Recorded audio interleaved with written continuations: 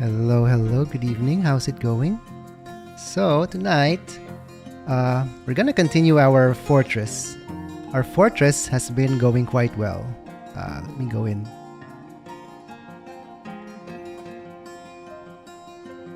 It ballooned from 17 dwarves to I think now we have 75 in a matter of hours. So that was good. It means that we traded very well. I think that's one of the reasons we got more migrants. Oh, it's 79 now. So that's good. And yeah, that was going well. We had one hiccup though.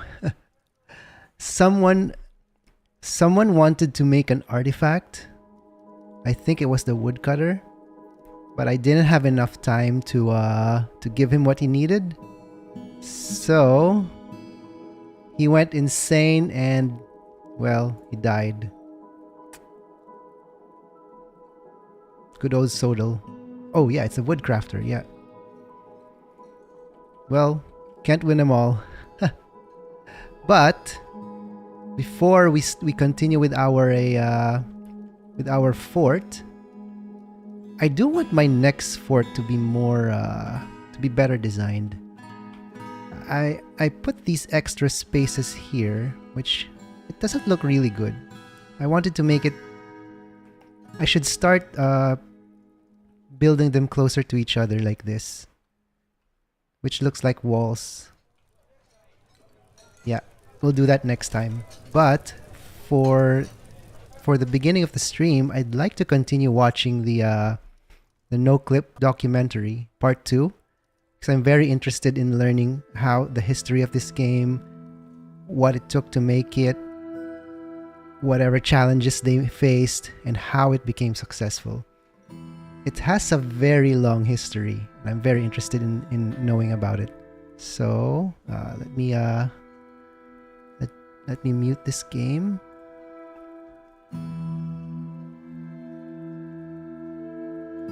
There we go. And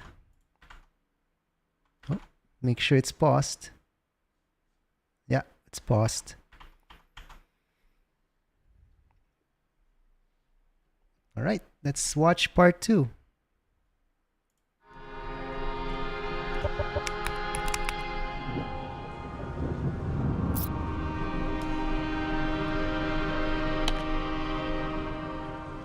Hello there, traveler, and welcome back to our series on the development of Dwarf Fortress. If you missed our first episode, that's where we first met Zach and Tarn Adams, a pair of brothers whose shared love of game making had them create dozens of experimental titles playing with systemic design. When we left them last, they were on the eve of releasing the first free version of Dwarf Fortress, a game they would go on to spend the next 5,964 days updating, before it had any type of broad commercial release. In this episode, we're going to explore that 16-year period, the work the brothers did, the community that embraced their game, and the real-life drama that pushed them into commercializing their life's work. We're going to be dumping a lot of Dwarf Fortress knowledge on you in this episode. I'm just going to come out and say it, but don't worry. My mission is that by the end of this video, you will be a fan of Dwarf Fortress. Even if you never played the game, you'll be a fan. You'll kind of understand it a little bit. So let's start with something easy. A nice boat trip. You know, before we get to the 20 minutes of ASCII gameplay. It's awesome, ASCII gameplay.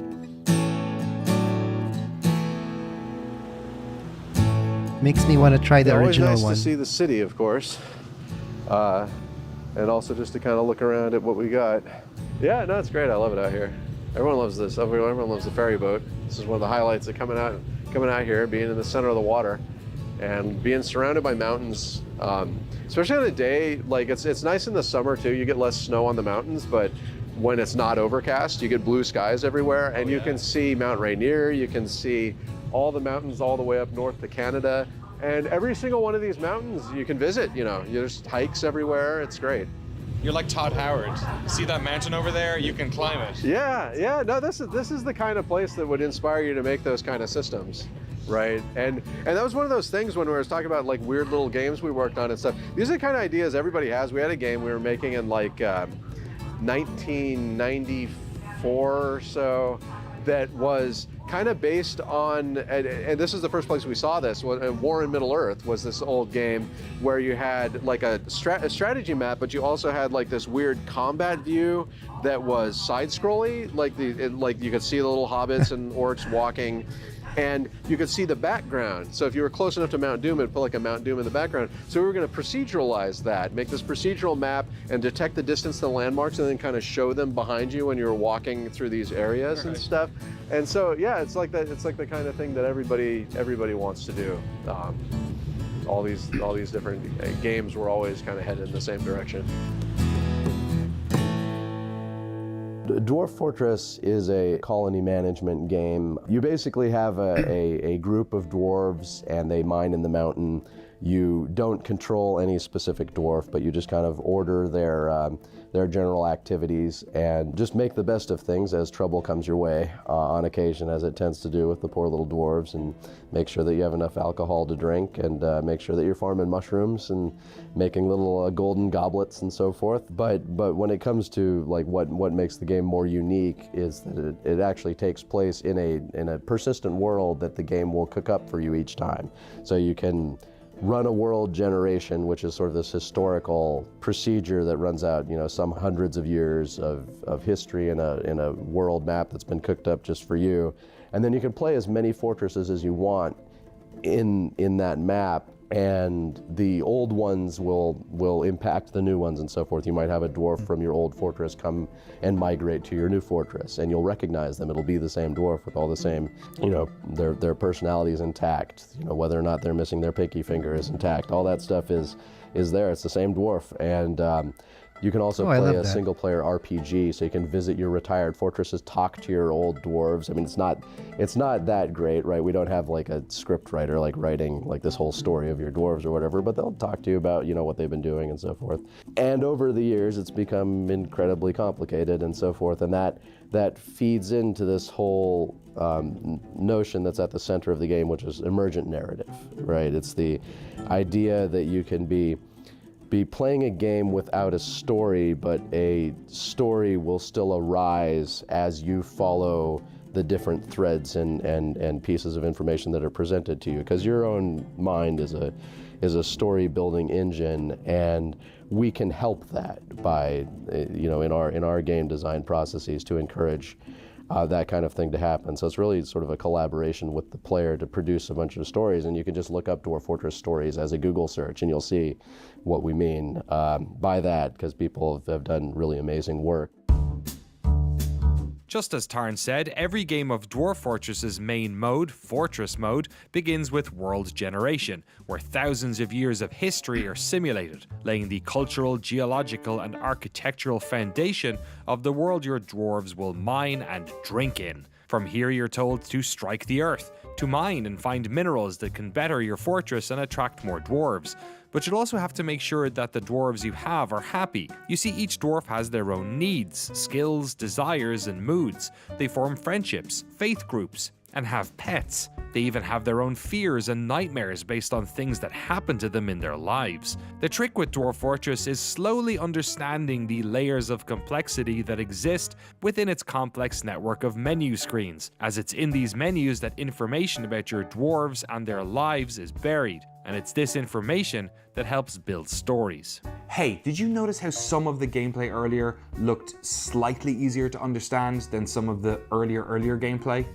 Like slightly? That's because while the core version of Dwarf Fortress uses ASCII graphics, at a certain point in time, users of the game decided to make their own graphical tile sets to make it slightly easier to parse the noise. In fact, modding the game through third-party software like DFHack has become part and parcel of being a Dwarf Fortress player. This is just one of the ways in which Dwarf Fortress has evolved over the years, and to truly understand the game as it exists today, we need to appreciate how far it's come. I know this sounds like homework, but it's relevant context that we need. So just give me 3 minutes. 3 minutes to compress like 16 years of Dwarf Fortress history. And I promise, at the end, I'll give you one of Tarn's funny anecdotes, okay? Deal?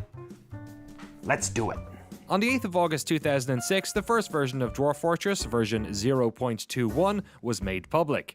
In this you could play Fortress mode or Adventure mode. Fortress mode is the main mode in Dwarf Fortress where you run a fortress of dwarves, and Adventure mode is where you control a single character and explore the world. In this early era, the main reason for Adventure mode was really to load up old fortresses you'd built and run into the ground, no pun intended, to explore them one more time. The big difference between this and modern versions of the game is that there was no Z-axis. The game had no depth. You couldn't dig down into the ground underneath you, something that seems pretty critical to a game about mining. No, instead you started outside of a mountain and dug laterally into that mountainside. After about a year of updates, mostly concerning bug fixes, the next major update came. Version 0.27 added the elusive Z-axis, allowing dwarves to dig down, and as such it also included several updates to caverns, new biomes in world generation, plenty of new creatures and objects to create. Dwarves were given updates too, including more detailed skills. The next major milestone came on April Fool's Day 2010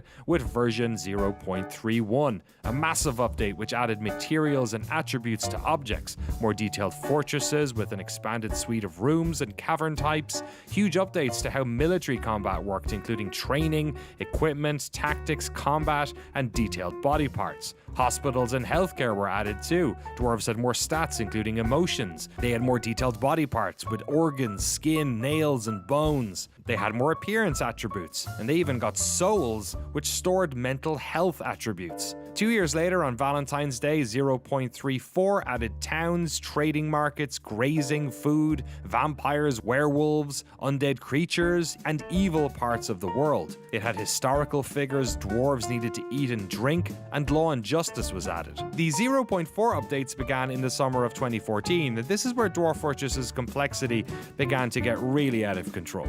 In these updates, changes were made to the game's code, allowing the world outside of your fortress to be simulated instead of it being in a frozen state when you weren't looking at it. The tavern update allowed people to visit and trade with your forts.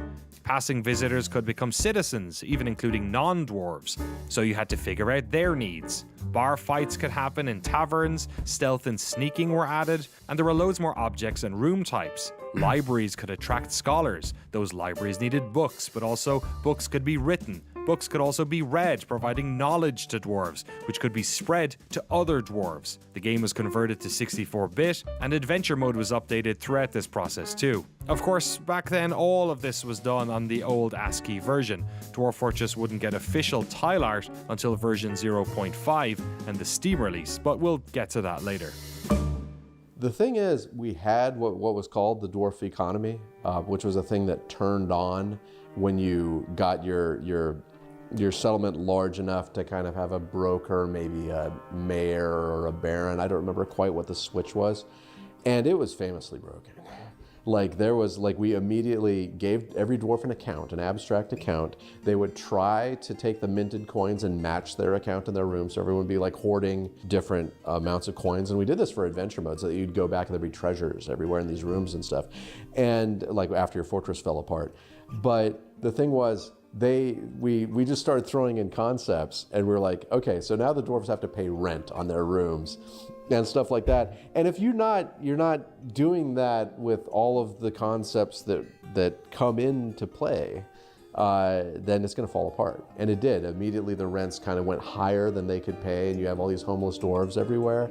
And so we took it out.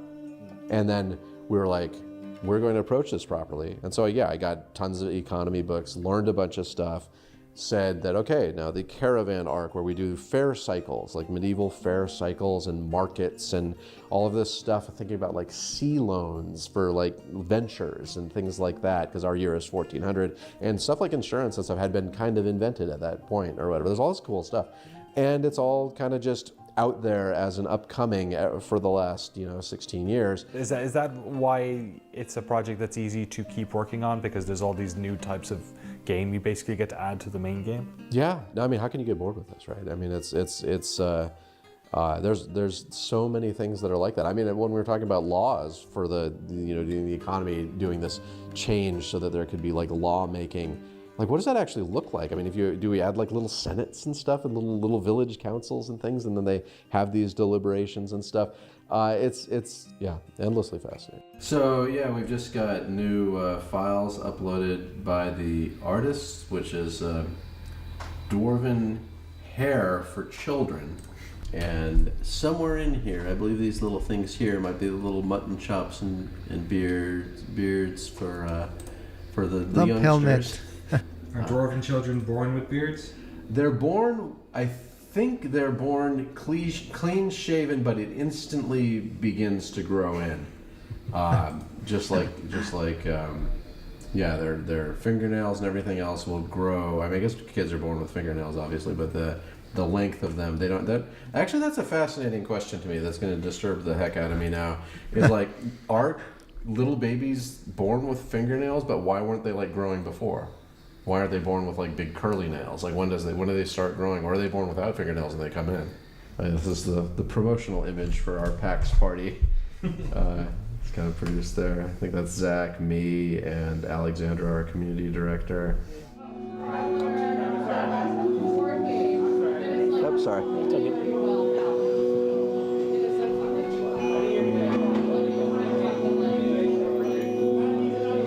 All right. Excellent. So, You guys are up. Would you mind if we got a picture as well? We walked away and we were like, we should ask. yeah, no, you gotta ask. Yeah. No, we haven't. Thank you so much. So, however you would like to arrange yourselves. Dwarf Fortress is the game that makes me feel stupid. Honestly, you try to play it and there's so much depth to it that you never know what to expect. You start off with just like a small little fort, like, hey, I want to build like a couple little rooms for my people, and then you never know, like immediately you're hit with goblins coming in or an invasion or any kind of like Christmas present coming your way. But I still think the best thing that carries forward, like not even the game, is that it's fun. No matter what, if you win or lose, you have fun, you're creating a story and you're having a good time with it. You're looking up from heaven and looking at all these little guys running around, basically. And you tell them what to do, and sometimes they listen and sometimes they don't. Sometimes they get into trouble. Sometimes one of them will open the gate and all the goblins will get in and kill everybody, or one of them will get sick and you'll have your own little pandemic going on. Sometimes they won't feed each other or leave people to die in the beds in the nurseries. Like, they're very clumsy dwarves. I was a member of a forum called Something Awful, 2006, 2007, maybe like 2008, somewhere around that timeline. And I downloaded it. It was a little daunting because, especially back then, it was still all like ASCII graphics. So like, you know, you didn't have like a dwarf for a camel. You had like an H or a semicolon, or like grass was dots and periods, and like an equal sign was a door maybe or something. I'm trying to remember, like X is a floodgate. And it was in a different type of game because you didn't do things, you requested things. You're like, hey, I want you to build this. Well, maybe the doors will get around that if you've done it kind of right. Things happen that you not only don't intend to, but like you're surprised by. Even if everything can be going to plan, you can still be surprised by the game. I think on the website or somewhere it says like your new favorite hobby or something like that. And I took that very much to heart, where like I'd be doing homework and it would just be on in the background, and then I'd always be checking back on it, and then something would happen. I'd be like, oh great, and it's so fun. We were going great. Like in the fall, we'd collect peach pits and we'd make wine, and my dwarves would be happy, and we'd farm a little bit. I think they're mushrooms. They love the mushrooms. And everything was generally going great and peaceful when a giant lamprey came and descended upon the fort. I think the siege lasted a couple years. The lamprey hung around the walls. He wouldn't let anyone out or in. He killed traders. He killed all the wildlife. And eventually the food stores really started to dwindle. It got really desperate. So I sent the army out, and they were massacred. They were all gone. The lamprey made his way inside, and by the end of it, there was a single child left, dying in a hospital bed. No one was there to give her water, so she lived out the last couple months of her life with the lamprey lurking the halls, and that was it. Eventually it ended. It was amazing. Yeah, you don't get that in any other video game. I love Dwarf Fortress, man.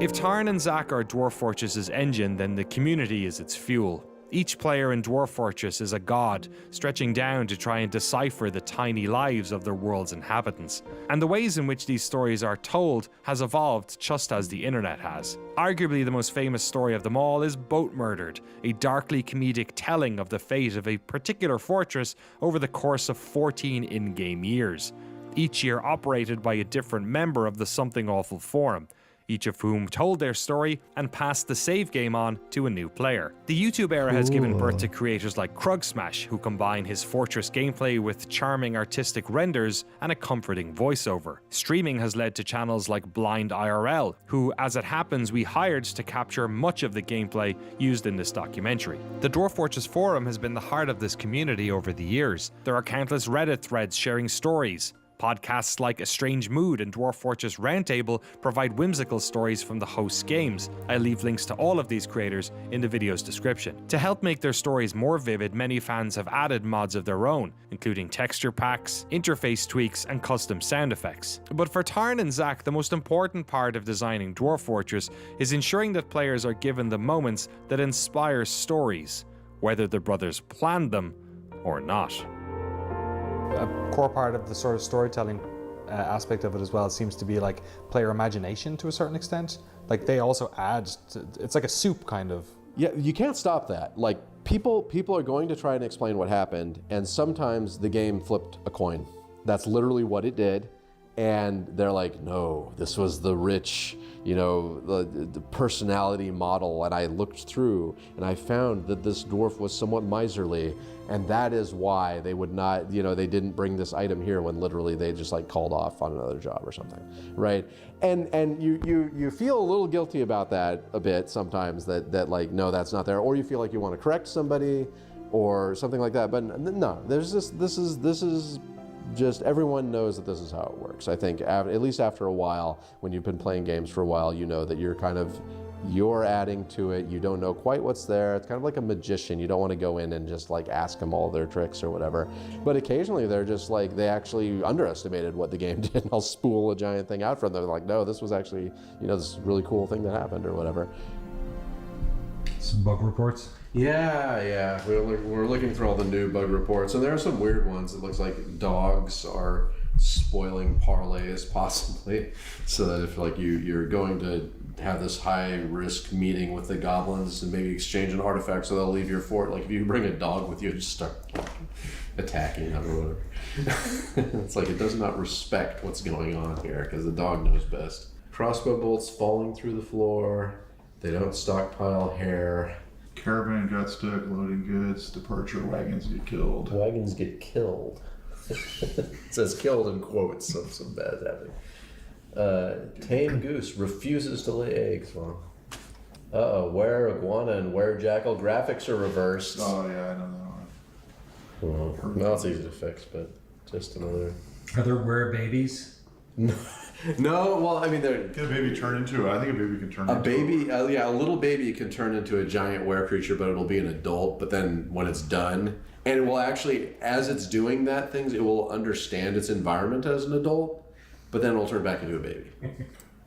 How do you handle a Gorlak? I bet the werewolf would form memories too. Oh god, that's terrible. Because when they're in their werewolf form, they would form memories only during that time that would get saved in their long-term memories. But then the baby would like be able to reflect only on those werewolf moments, but they would reflect on them as if they were an adult. So they'd be trapped in this like weird time bubble, like they were a ghost of themselves, kind of this weird lunar cycle. And then suddenly when they're 2 and they're a child in the game, suddenly that's just all contextualized and fine as their childhood. And they would think of it as all of this weird crap that happened to me when I was 0 years old. And that traumatizes me for the rest of my life because those memories would all be bad. It's like the time I murdered my father or whatever and ate him or whatever, and then they'd just be remembering that over and over. Hi, my question is, how do you resolve conflicts within yourself between the side of you that wants to make a game that's awesome and the side of you that wants to write code that works? That's a tough question. Well, I mean, how many open bugs are on the tracker? Oh, there's many. Yeah, apparently that conflict is just resolved. cave floater skin is made from frozen clay floater juice? The fuck? Latex. Oh, like latex, yeah. So maybe it's like this icy, this orange ice cube that squirts latex at you. Just because we screwed up some numbers. Yeah. Did you guys fight much? Not anymore. We've had our fights back when we were teenagers about the one I remember is that Gladiator game we were making where we finally had VG graphics when we were making this body with muscles, one muscle at a time. And we had a violent disagreement over whether they should be kind of like color-coded single color muscle groups, whether they should kind of have striation on the striated muscles and stuff. And we don't even remember who was who, I think, at this point. We were just... I remember I had dissected a fetal pig in science class, and that's where my idea of what the muscles should look like was. Yeah, I think I was looking at Mom's medical books or something. Yeah, it was just not... It was a violent disagreement.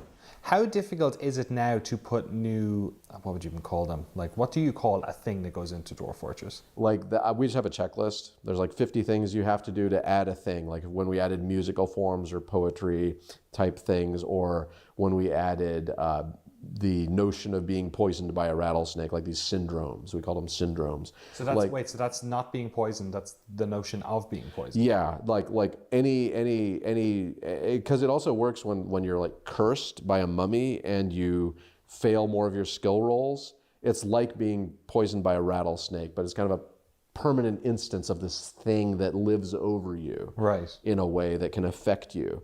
But the mummy curse, and we have these on the procedural creatures or procedural undead, could just as be easily they point at you and you have a necrotic thing growing where it's as if a rattlesnake bit you on your arm, right? And people always are entertained by that. We have the forgotten beasts have these dust clouds sometimes or slimes on them that leave a trail. And then if you let your dwarves' shoes rot away and don't replace them, then occasionally you'll have your dwarves pathing through a place where one of those creatures, you vanquished this creature years ago, but there's just a mess in your fortress.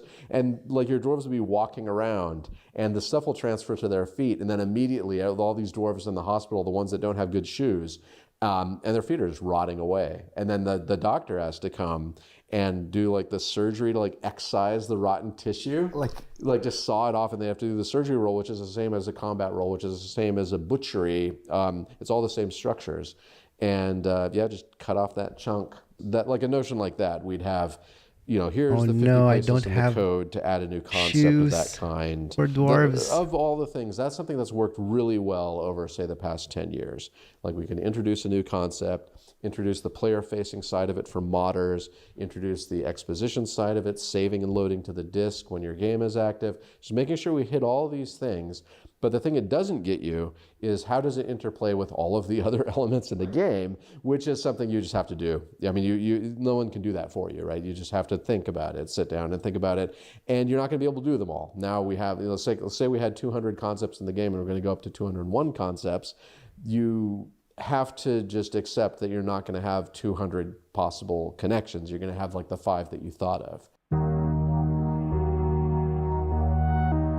Over the years, Dwarf Fortress carved out a reputation both inside the games industry and out. While stories bled out from the Dwarf Fortress forums, gaming websites would often comment on its unique place within the industry, while both the New York Museum of Modern Art and New York Times celebrated the game's idiosyncratic origin story and distinctive vision. But regardless of this attention, throughout all these years, Tarn was living incredibly frugally, programming all day, never traveling or having much of a social life. And for much of this time, the boys were giving away the game for free.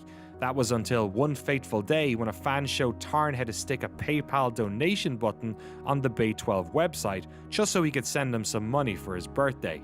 Over the next weeks and months, more and more players donated via this button. It was never enough for both boys to work on Dwarf Fortress full time, but it was a massive help. But when the membership platform Patreon launched, the boys set up their own page, allowing them a small but steady income from their patrons. At this stage, it was enough for Zach to leave his convenience store job and join Tarn on the project full time. But Tarn wasn't getting out much. He locked himself in his apartment and focused on Dwarf Fortress. He told me how he fixed a wooden plank across the one window in his room to stop the sunlight from getting in. He slept during the day, choosing to work from 11 at night until 7 in the morning to limit distractions. And while Zach had worked many difficult jobs over the years, at least he had somebody else to share the tough moments with. I think it's about time we introduced you to the third member of this crew. She doesn't program or make art, but her contribution to this story is quite significant. So I'm Annie Forsman Adams. I'm married to Zach Adams, so I'm Tarn's sister-in-law. Yeah, we met online. He just was so genuine, and he wasn't afraid of looking silly or just anything like that. He just wanted to be himself. He's also pretty weird, which I really liked. And I think on our first date, he told me a story about celebrating Tarn's cat's birthday. My family is really important to me, and he said the same thing. He's like, if we don't get along with each other's families, like there just isn't a future here. I met Tarn, and it was the same thing. It was just like, here are these two, like I think we went to the zoo. That was like our first family date. I think my favorite thing about them is they are so silly. Like they are just so silly. It's really easy for them to just find the funniness in everyday life. And that makes life fun to live. Like it just makes them fun to be around. It makes hard days better. It makes the tragedies of the world easier to kind of stomach. So I grew up here. I grew up in a indigenous reservation called Suquamish, which is not far from here where we currently are. We actually live there now. My life was pretty difficult growing up as a kid. My parents struggled with mental health and addiction, and we had a lot of trauma that happened. And we also, we were constantly dealing with the generational trauma of being Indigenous people living on in the Indigenous community that we had lived in forever. So my family, we can trace our ancestry back to Chief Seattle. We've lived on the reservation unbroken. I was raised there. If we ever had children, we would raise them there. I've gone through dozens of years of therapy, and they talk about the family roles, and like my role was very much the caretaker. And so I was taking care of my mom, who was chronically ill, and taking care of my dad, and just kind of that was my role. And then one day that all just kind of stopped. My dad had been sober. My brother, who also struggled with addiction, got sober. And my mom had passed away, and all of a sudden I was kind of like, well, what do I do now? I don't have a role. Zach and I met just as I had started my career, and I was working as an advocate.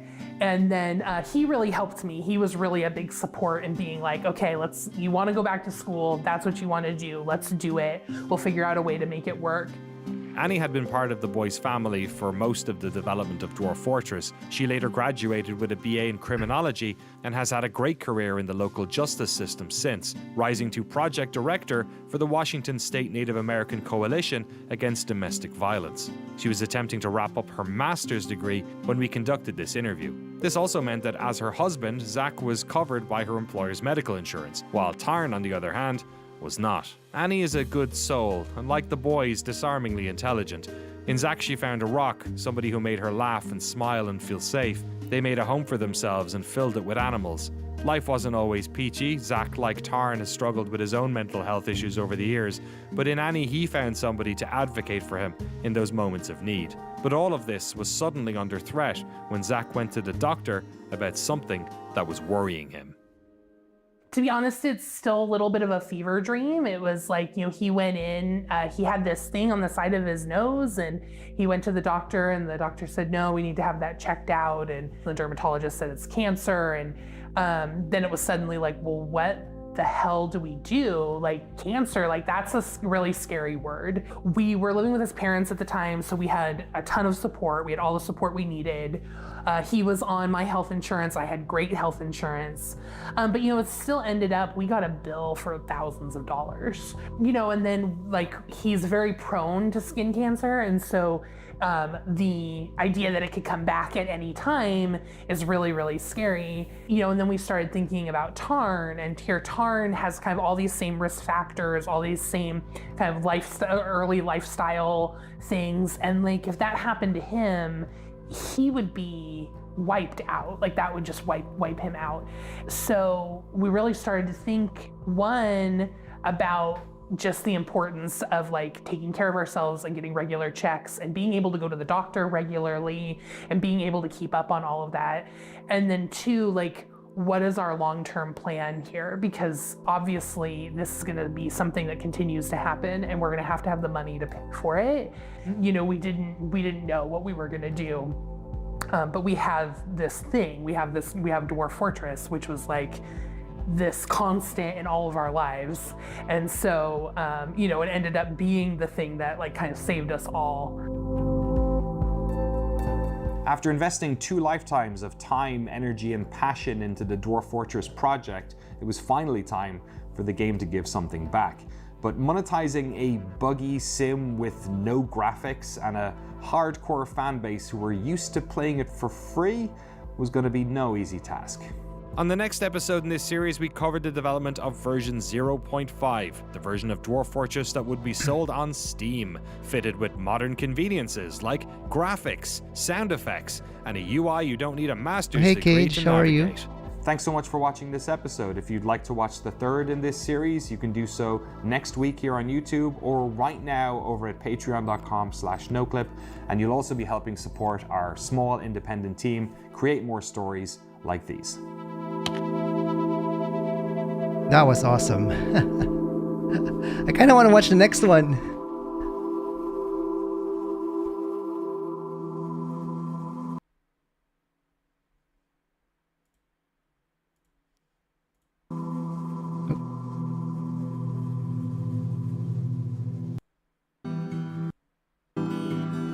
That was very interesting. Alright, I kind of want to watch the next one if it's okay with you guys. I want to know about the when it came to Steam.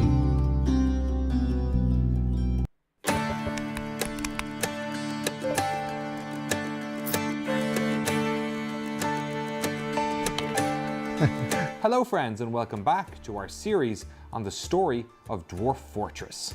In the first episode, we talked about the prehistory of the game, and in episode 2, we focused on the 16-year period in which the ASCII version of the game was being given away for free. Today, we're going to talk about the process of bringing Dwarf Fortress to Steam, a I actually didn't know it was free, the ASCII version. journey that would require them to rehaul fundamental aspects of how this game was presented, namely the Did you see the old no-clip video from back in 2017 before the premium was released? No, I haven't. Oh, I might put that in my watch list. Is it from No Clip as well? Oh yeah, old No Clip video. Okay. It's still free and kept in parity with the premium version. Oh, hey Chiller Whale. Yeah, all right. I like that. UI and audio, all while retaining its complex systemic core. And we're also going to explore what happened in the exciting hours, days, and weeks after launch. But before we get to the exciting ending, to get the game on Steam, Zach and Tarn were going to have to do something that they were historically not very good at: asking for help. Oh, sorry about that. Your link got deleted, but I still saw it. I still saw the link. Let me save the video. Bug reports are all Add to watch list.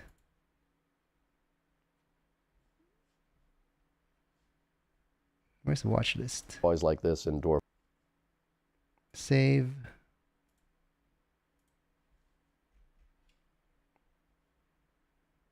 Yeah, no, I got the link. It got deleted, but I still saw it. Thanks. It's here. Yeah.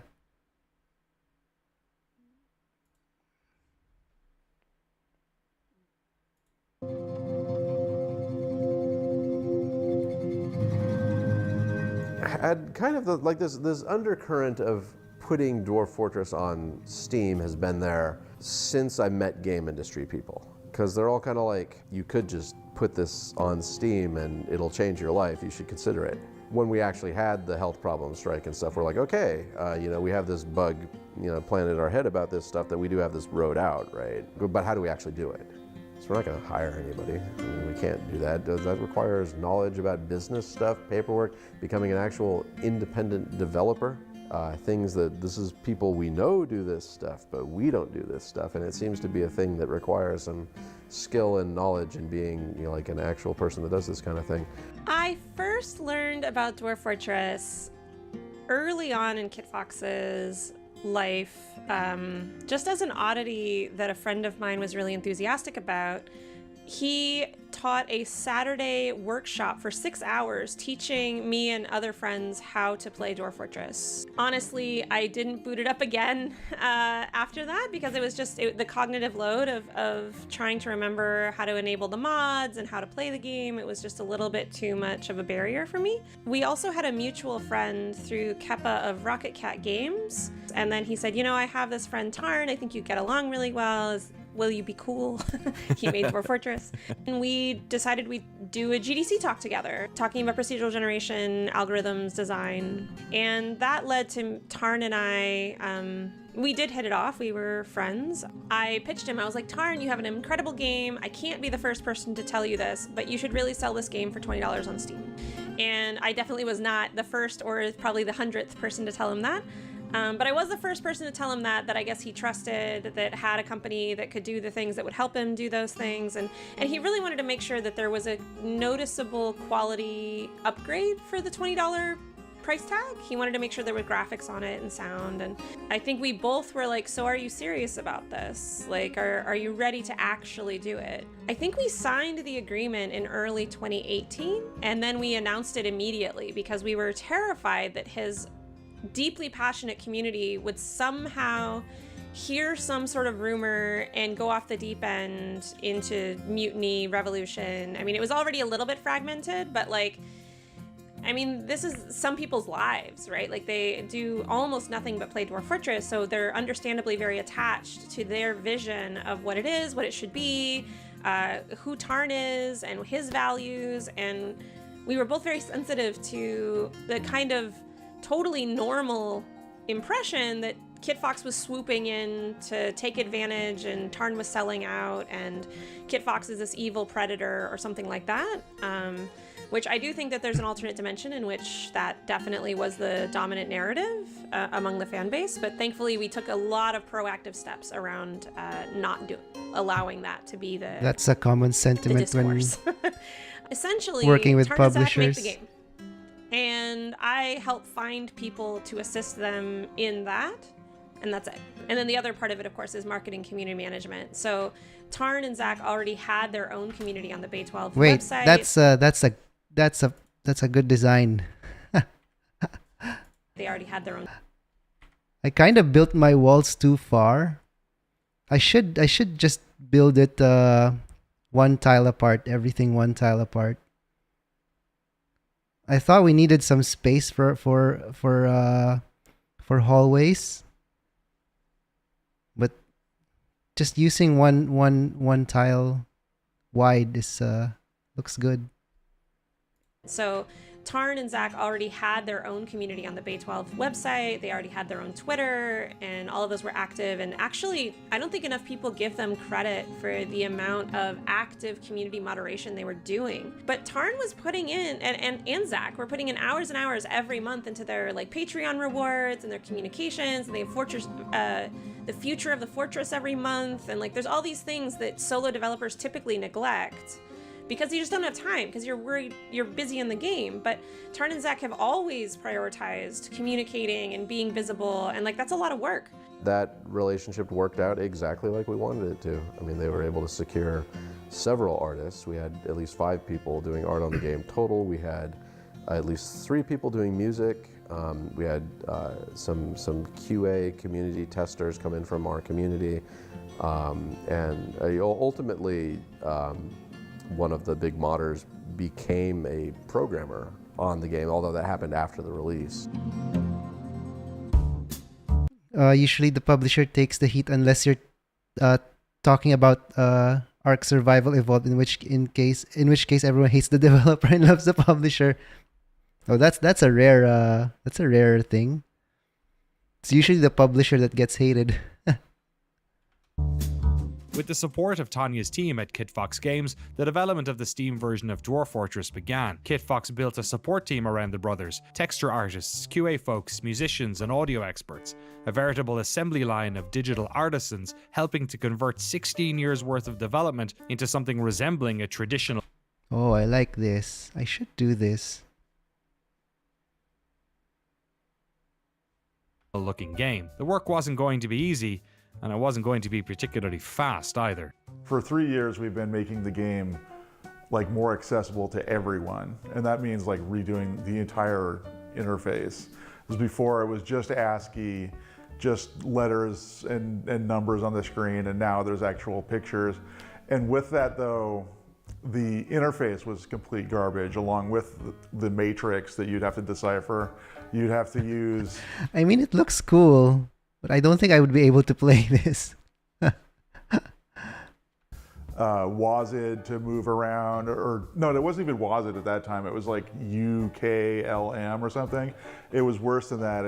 And you would have those key clusters to move in one menu, and then you would have another cluster of keys that's just no reason. It's just you have to use a different keys to move in a different menu, and this was all terrible.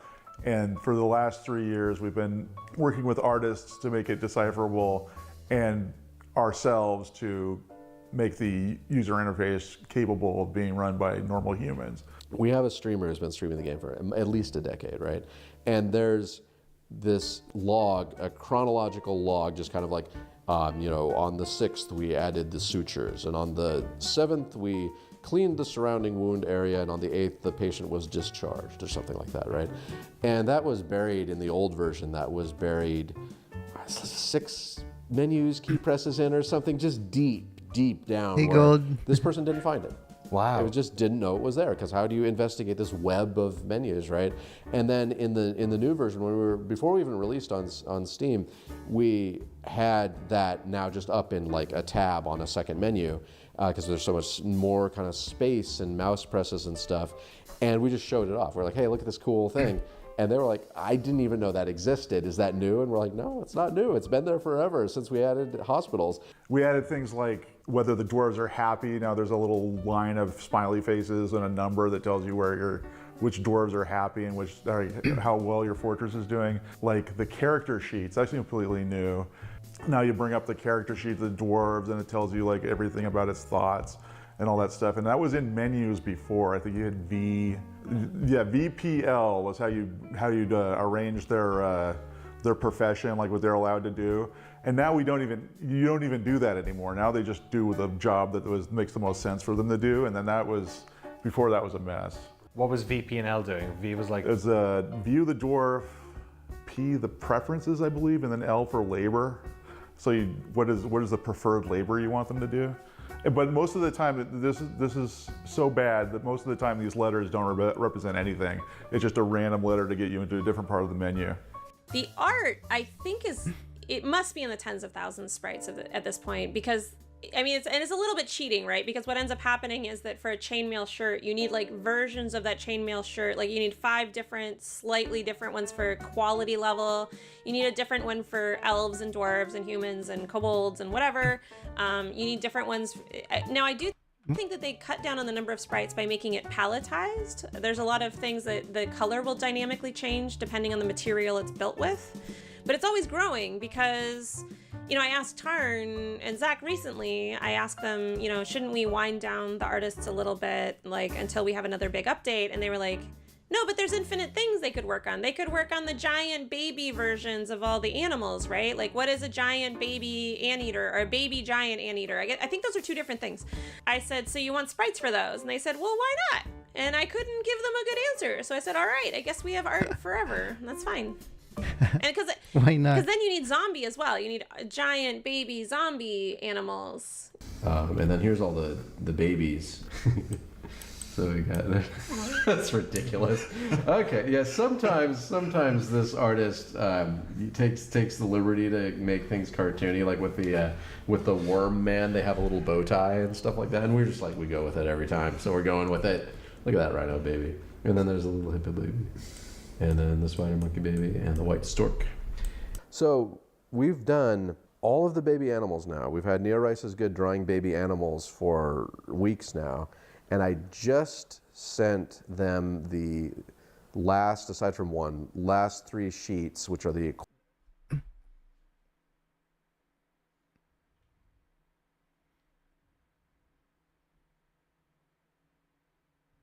What? When are we gonna see these? Cyclops, Etin Minotaur, Troll.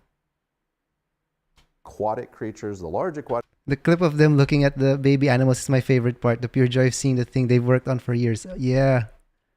creatures and the giant aquatic creatures. And the mer people are in that set, and we're asking for 4 mer people pictures, because mer people are one of our, like most of our aquatic creatures are like a shark or something, right? But mer people, we have 2 gender pictures for them. And so we need children and babies, because they're kind of humanoid, you know, so the most humanoid creatures, even like the cyclopses and giants and stuff, like the intelligent humanoid type creatures, get a baby and a child, whereas most animals get just a young version. And so that's why we have these like cyclopes, or how do you say the plural in Greek? I have no idea. And these Ettins with like pacifiers and diapers walking around too, because they have a baby version. And there's the Minotaur, that's a little Minotaur, like nose ring pacifier thing.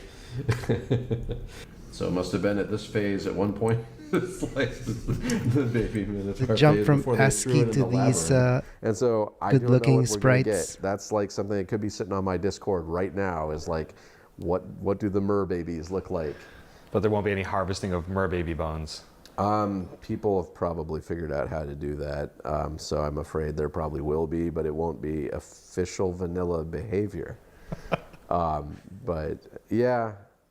I mean, it's like veal or something, right? I mean, mermeat. Mermeat. But let's look at some of these fantastical creatures and see what the interpretations were. So there's a jabber, there's a little jabber chick, and the little cave crocodile. That was good. The blind cave bear is just sitting there. Is it cool to see work getting done that's like, you didn't have to do it? It's like free work in a way. Like it's well, it's not free, but No, it's a whole different feeling being like, I guess, like we were saying, an art director or project lead, that kind of thing, and just watching people do their thing, doing a thing that you could never have done, like even if we were like training as pixel art. Wow, I like these rooms. That's so symmetrical. Just for 8 years. Like we'd get better at it, but we wouldn't be producing this, right? We also aren't 3 of ourselves. Yeah, this is amazing. So we did what was probably a reasonably smart thing, and set an October 26th deadline to lock the game down, which isn't actually how it turns out, but at least you can kind of get it kind of locked down by then. So the artists weren't under any particular stress. Music was done. Most of the coding that needed to be done was done.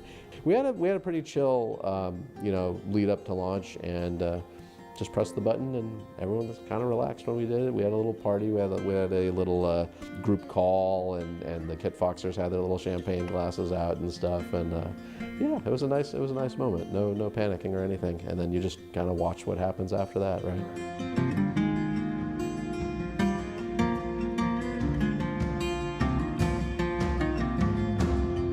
By the time the boys had worked on the Steam version, they were experts at making this game.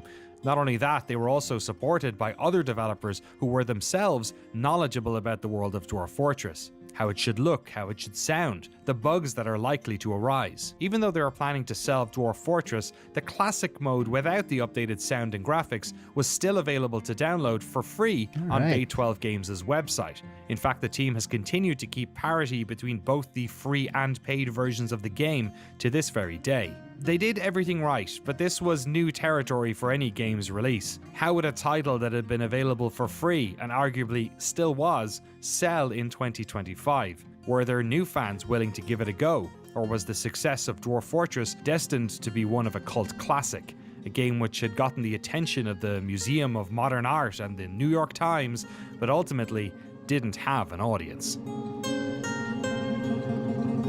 sales numbers, you get an hourly graph that you can actually watch, and you can see the countries wake up and stuff, the ones where you're popular, and it just looks like a sine wave.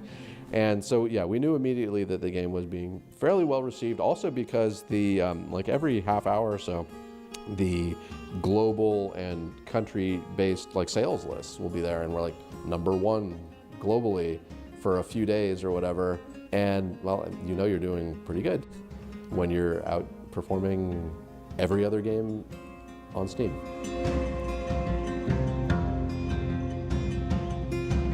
Within 24 hours of the release of the Steam version of Dwarf Fortress, it had sold 160,000 copies. They'd almost double this by the end of the week. And 4 months after launch, 600,000 units of Dwarf Fortress had been sold. Most fans watching the launch hoped that it would sell enough to help the brothers gain more financial stability. Nobody had quite expected this. You knew that you'd eventually sell it. Did you think it would do as well off the bat as it did? No, I had no idea that it would be this crazy. Ads are about to start, so I'm gonna pause it right when ads start. We were just expecting to, be able, to. There we go. Right. While ads are playing, I'll be right back. I gotta use the bathroom.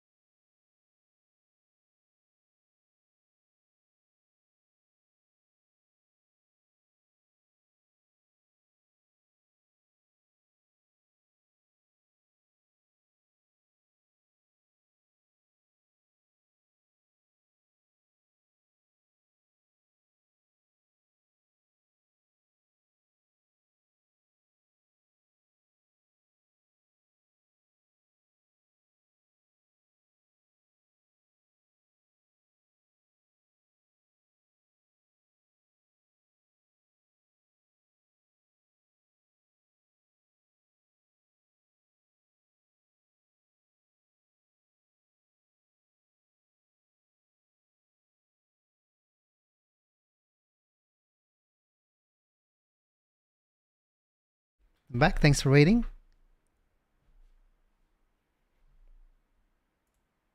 To not have to worry about, to have a job that had health insurance. We expected something like that.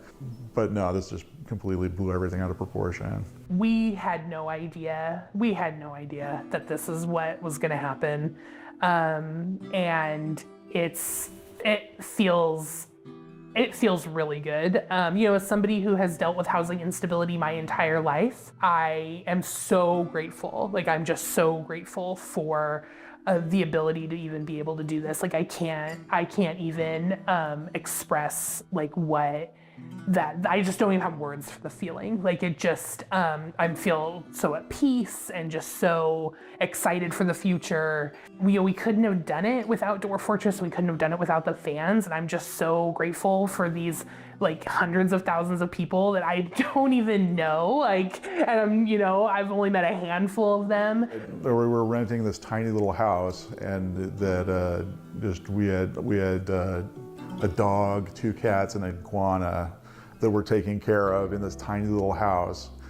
And then we're moving into a house that's, 10 times as big or something like that. It's just huge.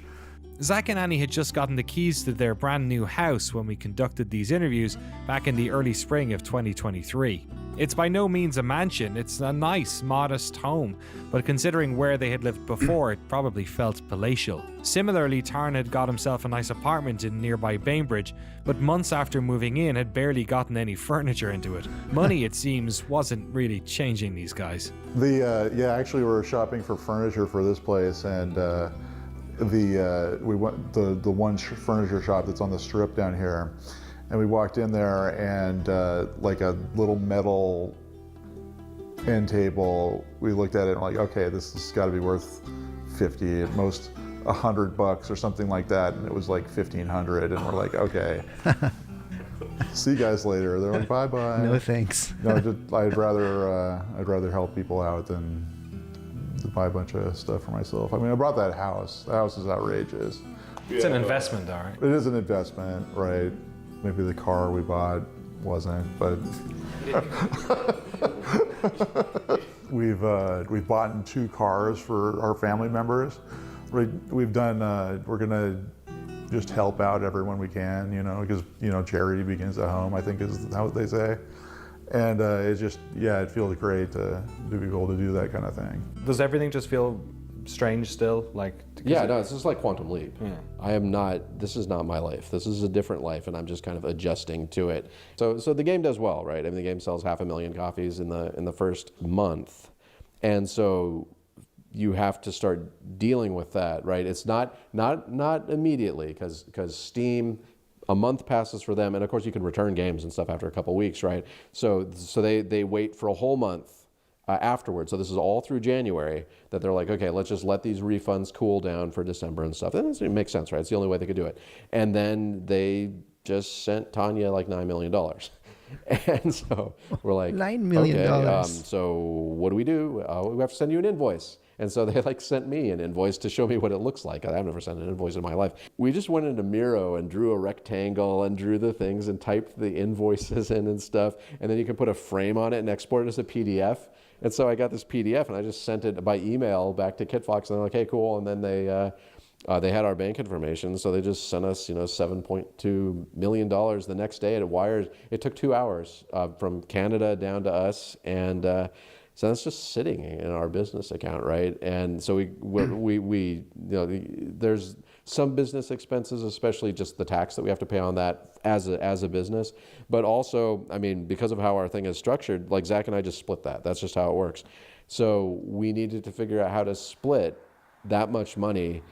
And obviously you go into the bank in person, right? So we walked into the local branch, and we got elevated from the teller to an actual banker, right? Who happens to be someone that my sister-in-law babysat, right? It's in a small town. And so we were just catching up with them and stuff, and then saying like, oh, by the way, our lives have changed a little bit. And there's like, or whatever. So there's all this money. And then you're like, okay, so we need to transfer this amount of money. And they're like, well, I can't do that. How can they do this? And they're like, well, my manager can't do it. Their manager can't do it. Their manager can't do it. We're going up to the bank's national office at this point to get this money transferred. The bank calls us up and is like, okay, so I can go through this 2-hour approval process, but because of how your y'all's business is structured, you should just try it on the phone, because it's actually permissible to transmit up to $10 million. I'm like, on the phone, really? So I just picked up my phone. I was sitting in the backseat of their car. I just picked up my phone. It was like 3,400,000.00, flip to the personal account, and it just popped over there instantly. The nominees for Strategy/Simulation Game of the Year are... We were nominated for Simulation Game of the Year. We got to sit next to the creators of Elden Ring, who went up and won many awards, but then in the middle of it, we got our award, and then I walk up with Tarn to receive the award, and then we had been hyping ourselves up the whole time. We're gonna win, and we're gonna give a speech, and I had been drinking, and I completely forgot what I was gonna say, but I ended up just, my parents watched it, and they're like, that's a great speech, did you write all that down? And I'm like, no. I just said it. All right. On behalf of my brother, the genius, we couldn't have done this without the fans who supported us for 20 years. Just for no reason. They didn't have to give us any money. But they did. And then a publisher picked us up, Tanya Short, Kid Fox Games, and made this for everyone. Everyone can play this now, not just people that can read ASCII and program in Linux. Everyone. So thank you. Thanks.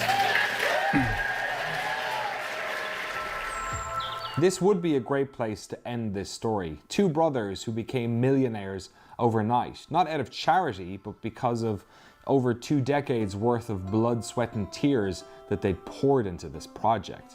This was originally where I planned to end the story, but in spending time with the boys, with Annie, and talking to their friends and colleagues, it felt like this was much the start of a story as the end of one. Tarn had truly dedicated his adult life to Dwarf Fortress, and in so doing he had sacrificed significant aspects of life and living. Tarn was now a mid-40s millionaire, but he had never been in a serious relationship. He'd spent most of the past decades working on this game and hanging out with his brother. And while he had thought about dating over those years, something always held him back. Something that perhaps now he was finally able to move past. Now this is supposed to be a slow loris, which is a type of primate, but... Looks like Grumpy Cat. Yeah, what the hell is this thing? So we had to get it. That's probably the gimmick, but because it's got like a hump, like a kind of a bear too, or whatever. Like in real life, they don't. They just look like a little, prosimian primate. I was like, well, I live in the middle of nowhere, and I don't have a car, and I'm just sitting here working with my brother on this game, and I'm not going to be able to go out and meet people or anything like that, and I'm also like have this whole online persona. Everyone's reading every word that I say and so forth. And I'm like, I've just figured in kind of a pessimistic way, the thing that's going to happen is I'm going to put up a profile and I'm going to see it online in 3 days. And it's going to be this whole thing I have to deal with or whatever. And I'm like, I'm just going to work on the game. It's a bit of a hassle or whatever, which is not a healthy attitude. Not a healthy attitude at all. I'm sure I could have worked it out. We'd always do this. We've had this for years now. We just pick it up and then we like rotate it 90 degrees at somebody because it's just like a good effect. Oh yeah, right? Do the look. It's good. Oh, you want me to do it? You want me to turn it again? Yeah, dude, make it turn.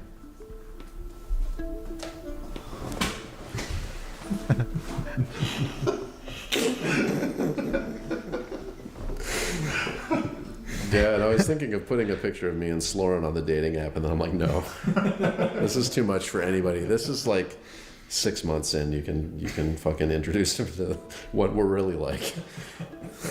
Whether or not this kind of like what would be called self-abnegation, this nullification or whatever of myself that came through the working on the project, whether it was necessary at all, is an open question. I don't think we can just say, oh no, you should have been doing more stuff for yourself or whatever. Maybe the game would have failed. You don't know. And now I'm that things are going so traditionally well. I don't second guess it. I'm like, things are good. We did what we maybe didn't have to do, but we did what we did to get there. And you've no regrets? I mean, it's my life has not repaired itself entirely, so I'm waiting to see if I regret things. I've given myself about 6 months here to see how things go before I think about it. The financial success of Dwarf Fortress did more than just help these guys get some decent insurance and, get on the property ladder. It was doing something really important for Tarn. For the first time in as long as he could remember, he could think about something else other than working on the game. One of the nights myself and Tarn grabbed dinner, he was texting somebody he'd just met on a dating app. He'd bought himself an Aran jumper so he had something nice to wear if they met up sometime. I asked him over dinner that night about what he was going to buy with all this money, but he didn't really have an answer. Tarn didn't seem interested in cars or fashion or even high-end PC hardware. But I pushed him on it. I wanted to know what his dreams were, what he thought he could do now that he couldn't do before. And he mentioned maybe getting himself a new guitar. Years ago, Tarn had bought himself a guitar to teach himself how to play Spanish style, and it's on this guitar that he wrote and recorded the original Dwarf Fortress theme. So the next day, we took a day trip to Seattle. We took a ferry from Bainbridge Island to the city. We got food at his favorite curry restaurant just by Pike's Place Market. And we took the subway to a guitar center over by the University District. Tarn browsed the selection for a few minutes and then eventually spotted something he liked, grabbed the guitar, sat down, and played.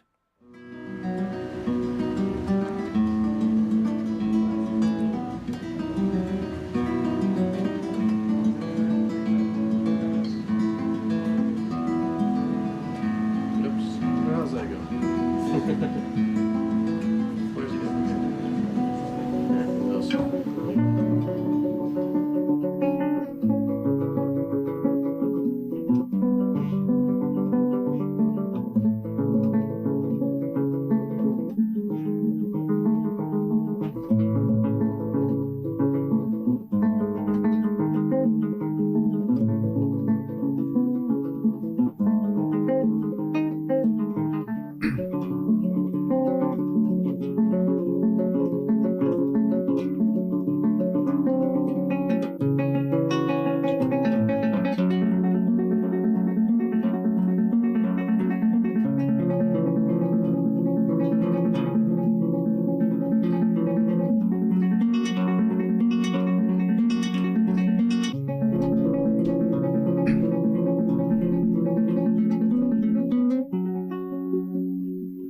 Tarn didn't buy a guitar that day, not wanting to waste the cash on one that he wasn't sure about. He said that when he picked up the right guitar and played it, he'd know if it was the one.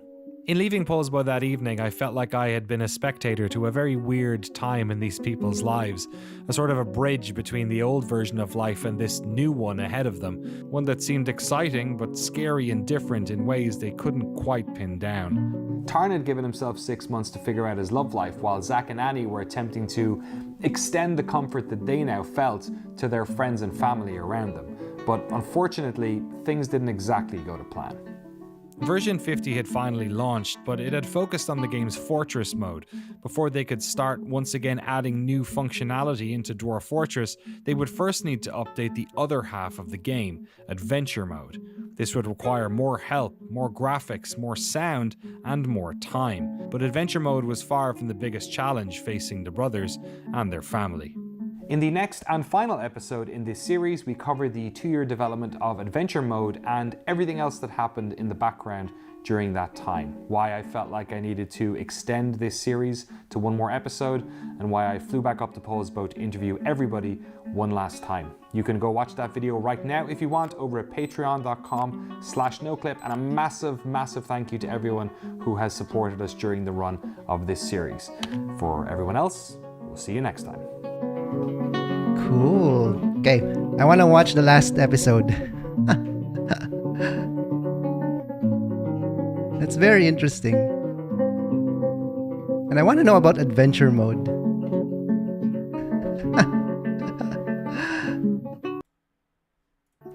I want to get back to my fortress, but I'm also very interested in this.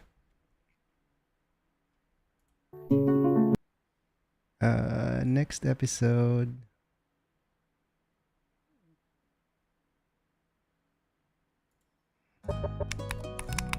I will say Adventure mode is a janky mess, but I love it.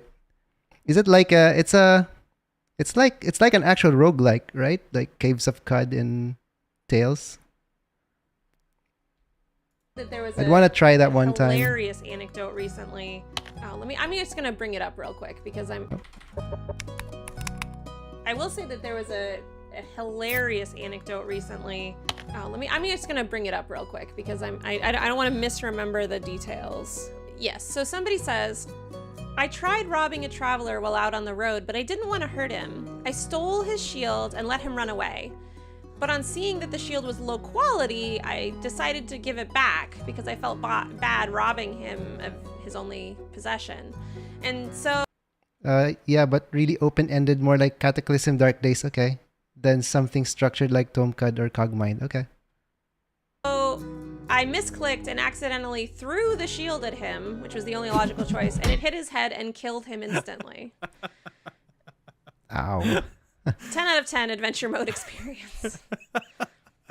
Beautiful. Things that can only happen in Dwarf Fortress. Yeah, yeah. Wow, okay, you made it to episode 4, the final episode in this series, in fact. So it's safe to say that you're taking this whole Dwarf Fortress thing kind of seriously. So before we tell the final chapter of our tale, I want to let you in on some of the community slang. You see, every good subculture has its own lingo, shorthand for important words, or new words that add much needed context. For instance, how about digger mortis, which is when you find yourself in a position where you can't dig anymore, usually because you've run out of pickaxes and you lack the resources to make new ones. Or how about tantrum spiral? This is when something bad happens to a set of dwarves, and then they start to get mentally affected. Then it affects their fellow dwarves, their friends and colleagues. I know something about that. Just happened last night. It's a thing. The aspect people don't get about Dwarf Fortress is that it creates an empire world for your fortress. Yep. Really, adventure mode exposes what's happening behind the scenes in fortress mode. Oh, interesting. Grumpiness spreads, and before you know it, the whole fort is miserable. Orist. Orist is kind of the default name for dwarves in Dwarf Fortress. When you're talking about them on Reddit and the forums and stuff, it's kind of like Jane Doe or AN other. Then there's clowns. These are part of HFS, hidden fun stuff. Basically something cool that's in the game that nobody talks about for fear of spoiling it. So instead of calling these things what they actually are and spoiling the surprise, the community calls them clowns. Also, the area they live in is referred to as the circus, and the thing that you collect there is only ever referred to as candy. The community is very good at keeping this secret, and I'm not going to ruin it here. But of all the words you need to understand in Dwarf Fortress, none is more important than fun. And the word fun in the Dwarf Fortress community has a very particular meaning. You see, the goal in Dwarf Fortress isn't to build the best fortress, to have the most dwarves and dominate the land. Oh no, you see, every fortress will eventually die, be it because of invading forces, disease, flooding, civil war, necromancers, or clowns. Your fortress will eventually fail, and it's that failure which defines fun. Fun is essentially losing, and losing is fun. Fun is the world throwing you a curveball you weren't expecting, turning your well-run fortress into a battle for survival. And it's through fun that players find out their mettle, live to fight another day, or lose with lessons learned. Fun is like entropy. It's kind of unavoidable. And unfortunately, we can never quite predict when it's going to come. That sounds ominous. So when we launched on Steam, Adventure Mode was not in the game. It was a coming soon little button that remained there now, I guess, for 2 years and 2 months, something like that. At first, you couldn't do anything. It was, we had to convert, just like Dwarf Mode, we had to convert one menu at a time. It was a text game, right? So we had the basic conversion had to be done. Fortunately, most of the graphics just came from Fort Mode because it's the same creatures and same environments and so forth. So most of it was already done in terms of graphics, but we had to get all of the screens converted, and then certain standard, at least for like explaining controls. And we weren't doing anything like that before. So it's kind of like the same as Fort Mode. We had a small tutorial. The standard was basically to get it to where it was before in text. So no real major additions, which for Adventure Mode was a larger kind of question about, because Fort Mode is the larger mode of the game that's had more work done to it, and it has a game loop because you're stuck in this mountain and your civilization is sort of improving in this one location.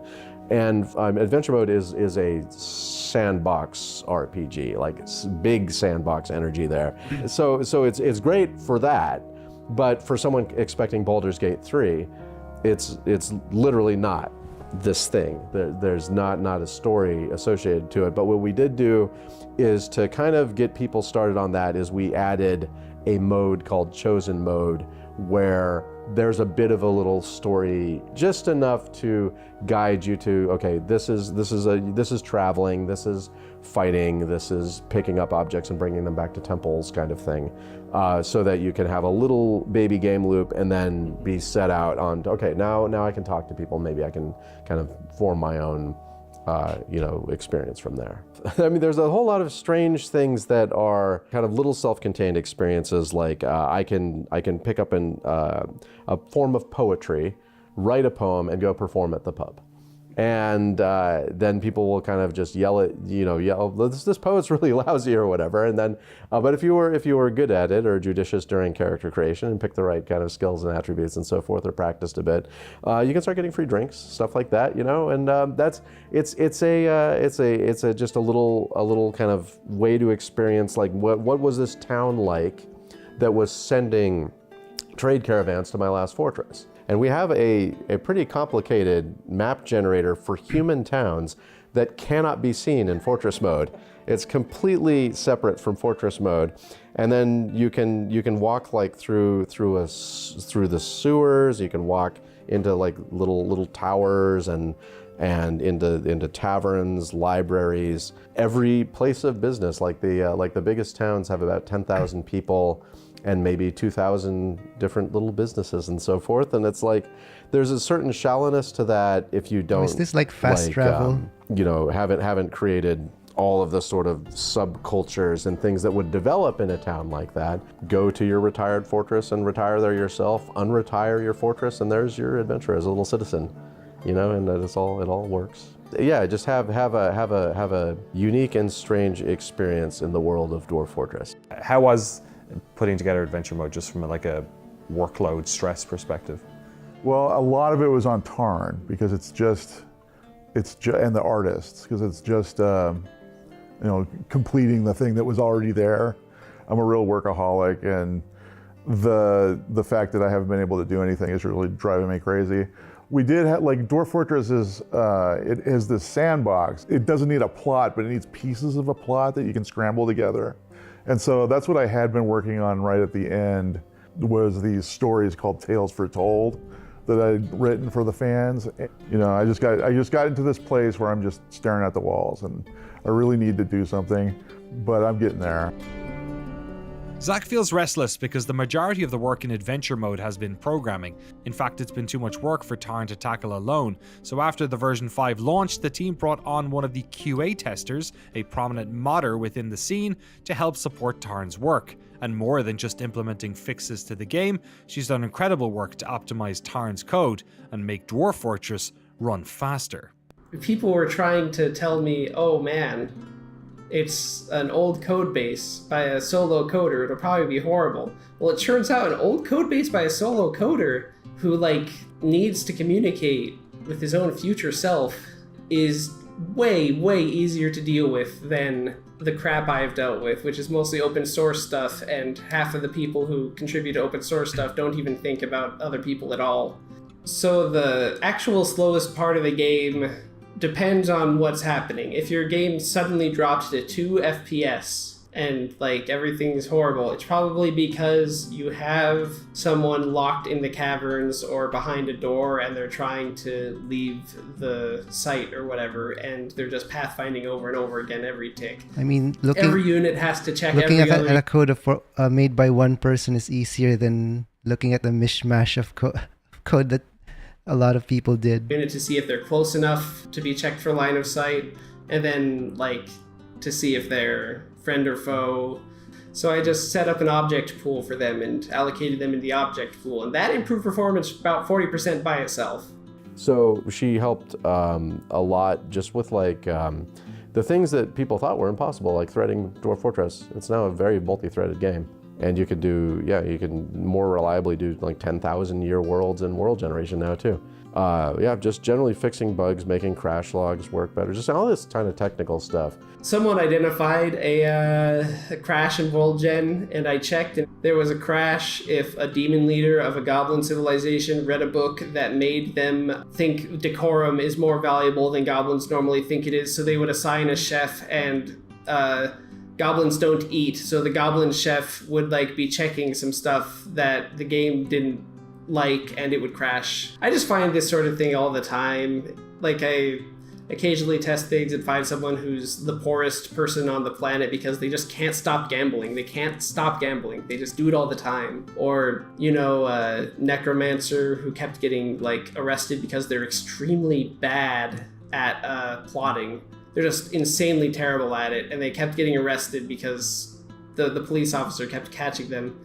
They ended up getting married. The police officer, the guard who kept catching the necromancer. There's just so much. There's something new every time I look for things. It's kind of funny. That one I was just checking to make sure necromancer still worked with the Lua. That wasn't even the point. I just found that randomly. While Adventure Mode's development continued, behind the scenes life did. Annie and Zach moved into a new home and added some new furry friends to the family. Tarn was on dating apps looking for companionship. But just when life couldn't be more ideal, the unimaginable happened. You know, I think it started off great, right? Like we had this huge life change. Dwarf Fortress finally came out. It was successful. It changed our life in literally every way we could possibly imagine.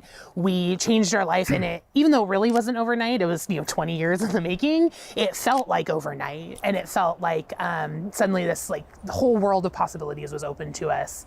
And then shortly after, ads are about to start again, so I will pause right when it starts. after the game came out last summer, my brother got sick and got sick really suddenly, and was in the ICU for 52 days, and then unfortunately passed away, very, very young. I'm so sorry. And him and I were closer than you could ever imagine. We talked on the phone for hours a day. We would talk on the phone for like 3 hours, and then he would be like, just come over. And we lived 5 minutes away from each other, and then I would be there. And so he was a big part of my daily life, and losing him just gutted me. You always pause for ads. Well, I had made the decision to quit my we could job chat. pretty quickly. Thanks for the support, though.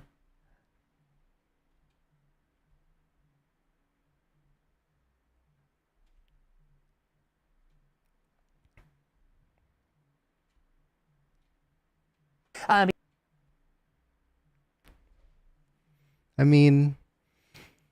don't usually pause when it's a video, so I wouldn't want others to miss it. But during gameplay, I don't usually pause mid game.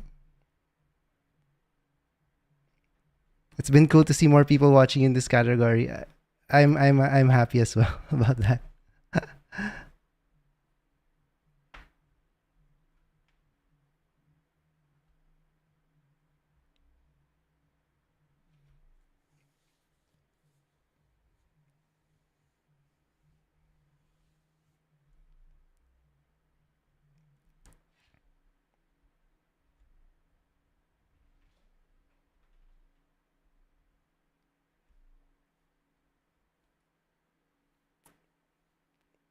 DF has a pretty legit fan base, yeah.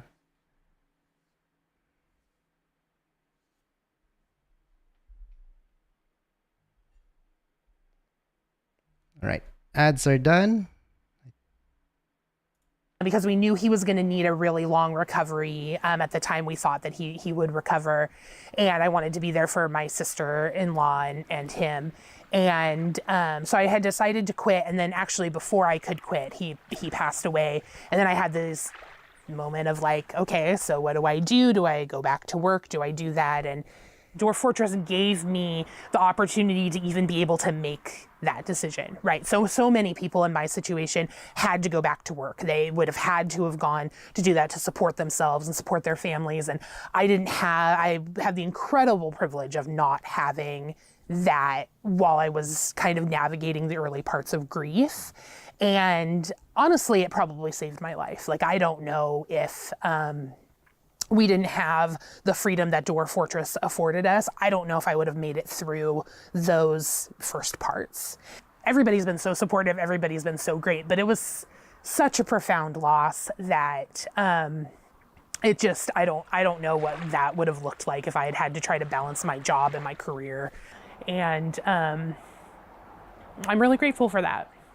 How's your dad doing? My dad is, my dad's, he's getting through it.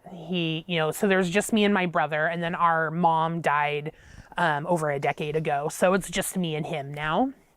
So it's brought him and I a lot closer, although we've always been close. And Dwarf Fortress made it possible for us to build him a house. Because of that, he was able to retire, and that was something he didn't think he'd ever been able to do. So we're so grateful for the community for that. I come from a family of workaholics, so not working was a little bit of a shock to his system. And after we lost Robert, I was just like, we're not gonna do this anymore, Dad. Like, you're not gonna work yourself until I find you one day at your desk. Like, you're just, we're gonna have to try to figure out a way to fast track this retirement. And we had a really good opportunity to build him a house on the reservation, and it worked out really well for everybody. And so he just moved in this month, actually. So he's really excited about it. And life goes on, and that's the other thing. And that's one thing that a lesson that I hold from my brother is that we can't really let ourselves get stuck in grief. It's important to feel it. It's important to go through your feelings and your thoughts and all of that thing. And Lord knows that I did that for many, many, many months. But there comes a point where we have to life is for the living. And if we kind of live it stuck because there's somebody who's no longer with us, my brother really thought that that's the greatest disservice you could do to the memory of someone. But as my anger with the whole situation subsides, I realize that he was right. And, that's his gift to me is being able to move on from these really hard situations and to not get stuck in that grief. Robert's passing had left a massive hole in Annie's life, one that was all but impossible to get emotional space from. The extra bedrooms in their new home may once have felt superfluous, but after Robert's passing, they invited his wife, Annie's sister-in-law, to come live with them. The home was now a refuge for these two women to mourn the loss of a husband and a brother. In an effort to get some emotional space, herself and Zach decided to do something they had never been able to do before: travel. This also gave Annie's sister-in-law some space to grieve in privacy. I think what I had wanted to do was basically the Australia one that was my bucket list, because I wanted to sail the ocean, because an actual ocean instead of just the Puget Sound when we're commuting to Seattle. We had just got back from Australia. This tan. It's winter and I've got a tan, so that's what we have been doing. Taking a cruise up through Alaska, that was really fun. That was about the most incredible thing I think I've ever done. Seeing those glaciers collapse and stuff like that while you're in a little boat. Sadly, grief is something the family has battled with a lot recently. When I texted Tarn to figure out where we could film these interviews, he suggested his mother's house. My heart sank when I read the message, wondering why he hadn't said his parents' house. And sure enough, when I turned up, I learned that Zach's father, the man who had originally introduced the boys to computers, had just recently passed away. Their mother was incredibly kind, allowing me to film there, sharing photos of her husband and the boys from their lives together. She preferred not to be on camera herself, and of course I respected her wishes. But there was someone else there, who I met on that day, who also preferred not to be on camera. But considering how long it took Tarn to find her, I think I should let Tarn tell this one. Well, I went on to four different dating sites and put up pretty terrible pictures and horrible profiles, short, and just kind of you have to work through what am I actually saying to people? When you go on those places, you have to suddenly be a bit introspective in different ways that you might not be used to. And so I wrote a little blurb about myself, and I met somebody. Who is that person? That's Steph, my wife. Steph was in I think it's called travel mode. Okay. And she was traveling to Seattle, which I took as you're traveling to Seattle. And so I was like, when I messaged her, I was like, hey, you still in Seattle? And she was like, well, she's like, I'm in Norwich in the United Kingdom. And I was like, well, okay. And we kept chatting. Yeah, we just went back and forth every day talking. And then you switch to texts or Signal or Discord or whatever. We ended up on so many different places. And then, video calls, and went and visited. We went to London. We didn't get up to Norwich that time. So I've never been to London before. I've never been to the United Kingdom before. And so the tube, like it. Tube's a great thing. Mass transit that works. We went to a bunch of pubs and things. Yeah, I'd never been to. I'd never been to karaoke either. I've never done a lot of things, and it was a delightful time. 2 months after Tarn's visit to England, Steph flew over to Polsbo to meet his family and spend time with them. And a few months after that, Tarn packed his bags and moved to England. It could only be this way. Steph has a child with a previous partner, so moving to America wasn't an option. In the space of just a few months, Tarn had not only lost a father, but gained a stepchild. How do you find life in England? I like it. I like it quite a bit. I like the respect for the zebra crossing. I like people say all right, and I don't know what the hell's going on. But I'm getting used to it though. And like the chippies, of course. If you don't like a chippy, I mean that you can't stay very long. So it's good.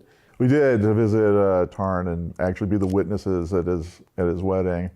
Then we saw all sorts of stuff. Winston Churchill's bunker, I think, was my favorite thing to see.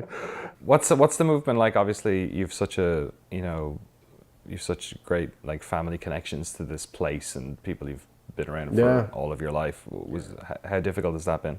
No, it's been really hard. I mean, we're still, even now it's 2025 and we're still adjusting like to the time difference by itself makes it really hard to even do remote work, right? And so I've got evening calls and that kind of thing that's complicated because I'm a stepfather now. Right. So it's just getting all that stuff to work. We're still sorting it out, and also just not being around it has an impact. Yeah. So what is it like as a brother to not have him around as much?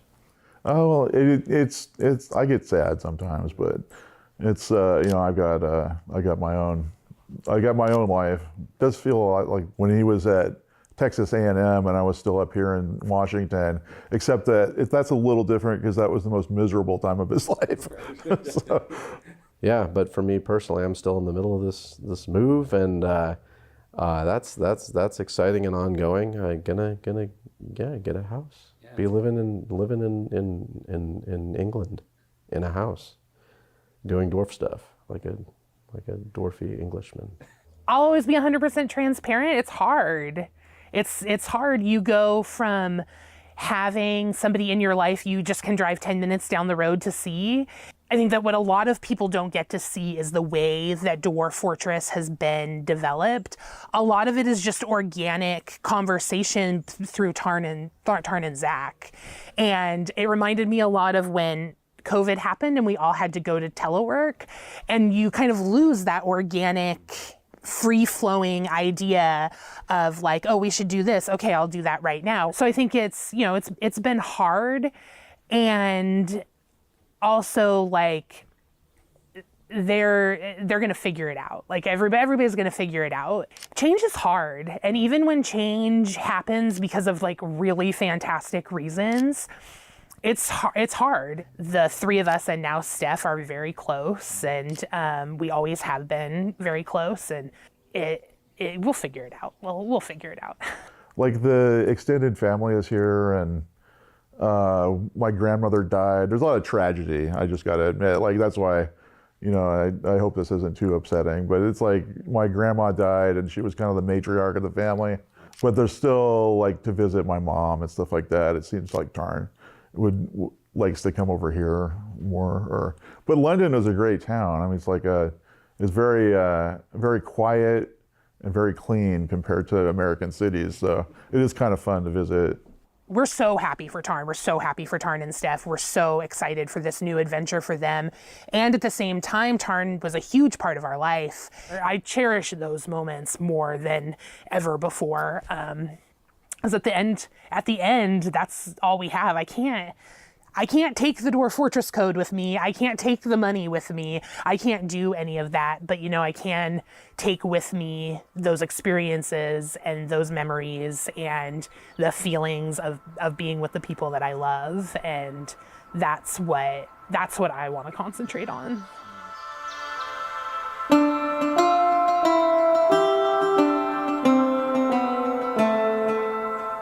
Usually when we document the development of video games, we do so long after launch, when the story of their development has solidified in the minds of its creators.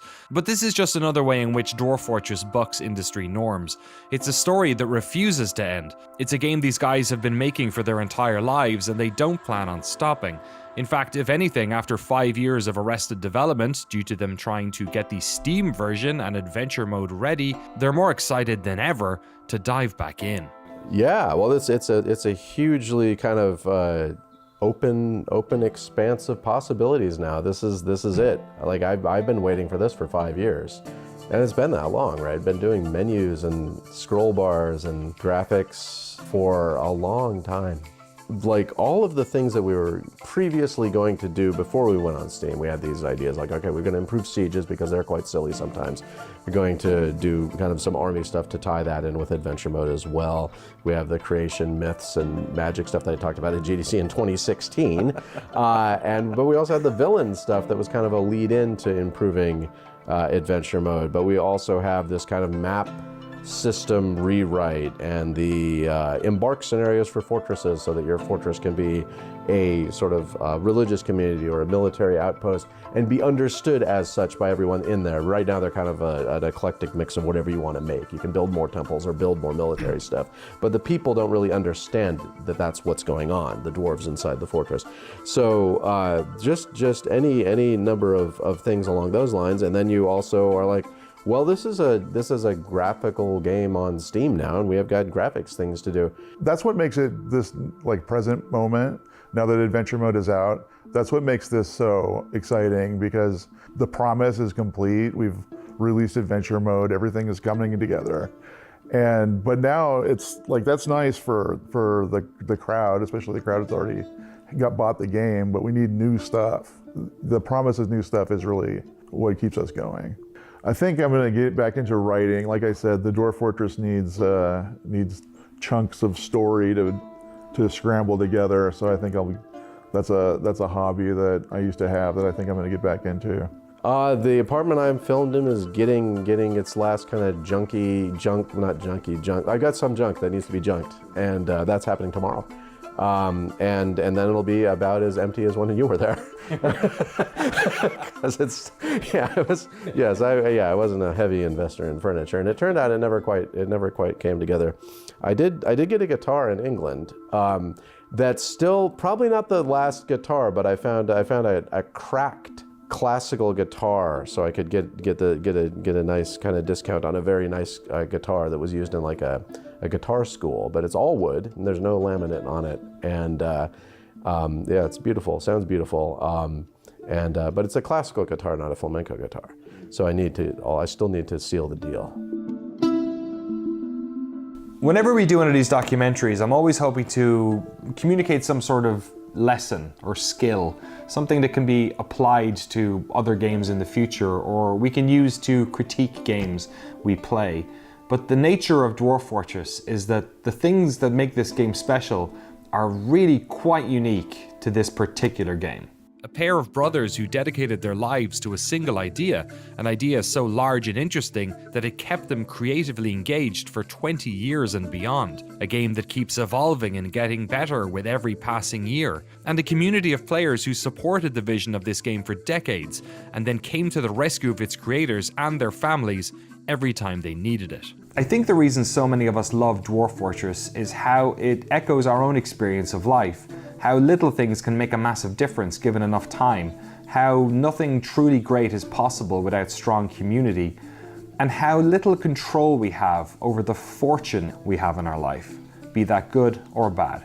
But more than anything, I think it reminds us of how important stories are, not just as a form of entertainment or a way of communicating ideas, but as a way of understanding the world around us. This complex, scary, systemic society we find ourselves in every morning we wake up. Stories help us understand the world and the people around us. They allow us to communicate with our past, to come to terms with who we are. We view our own lives through stories, with joyous beginnings and melancholic ends. But they too are awash in the stories of others, and much larger stories about the people who came before us and those who will follow. Stories can be about real things, they can embellish the truth, they can even have mistakes in them. or they can be completely made up. But no matter what, stories are how we perceive the world, and Dwarf Fortress empowers us to flex that ever-important muscle, something not many forms of media can. Who knows what challenges face our heroes in the future? Hopefully not necromancers or clowns, but no matter what happens, one thing is for sure. Stories come to an end, but life goes on. So whether in life or in Dwarf Fortress, get out there. Tell one.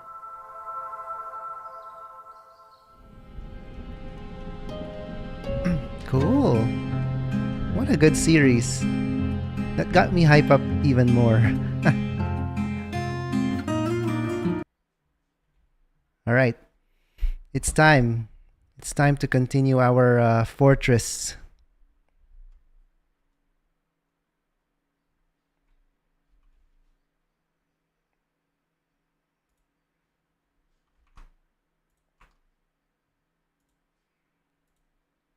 Put on some music.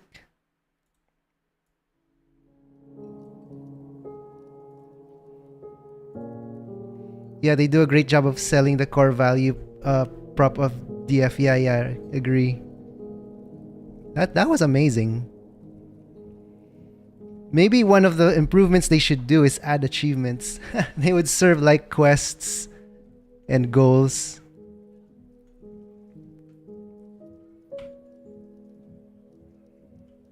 Alright. So, yesterday, we actually, our fortress actually improved. We went from 17 dwarves to 79 in what, 3 or 4 hours? So that's quite an achievement. It meant that we did something right, probably in trade. I think I traded gems, cut gems. I would love that. I'm an achievement hound. Yeah. That also kept me playing Caves of Kud even after finishing the game. Yeah, so we went from 17 to 79 dwarves. But also we also had our experience, our first death in this fortress. The woodcutter became insane because we weren't fast enough in providing what they needed. I think they were going to craft an artifact, but it was asking some I think it was asking some metal bars. I didn't have the tech yet to make them. The problem with achievements, it requires Steam API, and that means they have to put DRM on it. They don't want the game to have DRM. Yep. I didn't know that. I thought there were games that there are games that have achievements that don't have DRM. I might be wrong.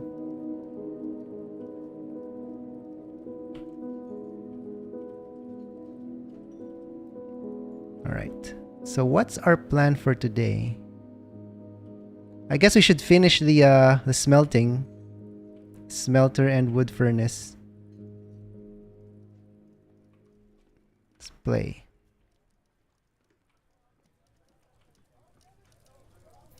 Oh, I should finish the rooms as well.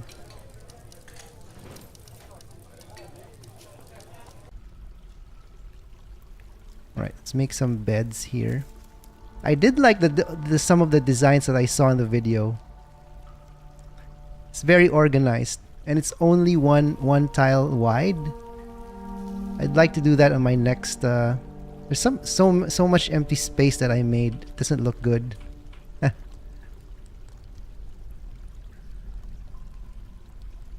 Alright, let's build some... I think I have beds.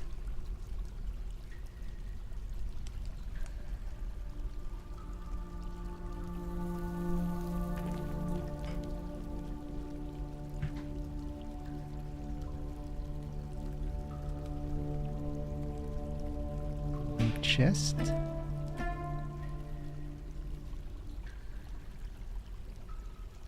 I'd say goals for today should definitely include making 10 sets of armor and weapons for your starter squad. Okay. Let's check what we have. I think I already have it.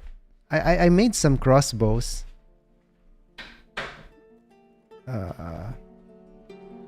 Stocks.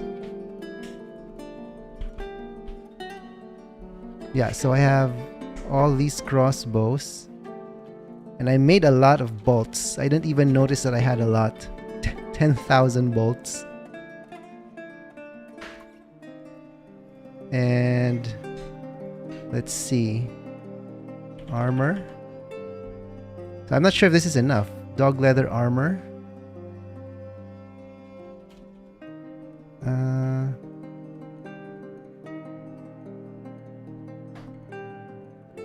Since we know we're on the Goblin's radar with that little Snatcher raid, yep.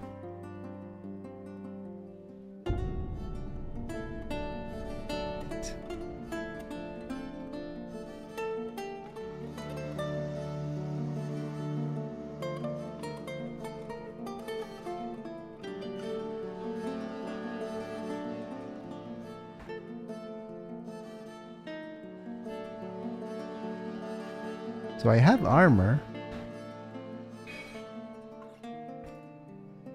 So armor and crossbows, is that enough? How do I dress the squad? So I have the squad here. Oh no, position 2. I think this was Sodal. And since he died, position 2 cleared up.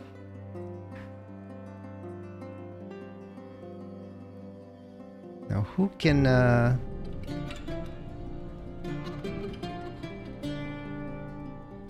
who should replace him? Cleaner.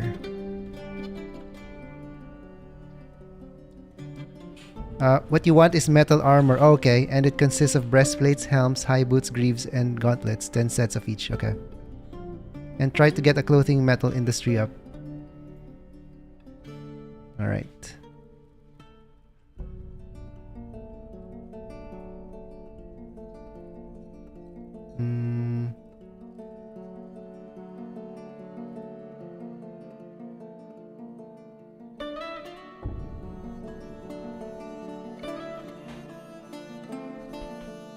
Do I have a clothing? Let's build some more workshops. Start by clearing all alerts. The uniform interface is pretty difficult to understand and Mark's dwarfs are a little buggy. Okay. We're gonna need loads of charcoal and might want to do some exploratory mining to find some iron veins. Alright.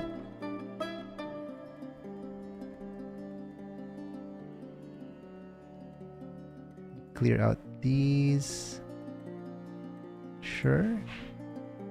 I just approve all of these.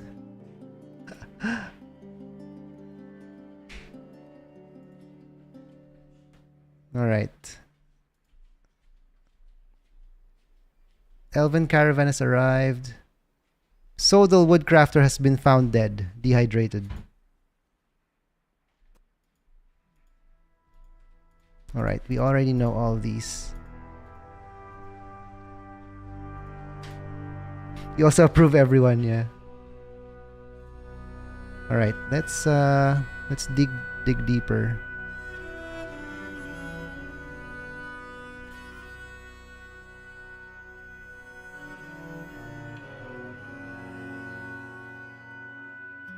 Oh, wrong one.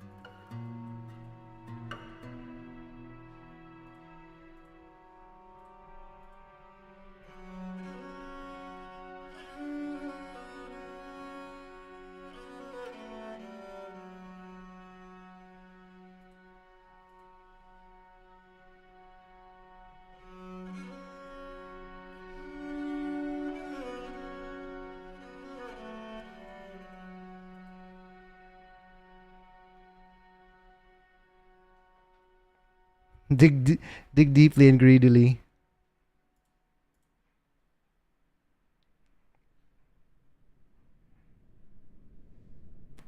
If we hit a cavern, we've gone too far, but it's easy to seal off. I should just use one stair then, for now.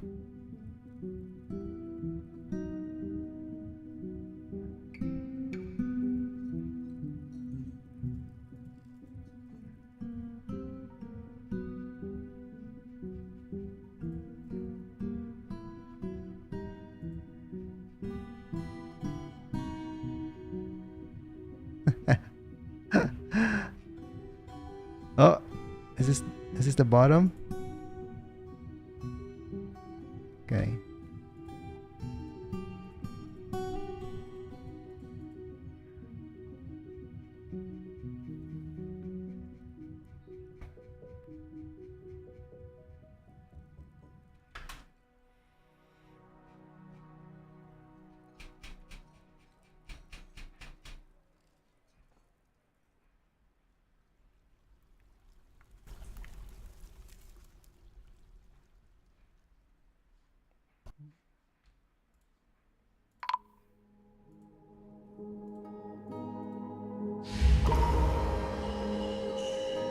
Alert. Something has collapsed on the surface. What?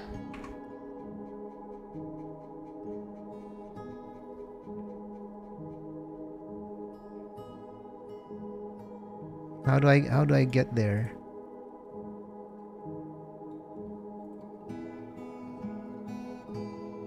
This one? I don't have any structures under it.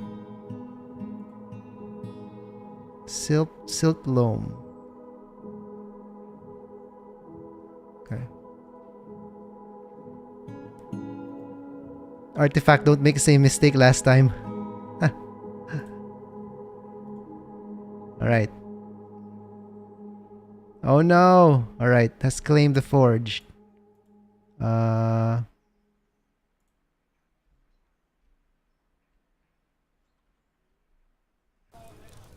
Where is he?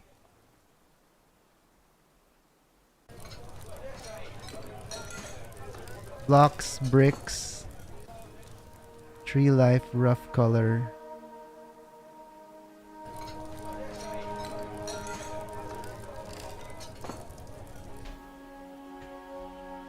Metal bars.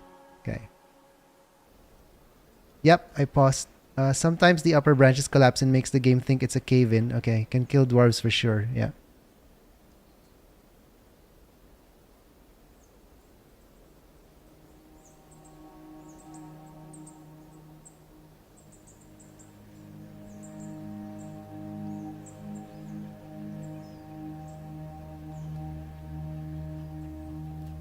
Needs rough color bars, metal blocks, bricks, tree and life?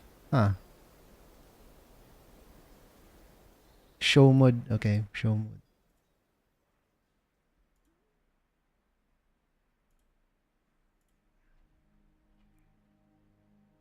Wait, is that him? Strange mode, yeah.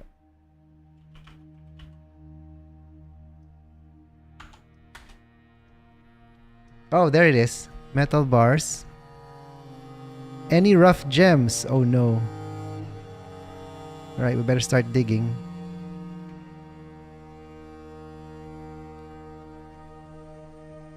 Alright.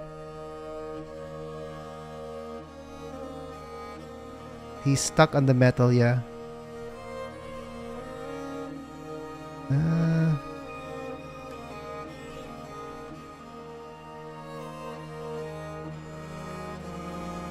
I think I lost rough gems. We cut everything. I think we cut everything. If you look in the workshop inventory, it will show what they've gathered already. The green and white icons show the item is tagged for a craft.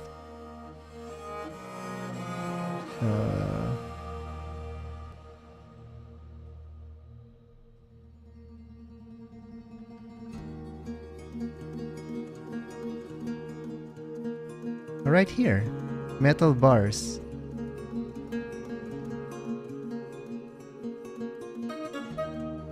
Did we make these? I forgot.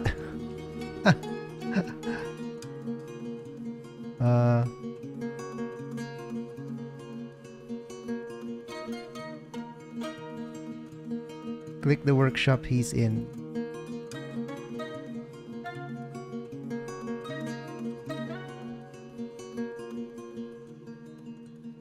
Okay, I think he had. Does this mean he has it?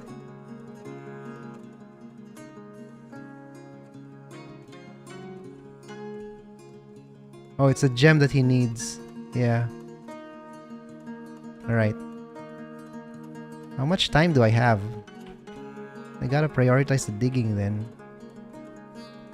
Did the miner dig?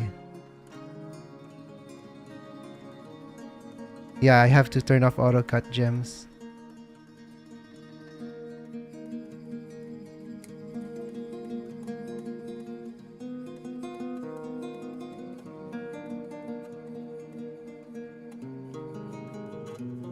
Alright. Let's dig out this area. I hope it gives me enough time.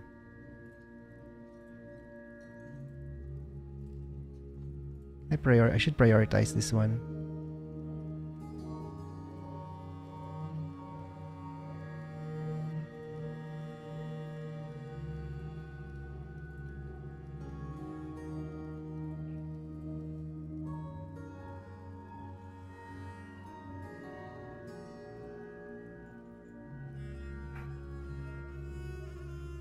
It's like 3 months. You just got distracted with the previous one a bit too much. Yeah, yeah. There was so much going on the last time. Right, find some gems.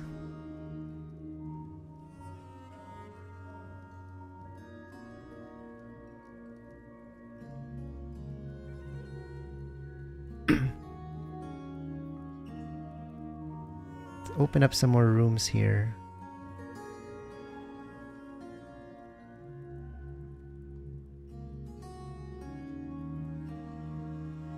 There you are.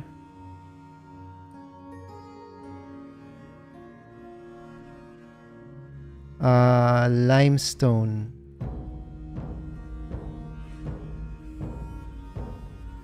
All these dwarves are going to need somewhere to eat and sleep too. Population overload, yeah. I'm currently working on that. I should add more of the dorms first. But I do have bedrooms planned. We'll make all these bedrooms here. Oh, that's an ore, not a gem. Oh yeah, the pointy ones are the gems. Yeah, malachite. Uh-oh. Just keep digging then. Maybe on another floor?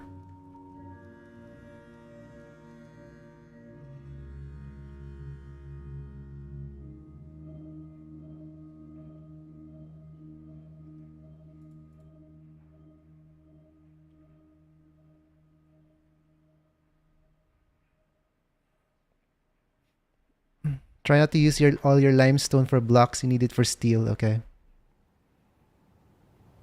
I think I've got a lot of limestone.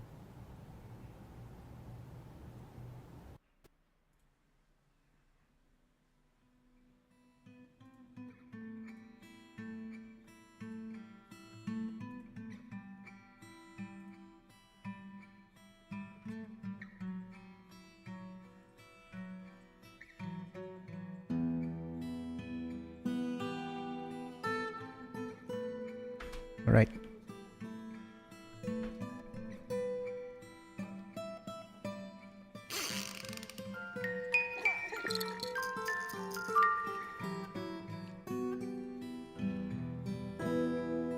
You can see gems on the walls. Those green markings on that hallway. Oh, these ones? It says malachite.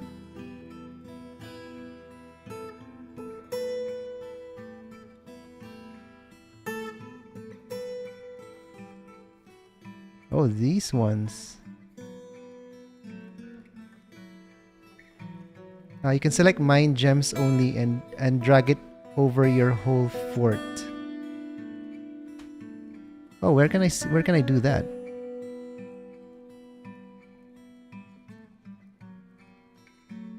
Oh, this one, dig only gems selected. Okay.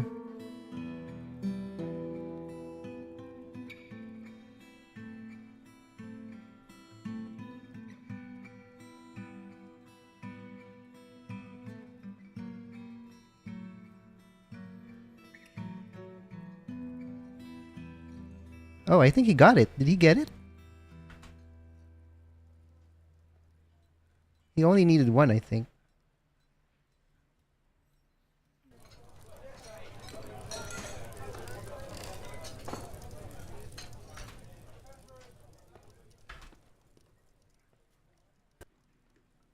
Yeah, he did. He got it.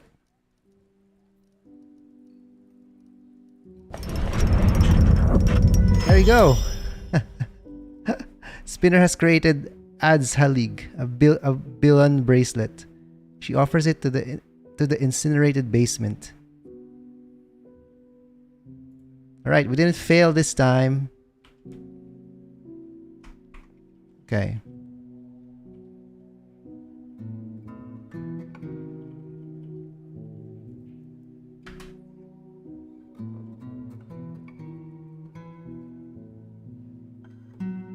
Oh, we shouldn't dig too much here.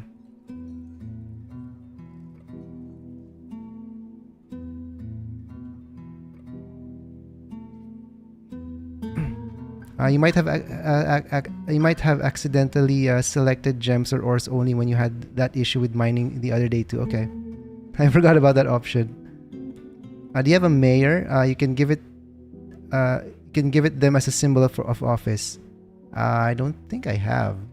Let's see.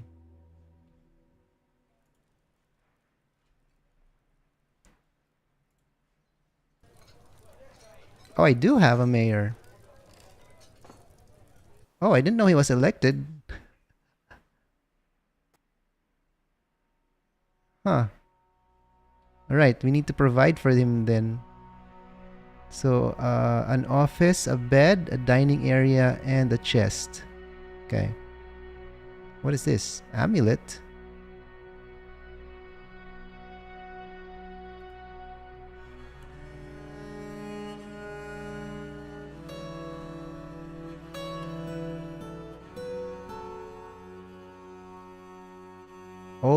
Assign the bracelet. Okay.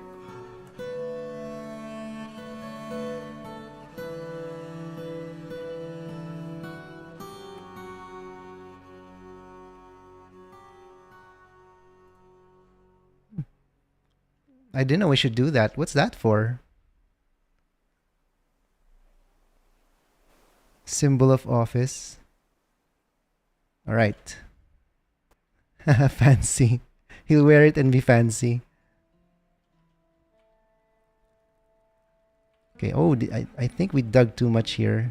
Should probably not use the whole area. Yeah, we're about outside. Okay. Now he has some swag.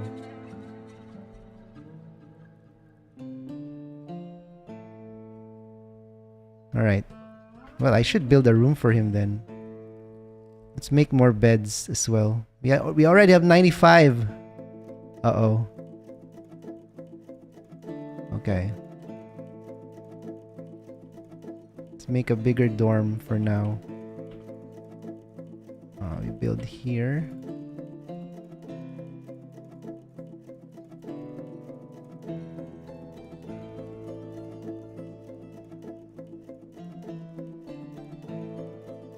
Let's make some beds.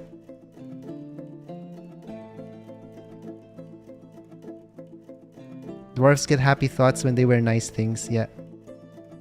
Nobles like mayors are important because they will consult your dwarves about their problems and improve their moods. Okay. Oh, that will help me a lot. So ready for the first terrible thing to happen. Yeah. Everybody's quite happy and expecting something. Oh, petition.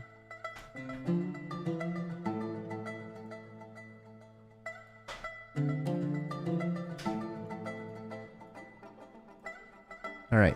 Let's build some beds.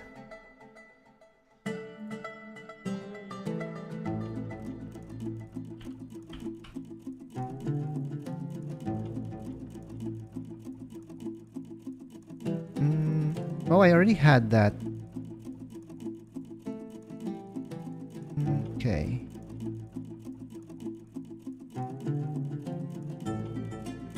Let's increase this.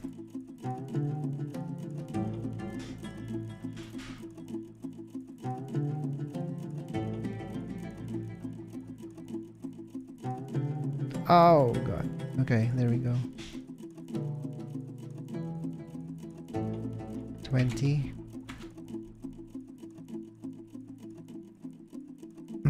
I'm the top DF streamer on Twitch right now. How does that feel?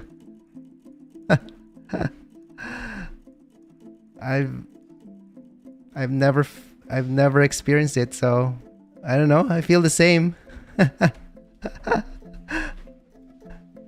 Am I the only one streaming it right now? I thought Blind RL was streaming. I guess he's done.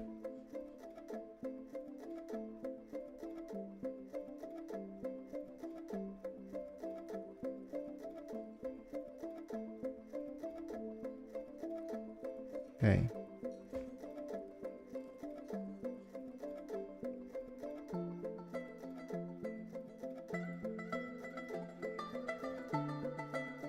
Let's make 20 beds.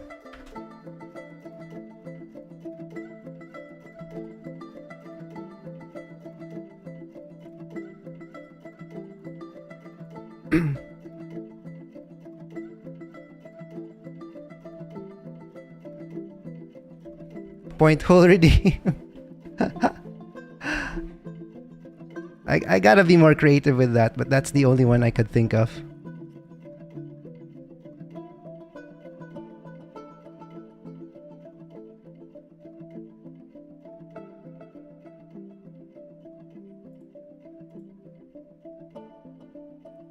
All right.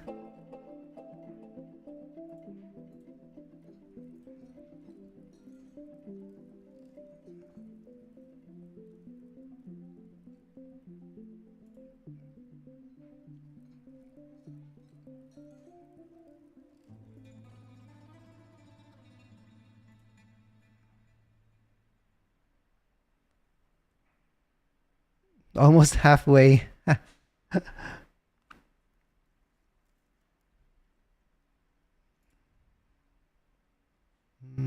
Keep building.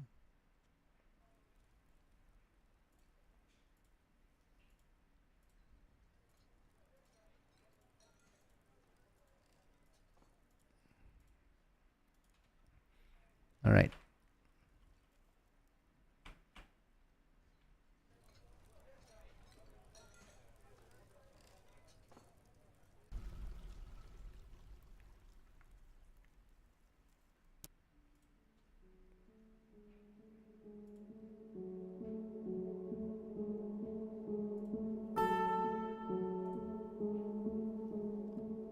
Oh no, we ran out of beds.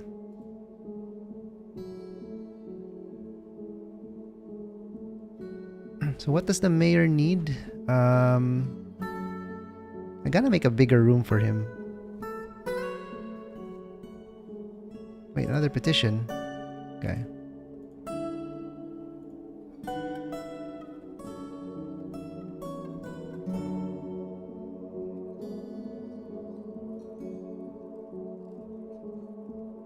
He wants his own office and dining hall too, yep. Start with the office.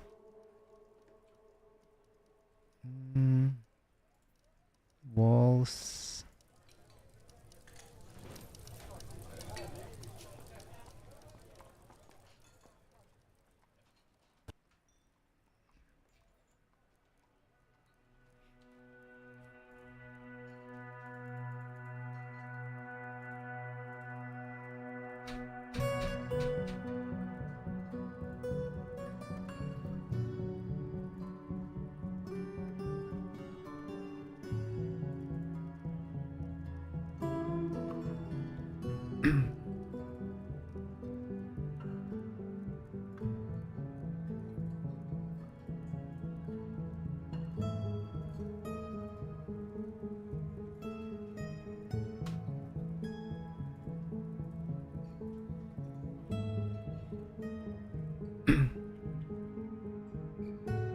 There's so many dwarves now to do work.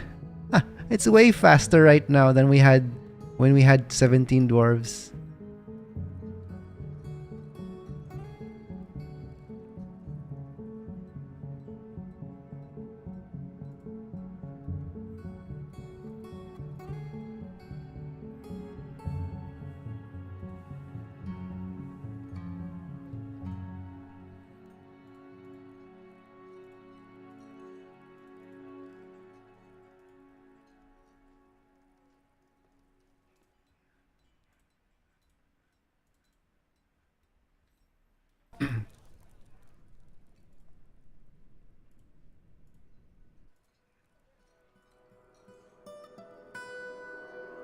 The trade-off is now everything wants to kill you. Oh no. I mean, like the video said, that's the fun here, right? The fun of surviving.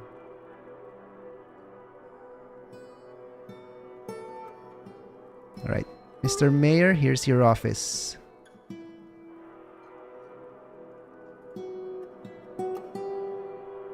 Now for his bed. Bed and dining area. So I should probably dig this as well.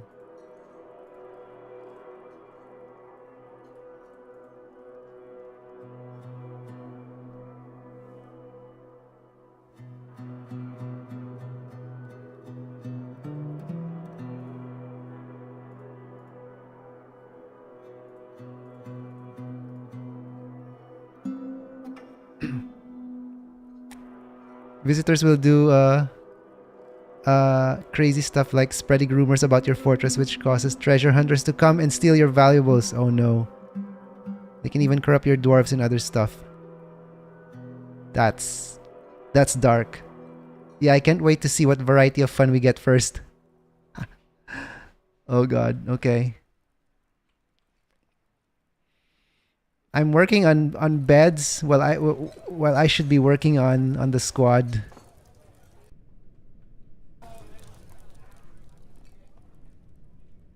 Let's get the mayor his stuff first.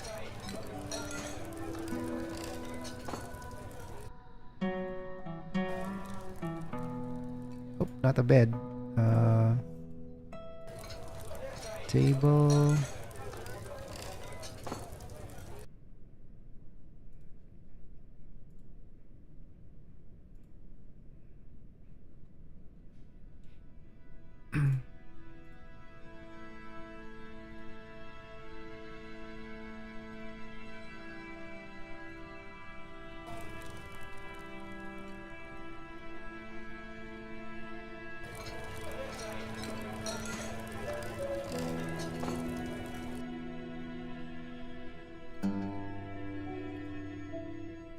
Nope, not office. Bedroom.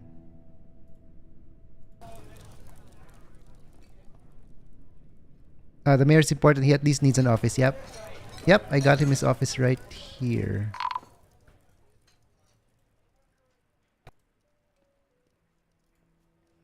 Oh, wait. Bedroom. For mayor.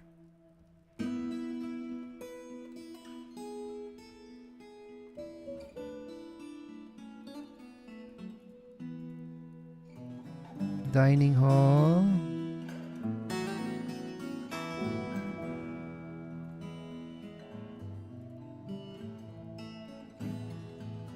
Oh, the alert sound. Oh my god. Petition.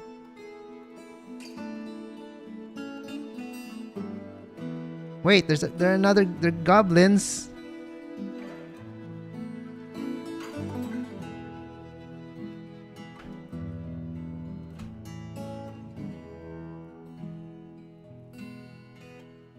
We should just kill those goblins.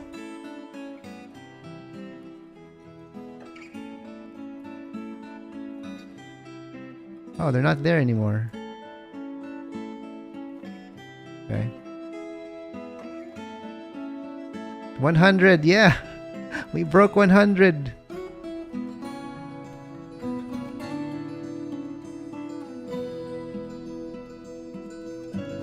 Wait, production mandate near deadline. What's this?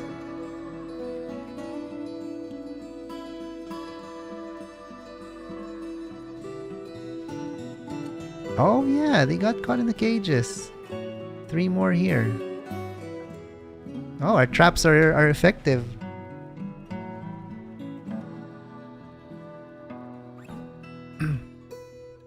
Okay. Let's pause it. Let's go back to We're gonna need more spare cages. Yep. I think I have work orders for that. Or do I? Oh no, I don't. Can I make work orders for that?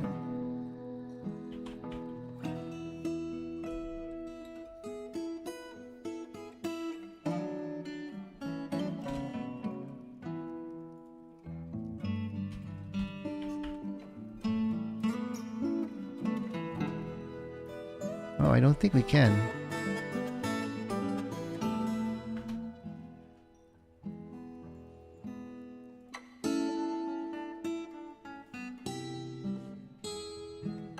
What's it called? It's called Trap Cage.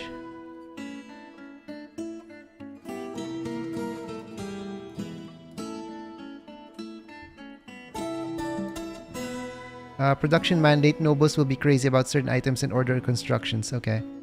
Oh, it's called Wooden Cage. Alright.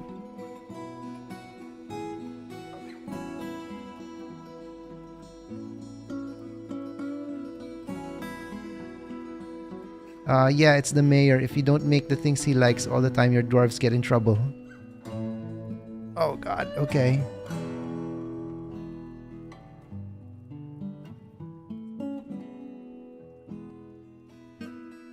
Wait, I just gave him a cabinet in a dining hall, in a dining room.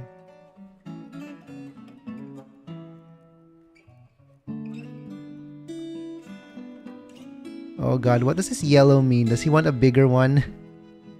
Does he want a bigger room? Oh god. It's not fancy enough. Ah. Okay. Let's make one special for the mayor. Right beside the office.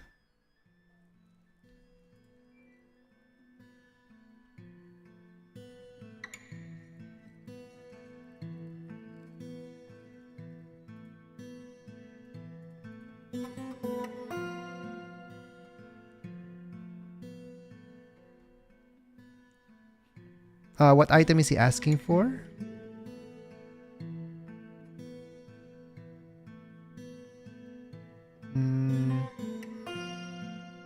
Oh, I think I closed it. Should I just click on him?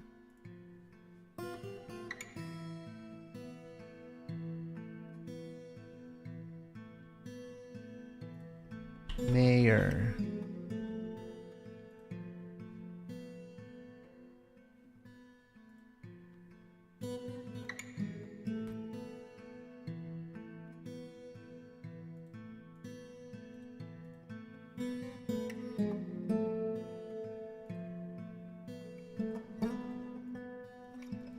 Huh, where do I see what he needs?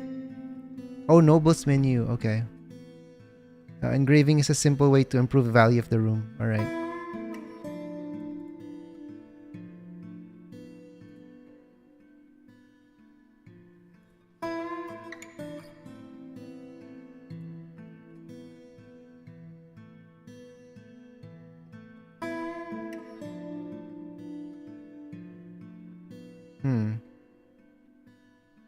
Oh, this one.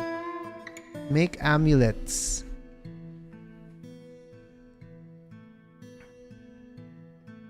Well, I do have amulets. Does he want fancy amulets?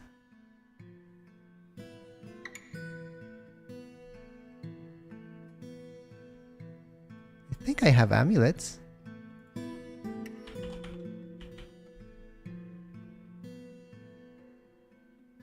Oh, a new one. Alright. Doesn't care about anything else. Wow, what a demanding mayor. Alright, let's make one.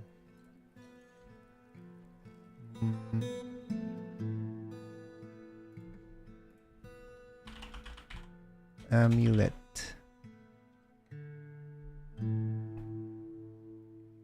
I have a billion, right? Billion? Billion? Can I make this?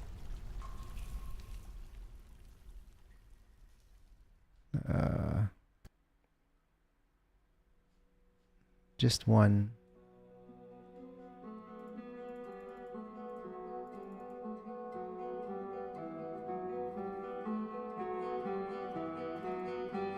Oh, does it have to be? You can just make trash amulets like every month, like 3 every month with a work order. Okay. All right. Let's not use this then. Let's not use our bars.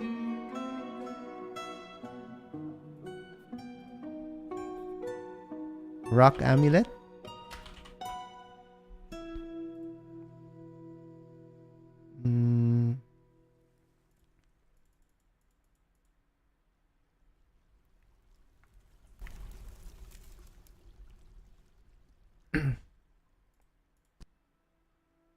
Oh, bone and shell. Bone amulet, bone shell. Okay.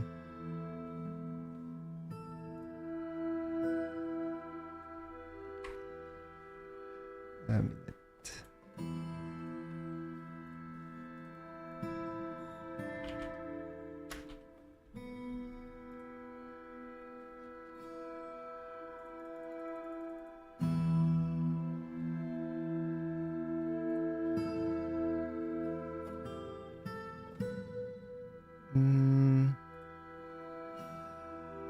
Check monthly.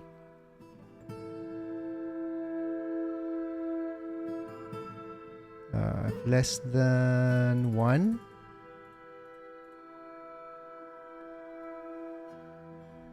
Right. Restarts if completed. Conditions checked monthly. Alright, less than 1.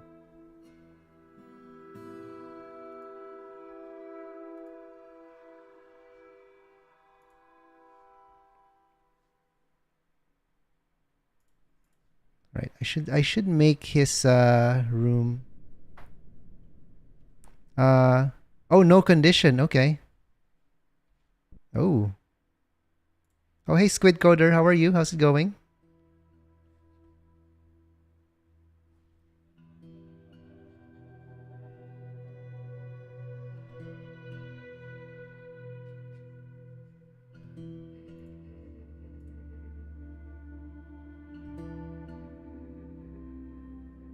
All right. So I should just keep it to checked monthly, but no condition.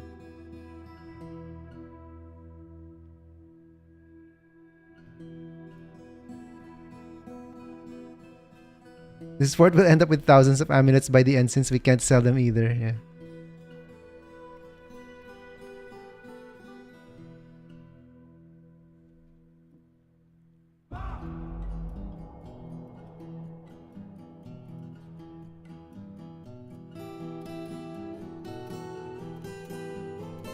Oh, 3 at a time. All right.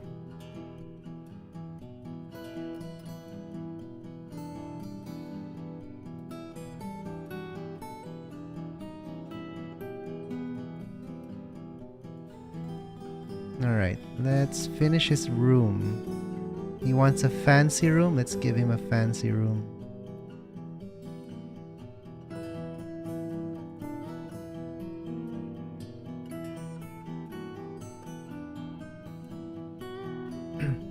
Maybe one direct to his office.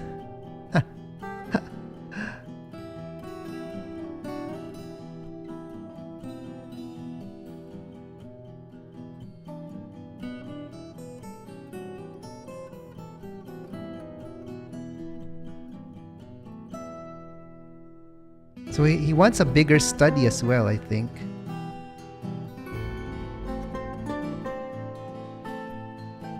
Alright, let's build walls here.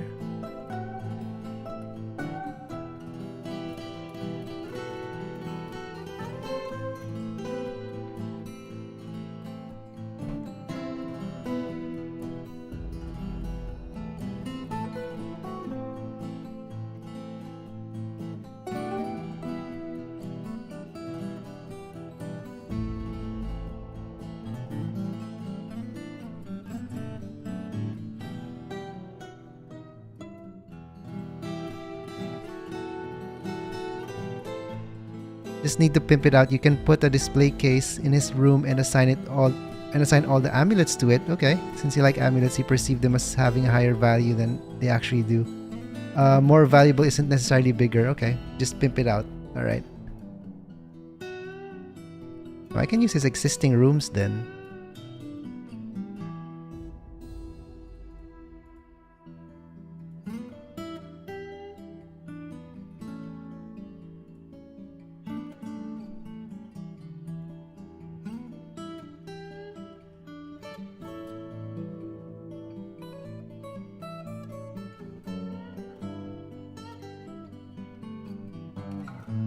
So we put a display case? I haven't built a display case before. Oh, display, okay.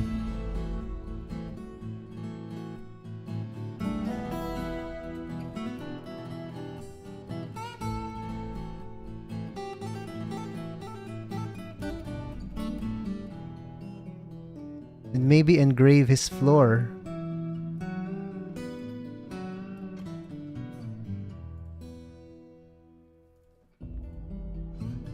And the walls, I guess? Can we engrave the walls? Yeah.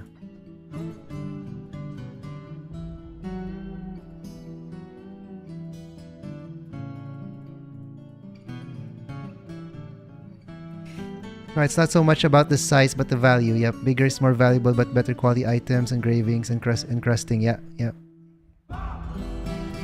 Pedestals are easier. It's just stone. Display cases need glass. Oh, okay.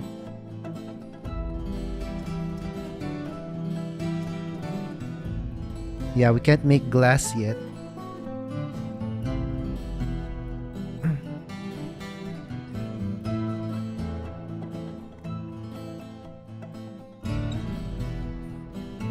Where's the pedestal?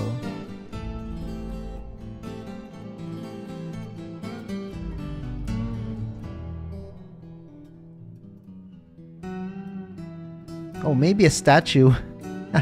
A statue in his dining room and his office.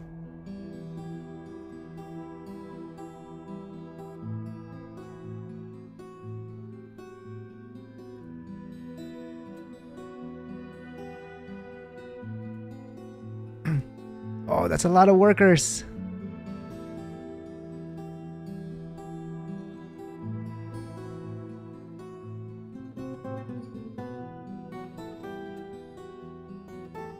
Oh, engraving is one of those tasks you want a skilled dwarf to do, so limited to 1 or 2 dwarves. Okay.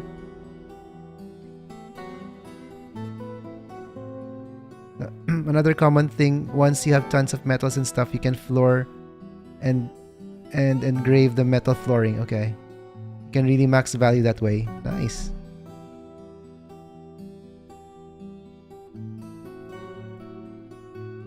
Engravers. Oh, okay. So we can make adequate engraver do it. Alright.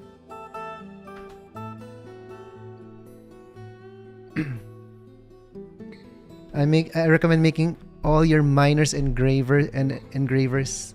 All your miners engravers and specializing them. Okay. Block a divine metal floor tile in each room and you have some very happy dwarves. What's a divine metal floor?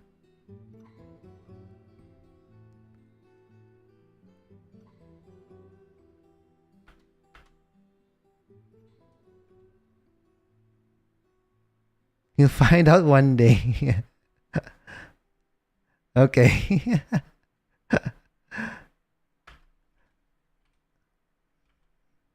Alright, let's engrave the walls here as well. He wants fancy stuff.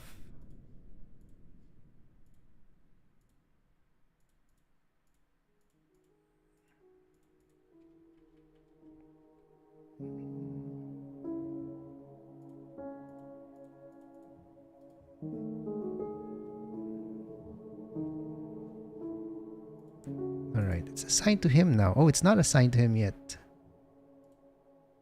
Mayor.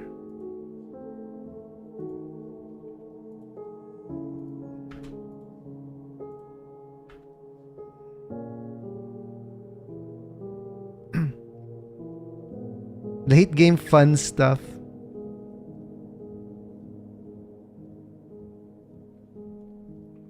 Alright. Is he satisfied now? Oh, let's wait for this.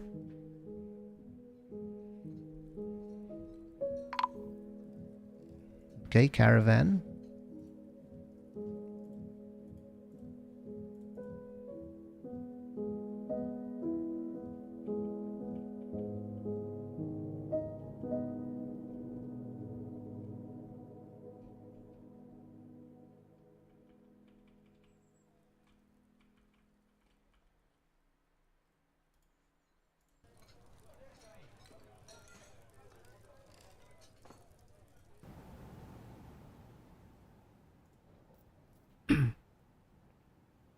Now I don't know what to trade him now. I don't think I have any more gems, or do I?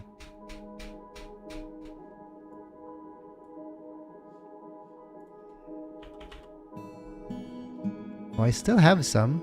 16 items. I gotta make more crafts. Or figurines. Do I have figurines?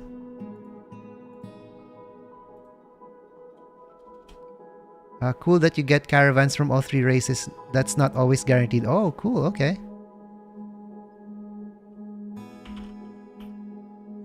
Oh, I didn't make figurines. Oh, did I? Wait. Finished goods. Oh, I did. I probably did. It's here.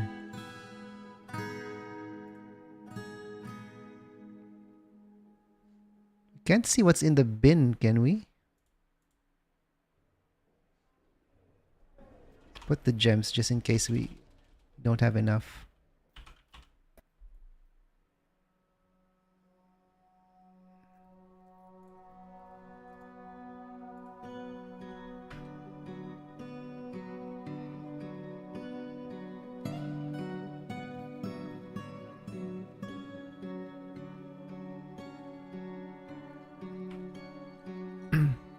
All right, cage. Let's put more cage. Let's put more traps here.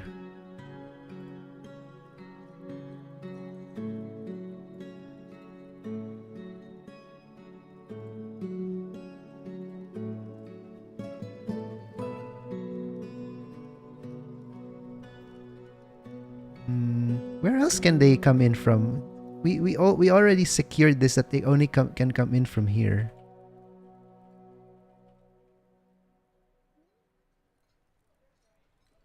And it's usually this lane. Let's put...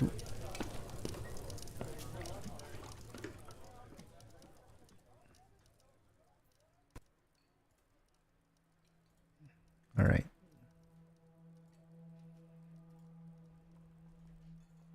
The humans are a great source of additional leather if you need it. Okay.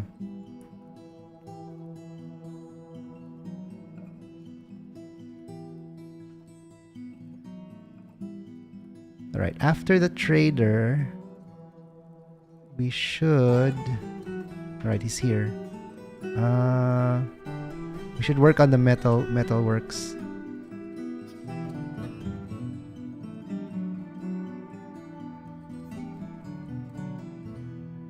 Oh, we're still unloading. My apologies, we're still unloading.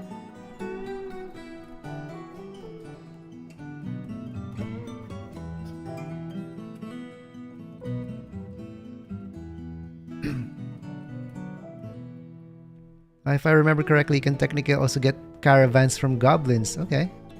If you're not at war.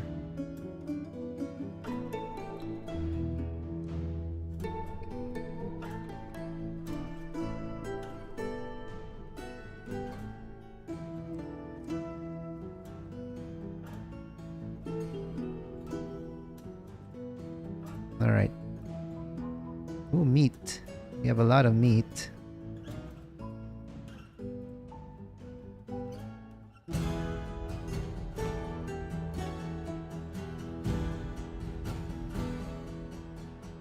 All he has is food.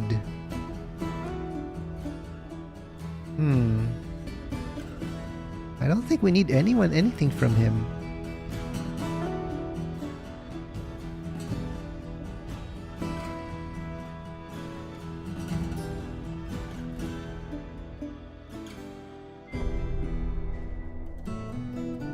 Oh, we didn't make cages. I forgot about that. Oh god, okay.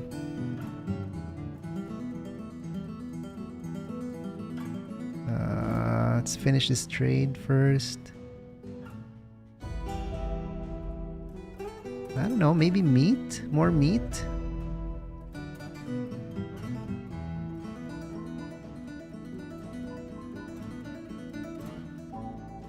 Hmm.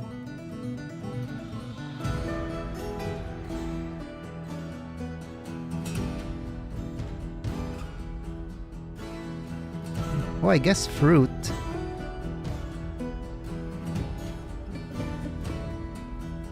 Wait, that's all leaves. Where's the fruit? Here. Blackberries, raspberries.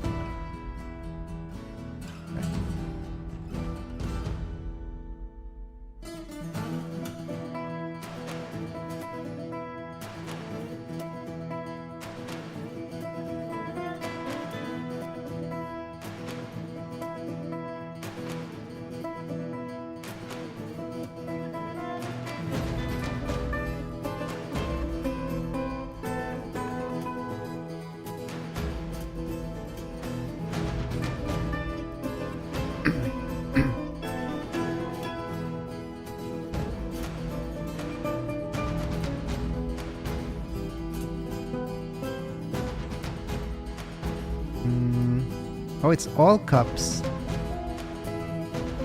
Alright, figurine. Bracelet.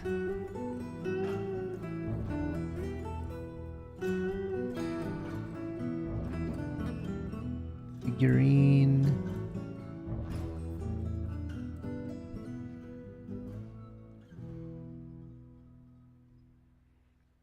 Bracelets.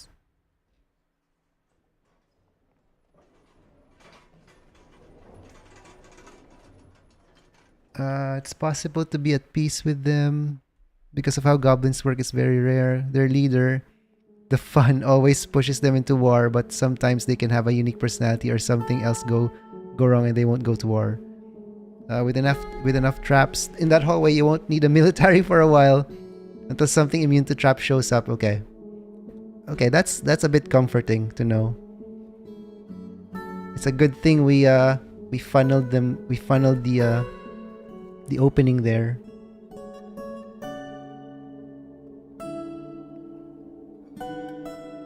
Alright, amulets.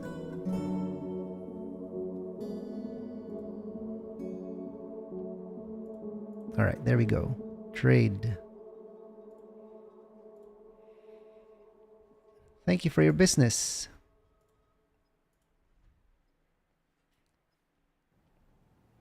Yeah, I do. I forgot to build cages. Yeah.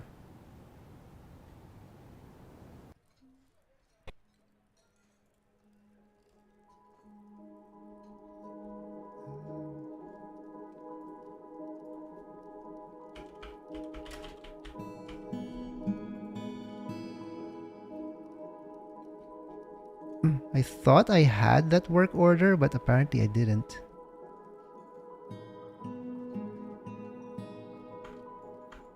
Do I need 10 cages?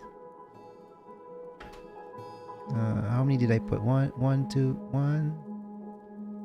3, 4, 5, 6, 7, 8, 9, 10, 11, 12, 13, 14, 15, 16, 17 cages. Okay.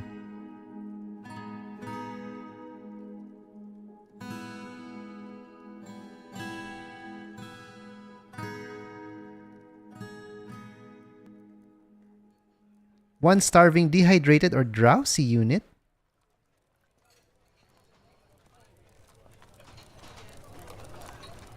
Oh god, okay. I forgot to pasture the new migrant animals. Oh god, that's a lot. Oh, we don't pasture the goblins. Why are the goblins here? Because they're in the cages?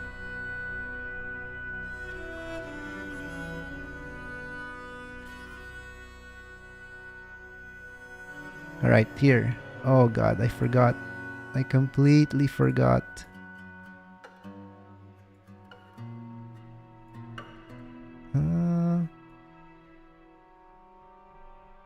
Did I miss anything?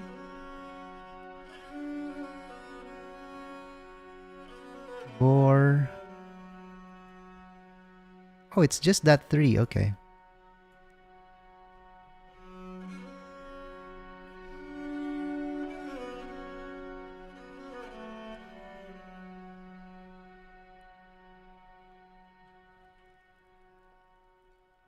They could also just nerf cage traps. Yeah, if they're too OP, I think they should.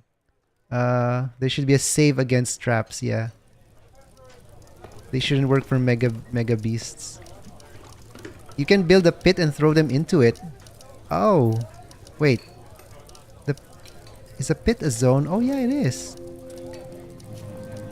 Animals assigned to a pit pond zones are dumped in the pit, but will leave the zone afterward if possible. If the pit is designated as a pond, your citizens will attempt to fill it with water using buckets. Okay. Alright, can that be here outside? Without where no vegetation is? Where there's no vegetation.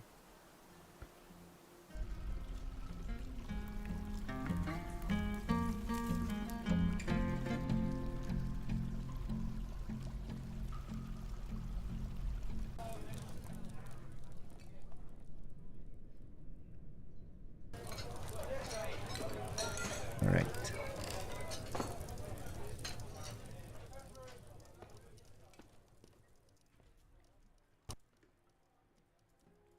Okay, they don't have the cage yet.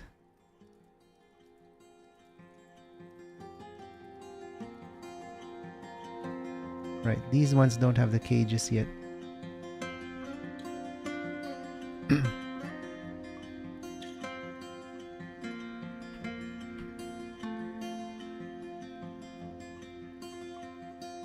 Anything outside is a bad idea, really? Even the pit? Oh, we need that a big space for that then. Dig like 10 tiles down and fill the bottom of the pit with spikes. Alright, let's see where we can.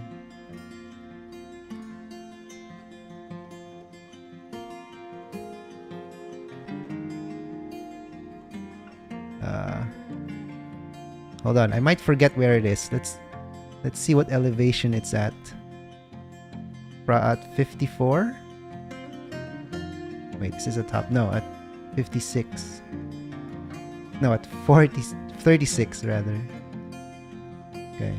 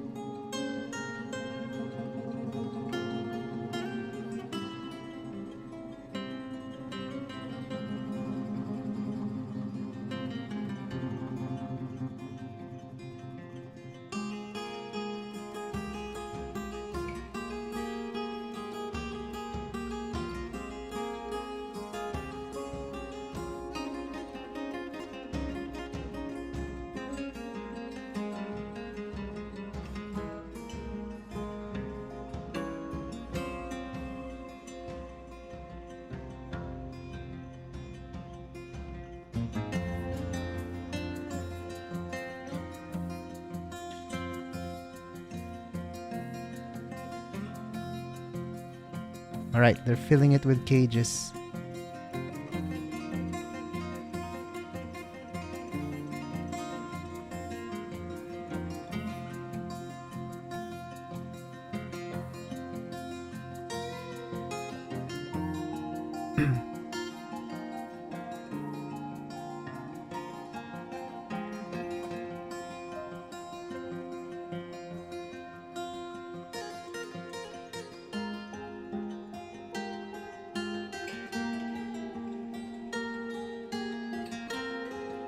Hold on. Not prioritizing digging.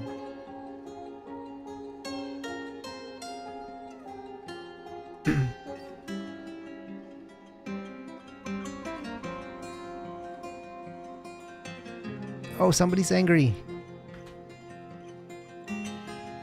Wait, there's another trader? No, it's the same human trader. Mayor has ended a mandate. Mayor has been re-elected. Mayor has imposed a ban on certain exports. What? Did I satisfy his stuff? Oh, 2 chests and 1 cabinet.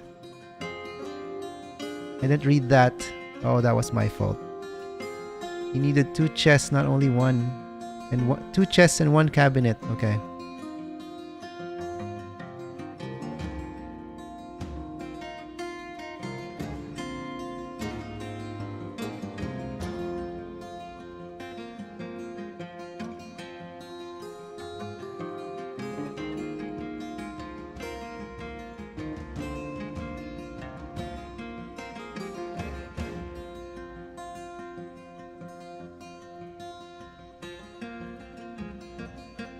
Tariffs in Dwarf Fortress.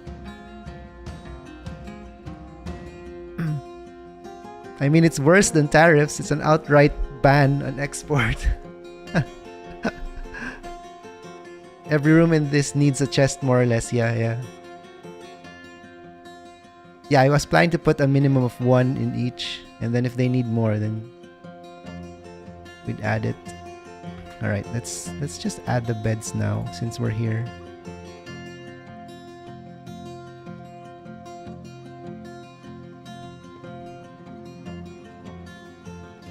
Oh, we don't have beds.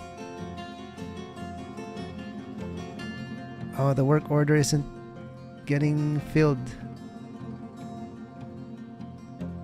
Alright. Okay. We wait for those.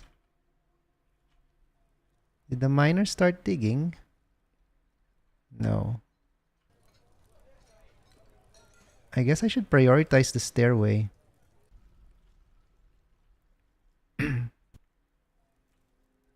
Or use the existing stairway from here. Yeah. For now. It's not that deep, okay.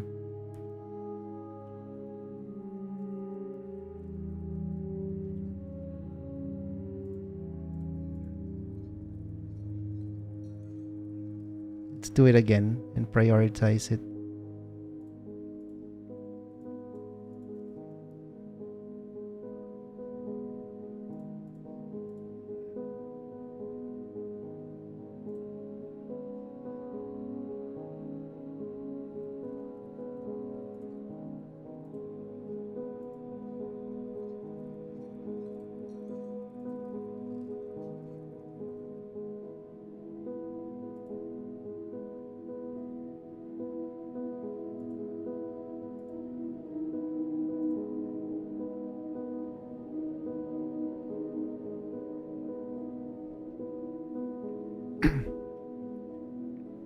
They don't really need a chest, they just need a cabinet. I've never really seen them use chests in my understanding. Okay, is that it was only really a thing when coins economy was enabled.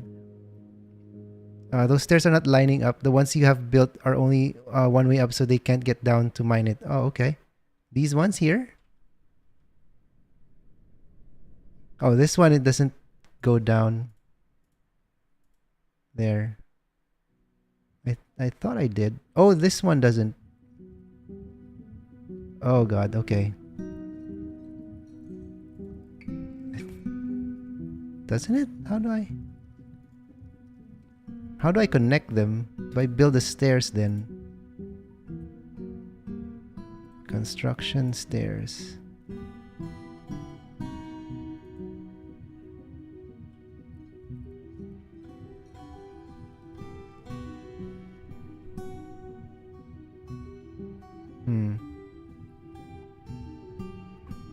Oh, you need to start it from the current stairs. Ooh, okay. Alright, let's do it again.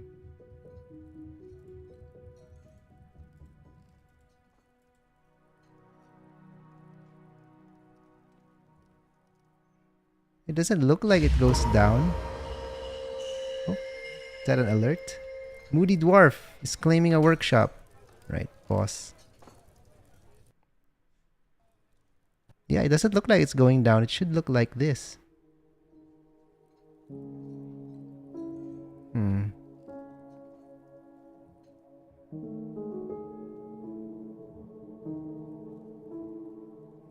That's weird.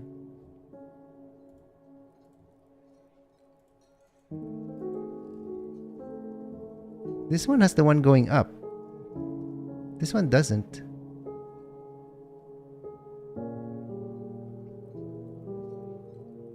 If they're built stairs, you need to build them. Okay.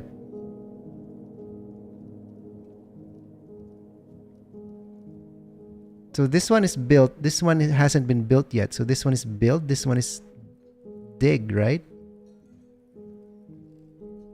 Yeah, mine stairs and built stairs are different. But how do I connect the two? So this is built. This doesn't have anything yet here. Let me delete it again.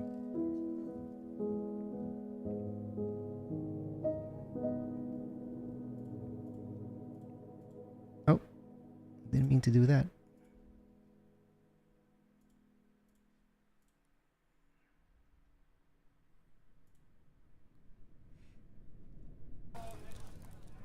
So we should build from here.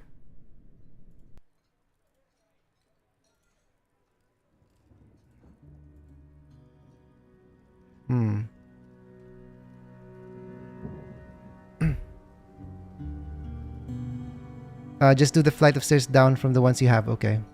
Yeah. Just gonna use the ones here.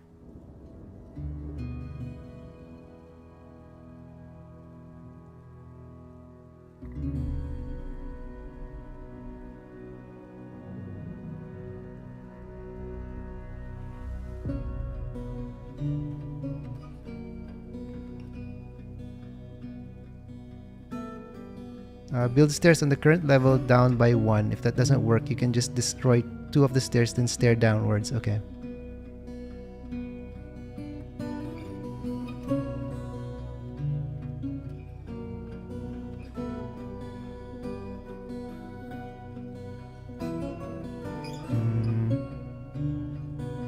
Is this a destroy menu?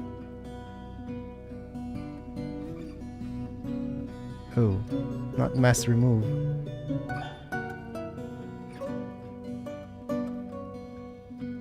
I've never destroyed a structure.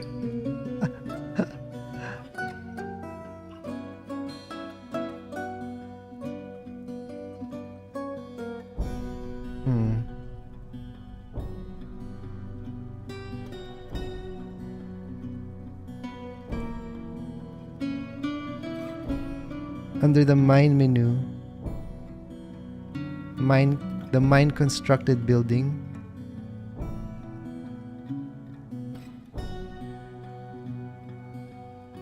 Designate constructed walls and floors, other constructed tiles to be removed by miners. Okay.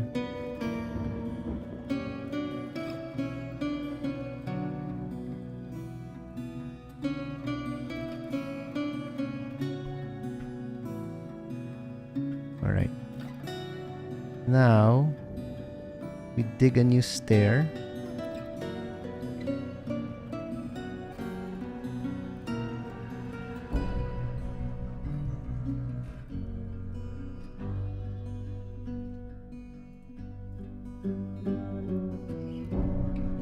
Okay. Oh, then that's gonna...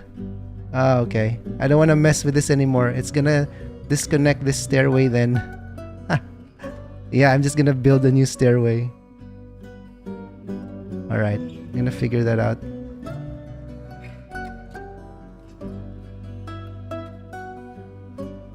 Oh, once you've mined, you can build over them. Alright, let's try that.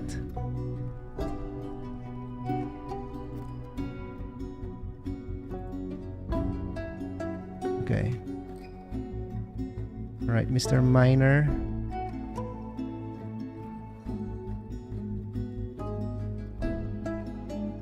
Alright, there he is.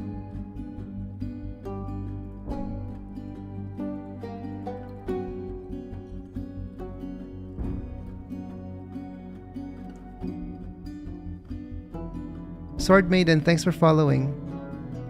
Just don't disconnect the floors as long as there's a path, you're good. Yeah. Okay, so...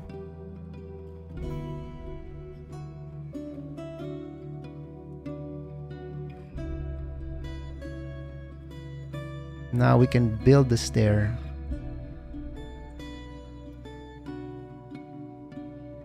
I guess we don't have to. We'll do that later. I gotta do the possessed jeweler. Jeweler is possessed. Does he need anything? Jeweler's workshop.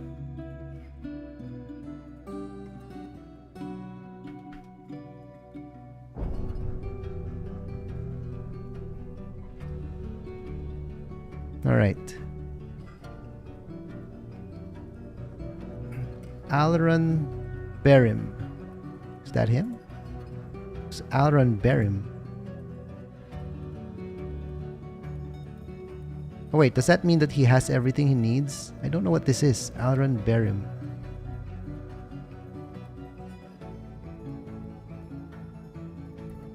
You can dig the 2x3 down now. Okay.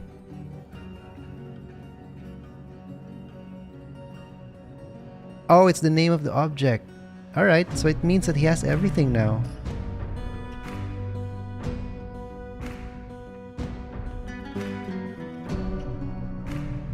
Wait, let's check our alerts. Yeah, we did that.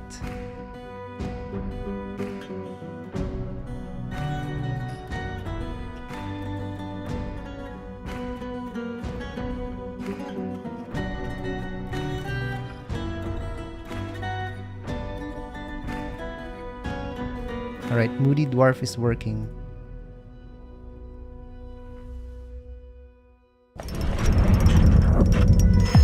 Zuntir Usirzas, jeweler, has created Alron Berim, a perfect sard. He claims it as a family heirloom. Cool. Going to be a crappy artifact for a jeweler.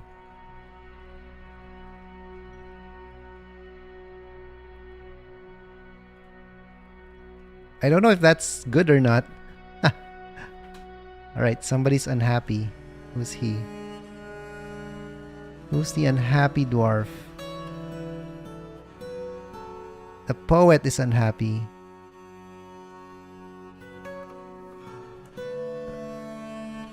He was frustrated after being unable to practice a craft for too long.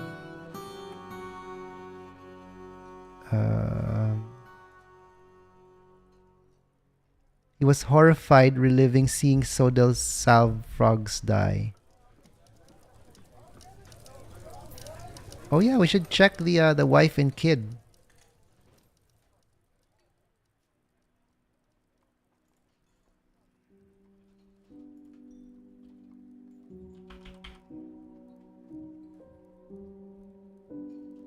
All right, they're happy.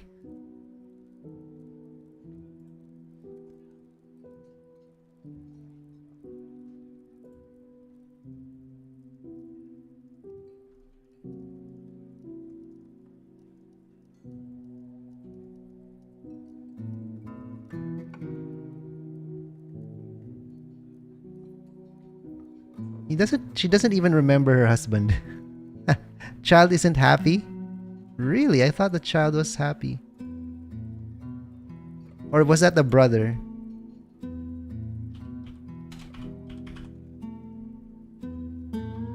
Oh, the child, this child. Yeah, Sodel's daughter.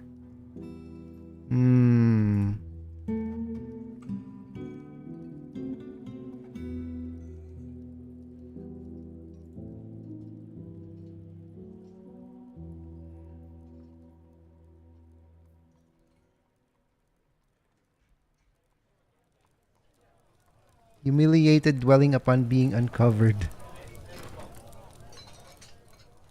Okay.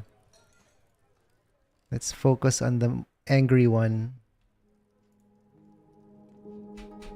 Mr. Dwarven Poet.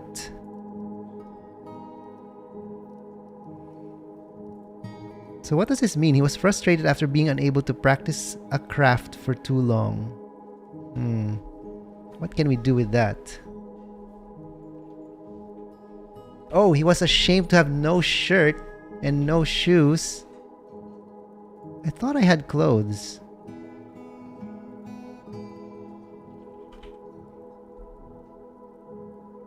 a lot of clothes.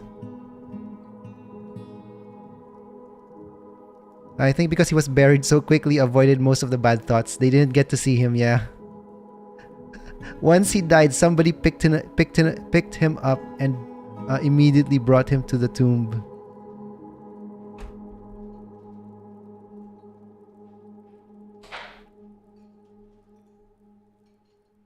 Oh, already claimed. Huh.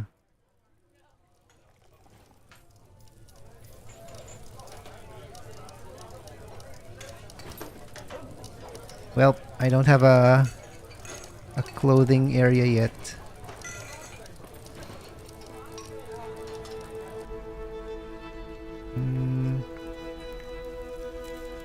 No, this is quite complicated now.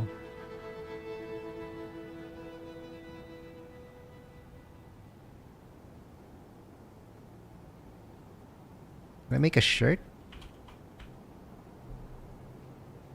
Make cloth shirt. Let's make one for now.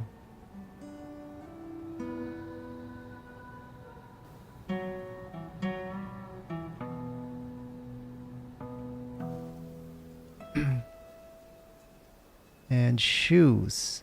Maybe in leather.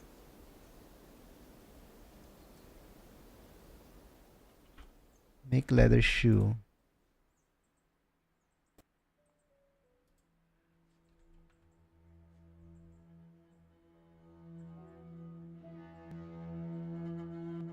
Stock show everything, including items inside of a building and owned by dwarves. Okay. Clothing is one of those things I usually let DF hack handle for me. How do I set that in DF hack?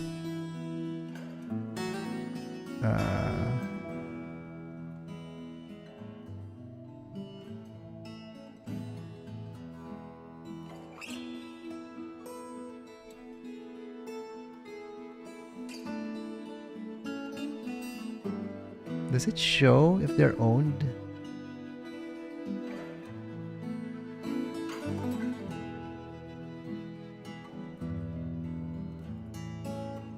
Oh, okay. Now they're wearing it. Leave menu and recenter the view on the time. Okay. So yeah, it looks like it's all claimed. Oh wait. It's not the clothes. Shirt.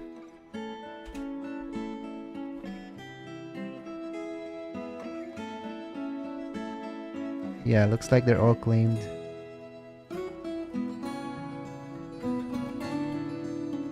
It auto checks what needs to be made every day and queues up tasks. Okay.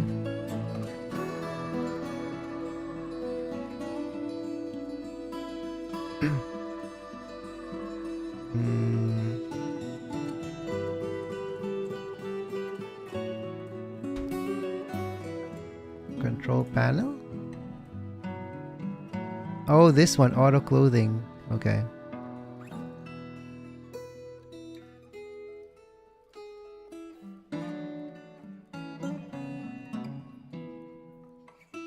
No, not auto clothing. Tailor, you said. Tailor.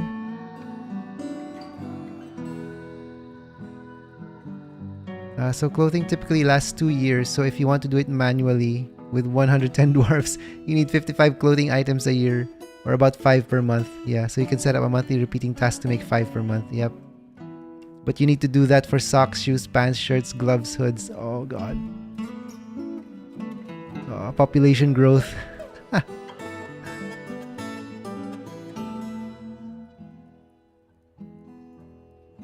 Let's see what this is. Command tailor. Automatic keep your dwarves in fresh clothing. Okay.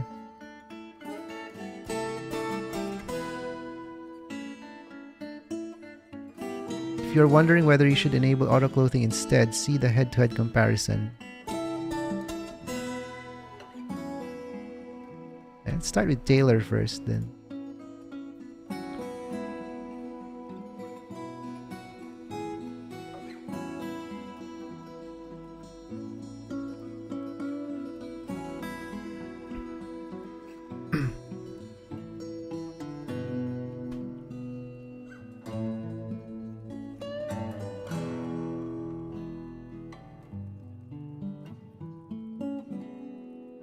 Alright, I think I satisfied the mayor.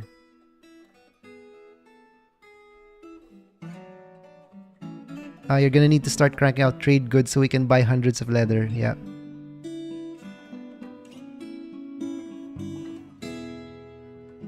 Wait, nobody put his cabinet yet? This is his cabinet.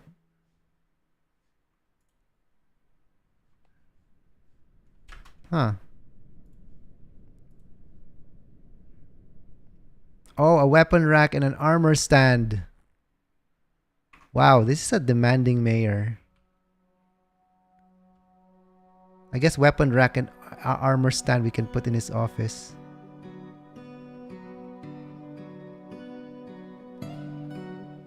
Alright, let me do this first and then you can put these into any room he wants. Okay.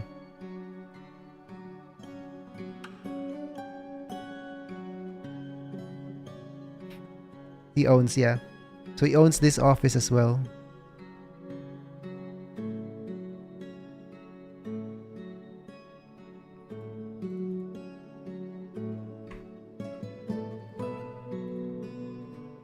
What was that? Weapon rack. One weapon rack, one armor stand.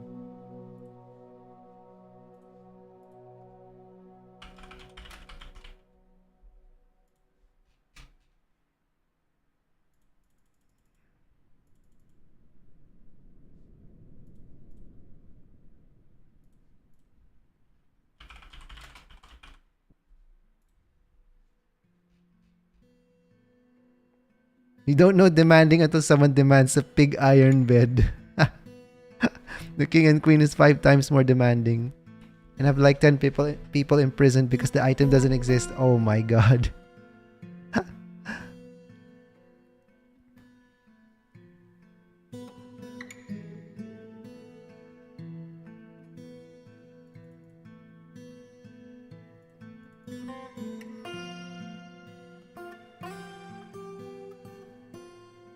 Wait, why do I have assemble adamantine ballista arrow? I didn't make that.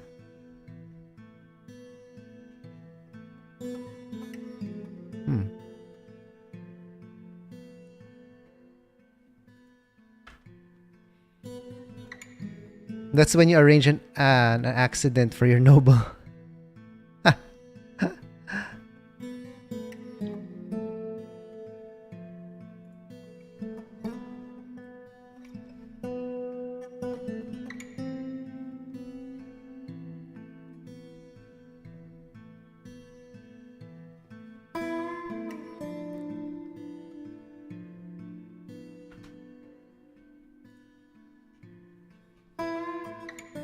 Assemble adamantine ballista arrow is the first item in the work order list.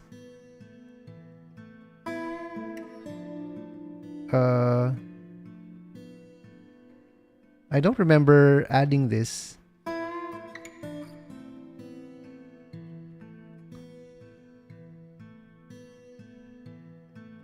Did I add this? I don't remember adding this. Oops, I had an idea that was gonna collapse on your head, and when I sent you specifically to mine that block.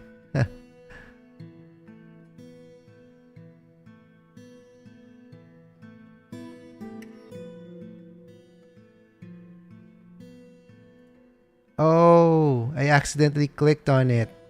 All right. You do it all the time. Oh no. All right, let's delete that. Yeah, it's right here. It's right at the button here. Yeah. Okay.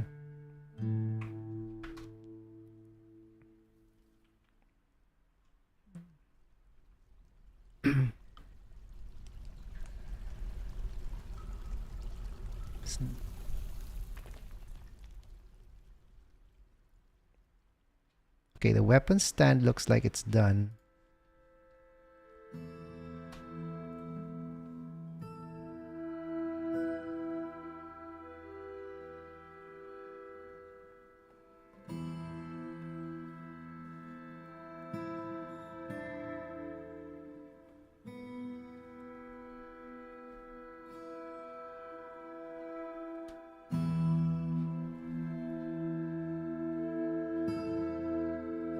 Where is the weapon stand?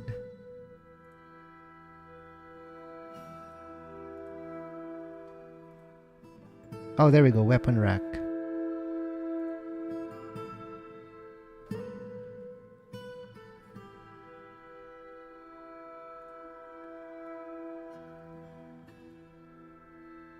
And armor stand.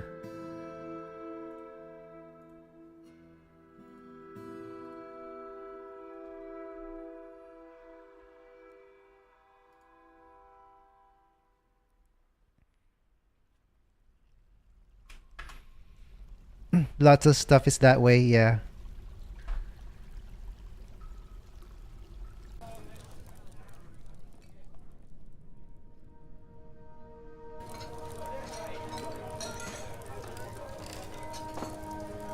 Wait, isn't this his office? Oh no, it's not his office. This is his office. Yeah, wrong office. Oh my god, okay.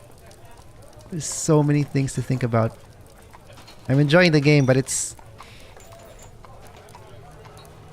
making me think about hundreds and hundreds of stuff. Alright, I only made one, so let's make others. I wish I could just move it. Can't I just move it?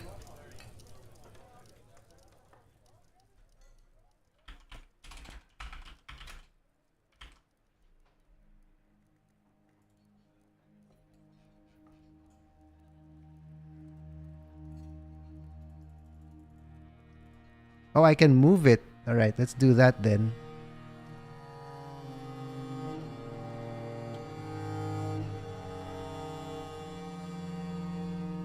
Why are they there?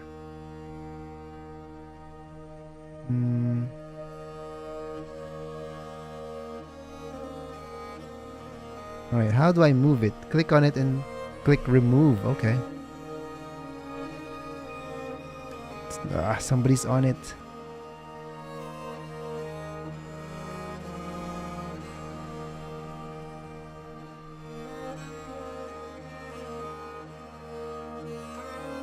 Oh, I get the material back if I remove it. Okay.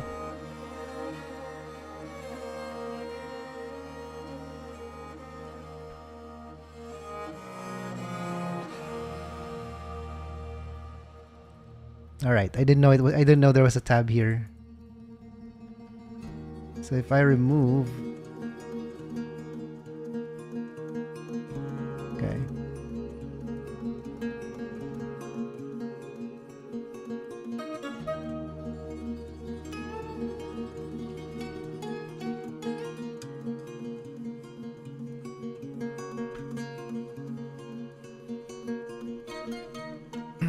You can reassign the offices.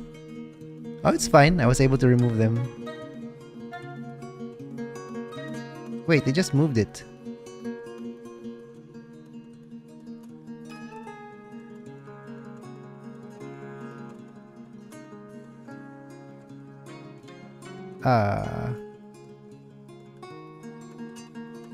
What? Now you can build. It's not placed. Okay.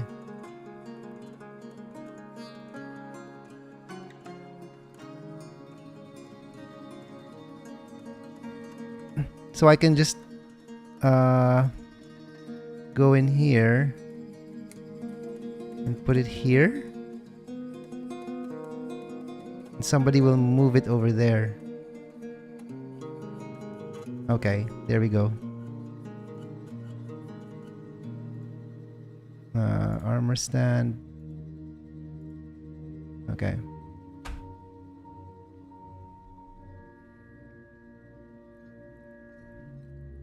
Alright, is my mayor satisfied now? Alright, yay!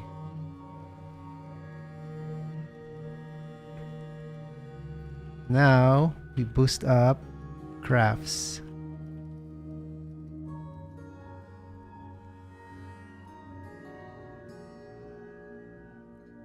So what's the best trading goods we can make that I have now? I mean, I don't want to waste gems anymore. At least for now, because we don't have much rough gems.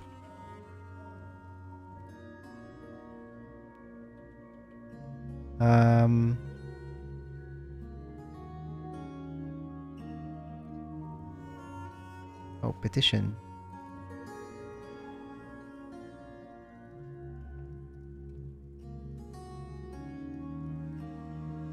Wait, empty cage? I thought we did that.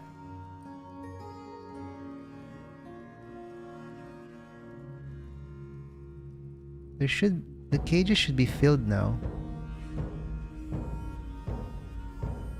Oh, there's how many? 1, 2, 3, 4, 5 unfilled ones.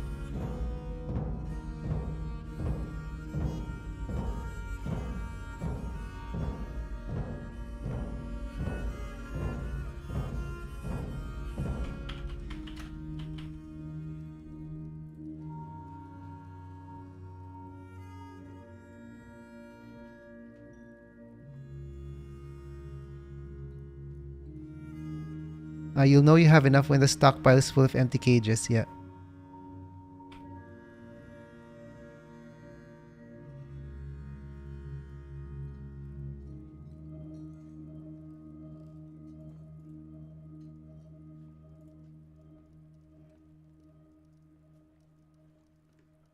Yeah, I set it to empty cages, alright.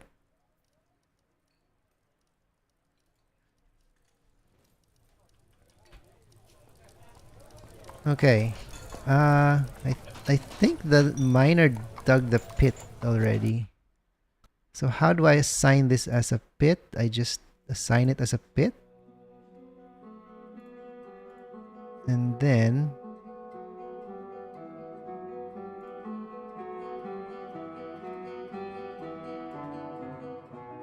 oh, select animals to be dropped in the pit.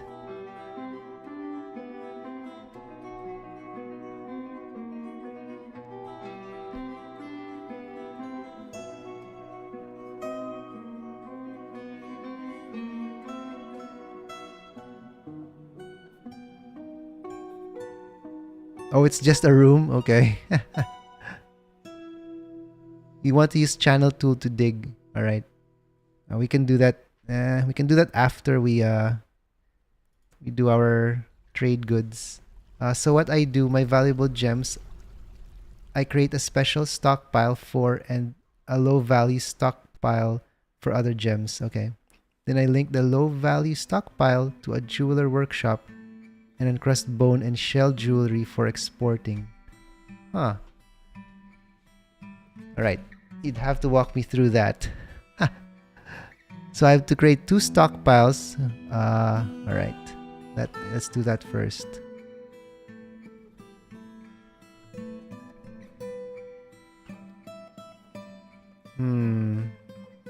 Should not use that area. My jeweler is here, but I don't need a big stockpile, right? I made a mistake digging here because it's right on top of this ground here. Yeah, it's too small a stockpile. We want a shaft that spans 10 levels of empty space before it hits the room. We need a shaft that spans 10 levels of empty space before it hits that room and the pit zone goes at the top. Okay. That's pretty complicated. I wouldn't worry about it honestly until you get more experience. I mean, if I have the capability to do it, I have a jeweler's workshop.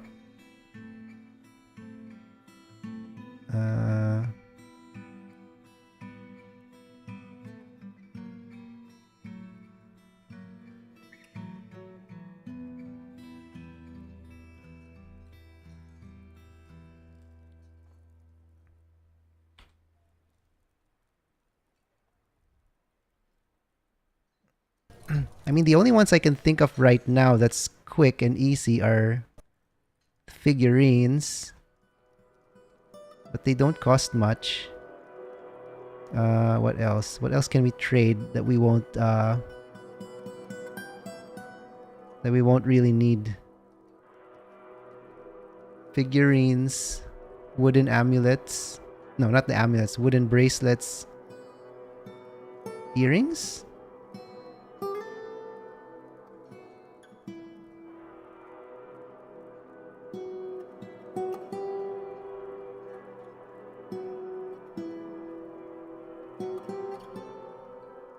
Create a stockpile and set it to trade goods. Okay. Under custom.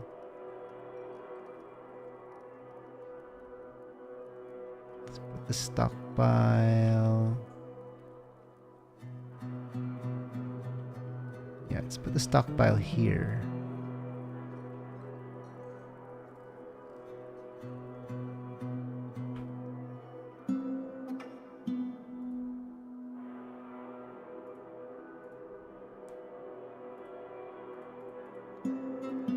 Oh god, it bugged out again.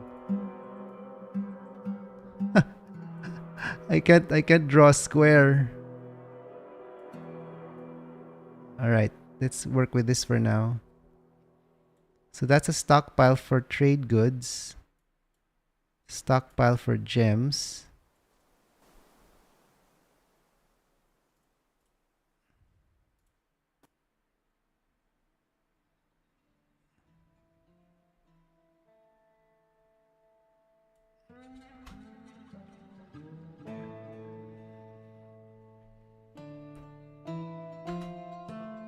Oh, this one. Oh, okay. Hard paint. Alright.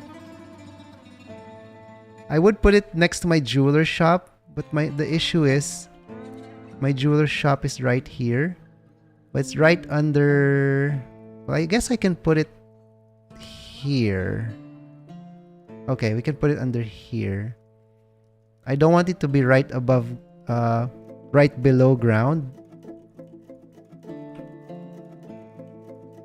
Yeah, we can put it here. Beside the food. Okay. Let's do that.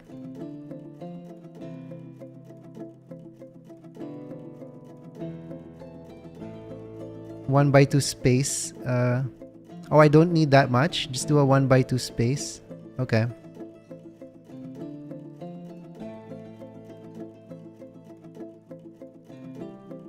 That here.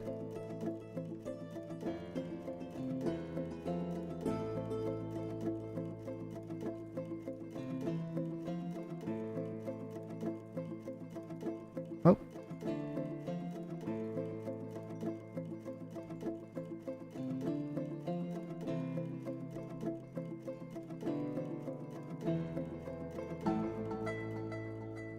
All right.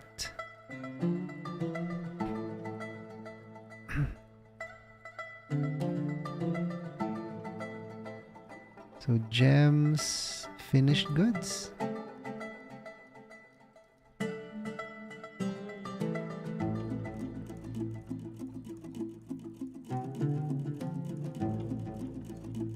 So I put finished goods, all.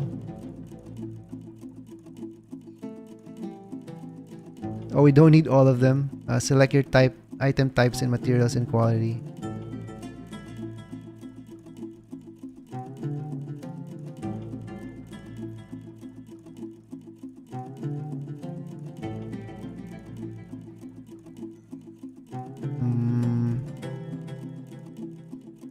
Large gems.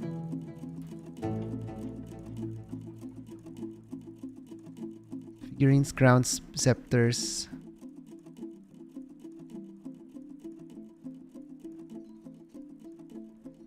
All right.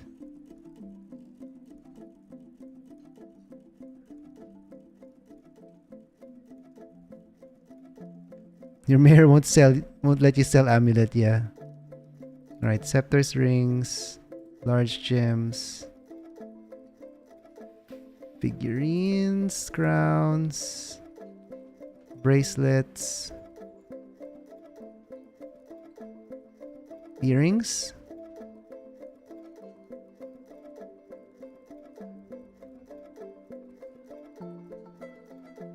Okay.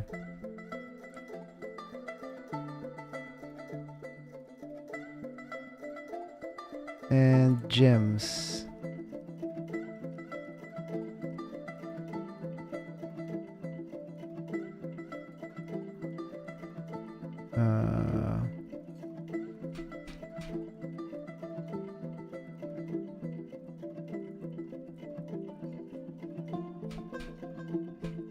I guess all cut gems.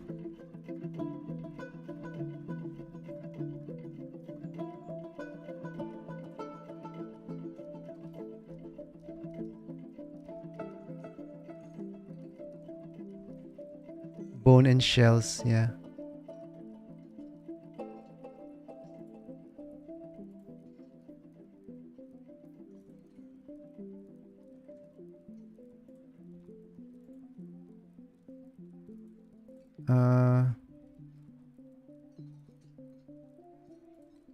Bone and shell.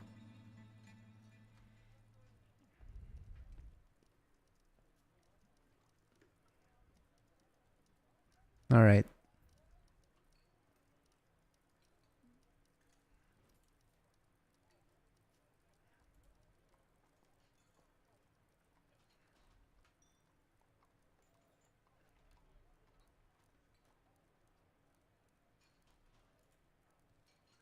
Core and total quality. Okay.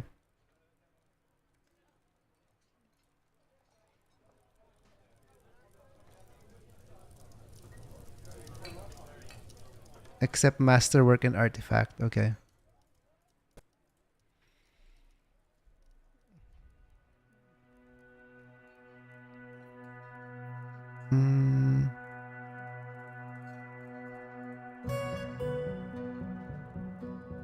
Is that it? Types. Bone and shell. Everything except masterwork and artifact. Okay. Gems. Cut gem. Alright.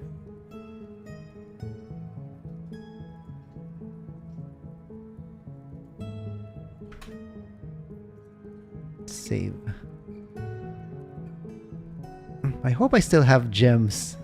I think I traded them all.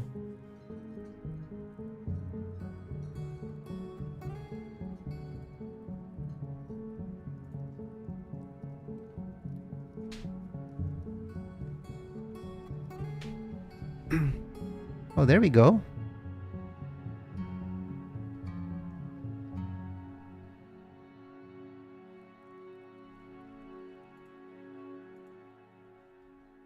Oh, I do have cut gems. I still have cut gems.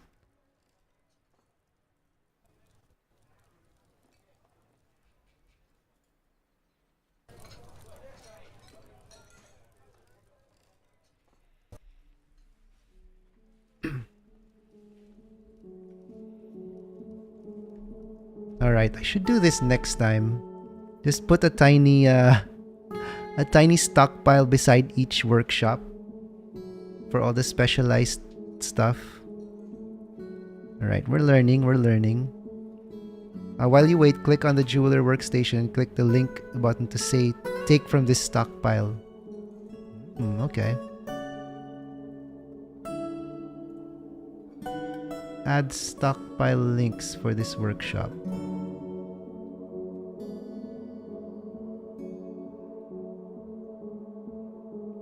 Choose a stockpile from which the workshop will take items.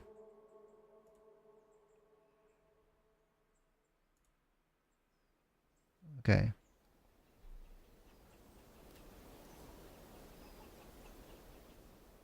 All right, done. And then in your crafts shop, put create bone crafts on infinite loop. All right. Oh, my craft shop is in another floor. It's right here. All right.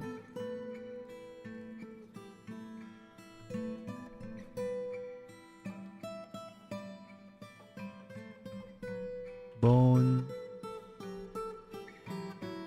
Make bone crafts. Okay.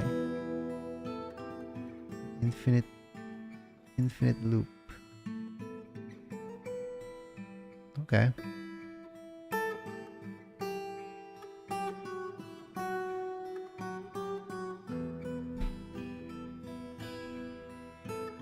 All right, that's a lot. I wouldn't have been able to think this all on my own.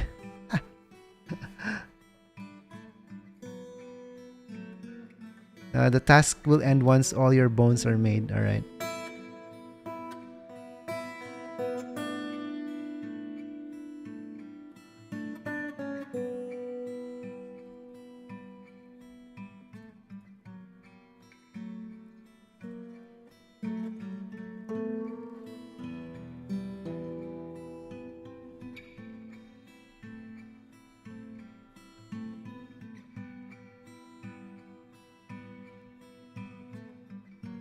Finished goods bin.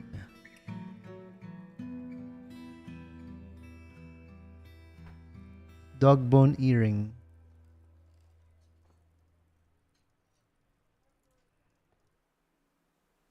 This is an exceptional dog bone earring. Okay.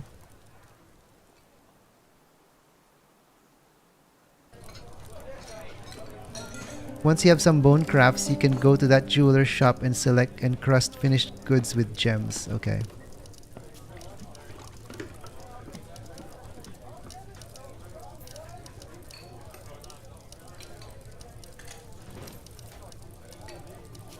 Oh, I think we're losing food. Still have a lot, but since it's linked to that stockpile, it'll only encrust items from that stockpile with gems in that stockpile. Okay. Oh, that's pretty useful. I didn't know we had that linking.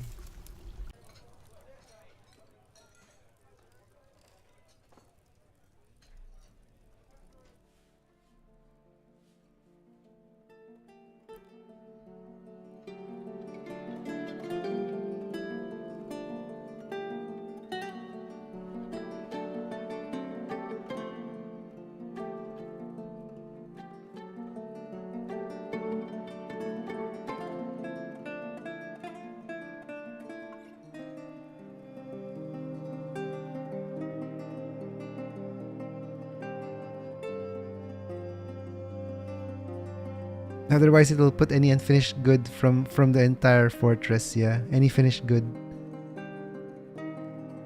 It will pull any unfinished good. Any finished good. Okay, you can do the same pattern for encrusting furniture, etc.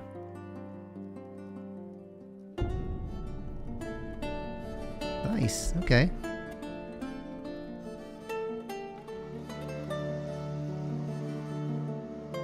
Wait, now there are two unhappy ones.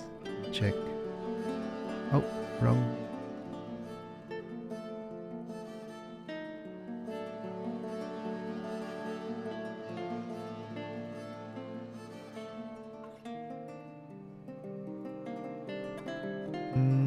Where's the unhappy one?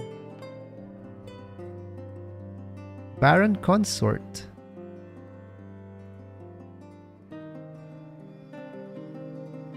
Advanced stockpiling is key for certain things, but a bit of head fuck at first, yeah.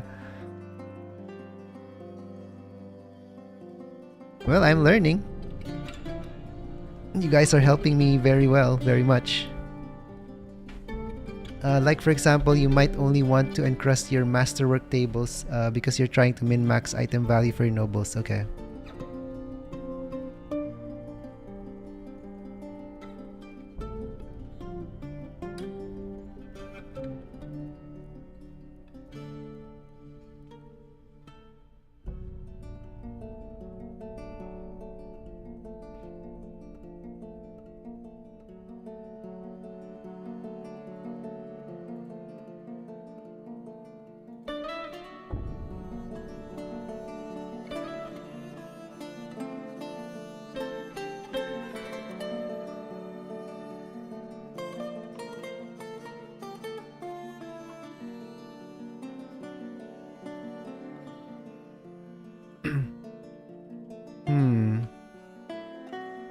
We need to increase food production as well.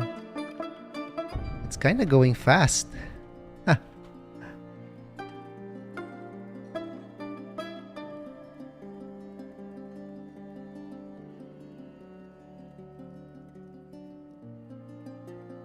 make more meals.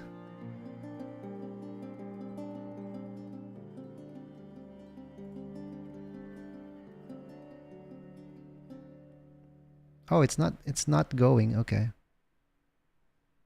I guess we're fine.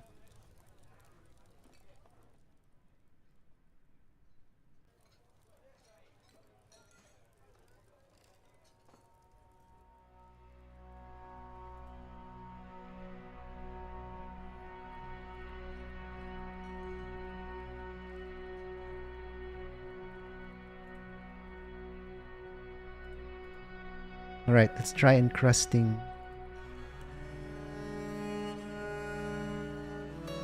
And oh, there's a caravan.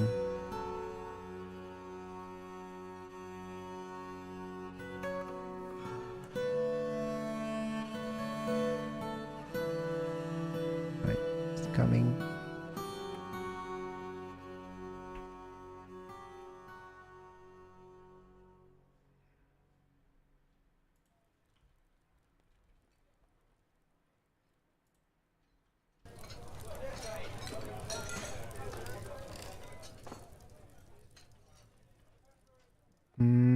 Alright, let's encrust them before the caravan arrives. The reason you want to encrust trade goods is because depending on the encrusting, it enhances the value of the item. For example, a 40 value gem that has been exceptionally encrusted will increase the value of the item by 240 instead of 40. Okay, that's good. On rock crystal or keeping artifacts from prying eyes, or stopping your hospital stealing all your adamantite. Lots of reasons to specific stockpile, yeah. Generally very valuable gems like rubies or diamonds I save to encrust masterwork furnitures. Okay.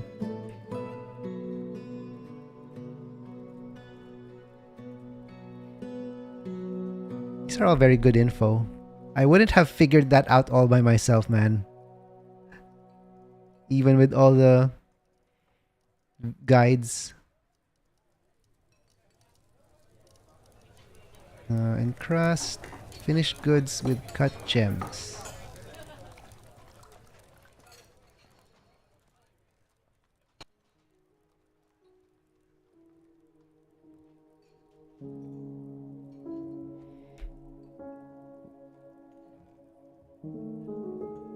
Wait, so I can do that here. Let's cancel that.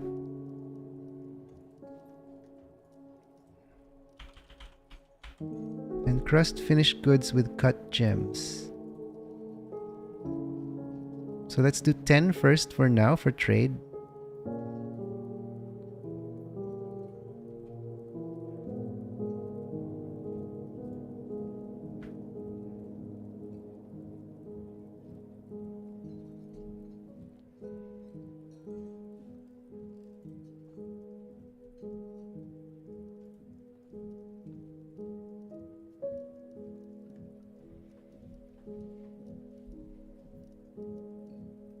Alright, caravan. Alright, created a masterpiece dog bone bracelet.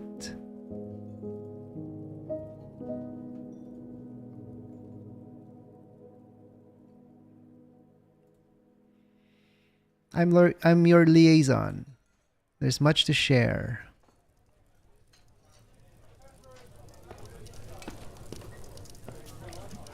Alright, let's buy leather. Well, for next year.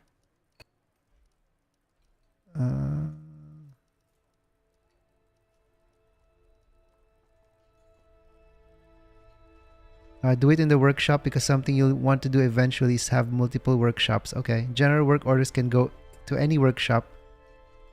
Oh, you can also set specific work orders from the workshop menu. Okay.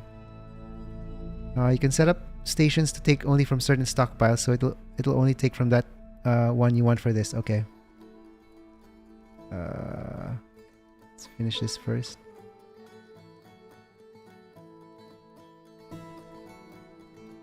Oh right, there was an option that it can from any workshop. Okay.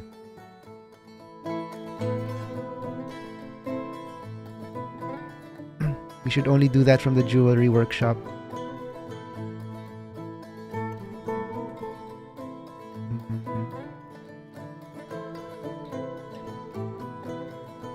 yak leather, wolf leather? Oh, wolf leather. I guess I should check all the leather. Can we check all of them? No.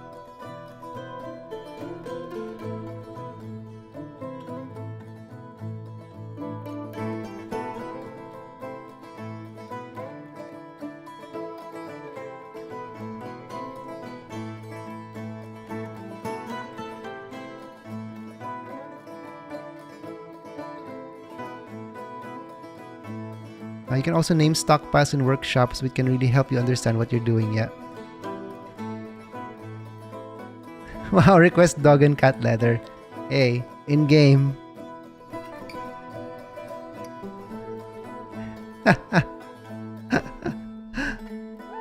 I mean, the butcher shop automatically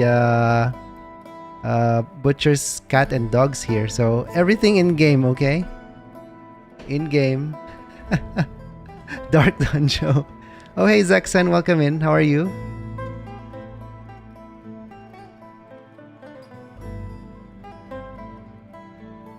Right. I actually don't know what we need. Should we get armor? I guess. We haven't been able to make any armor yet.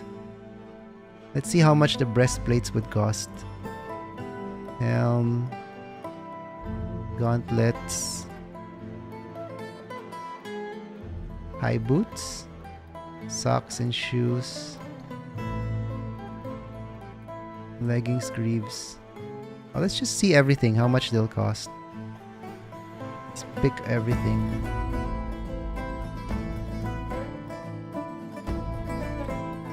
Male shirts.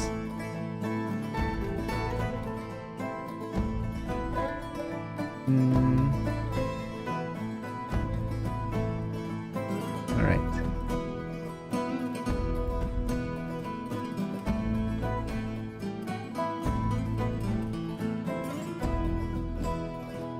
You don't want to know what he did in Bela and Cud. I mean, we don't talk about that.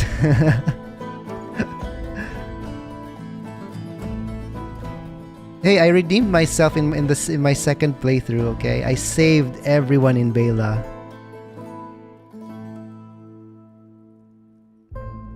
How many years old is this fort? My first time in your DF stream. I think 4? I started in year 100 if I remember.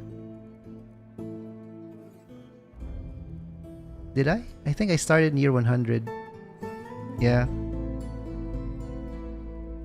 It's also my 4th day of playing. I just started on... When did I start? Monday.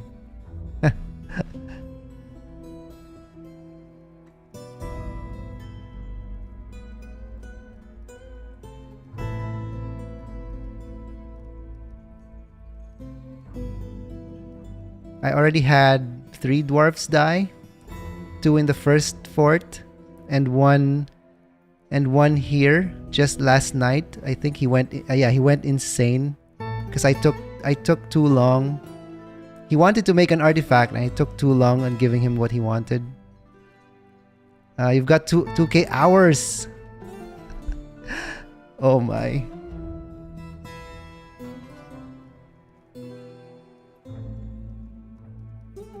Yep, I'm still a baby here in DF.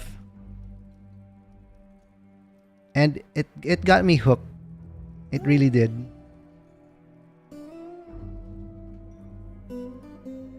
What else do I need? Yeah, I think we look at all the armor.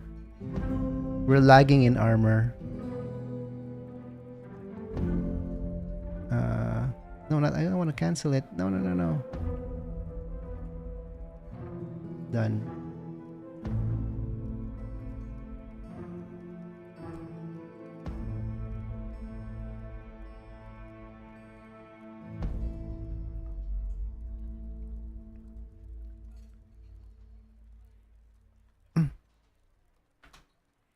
I mean, you let it run through sometimes overnight just to see what happens.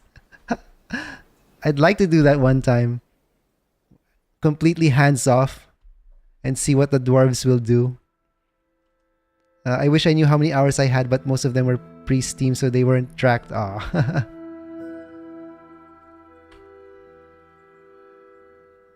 Alright, let's check on our goods.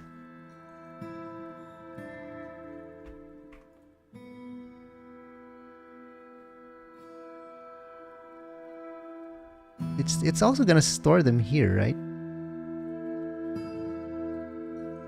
Oh wait. Yeah. I should cancel that.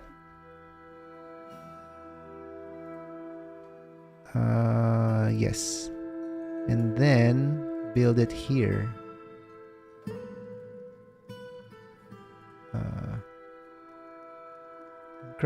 Encrust finished goods with cut gems.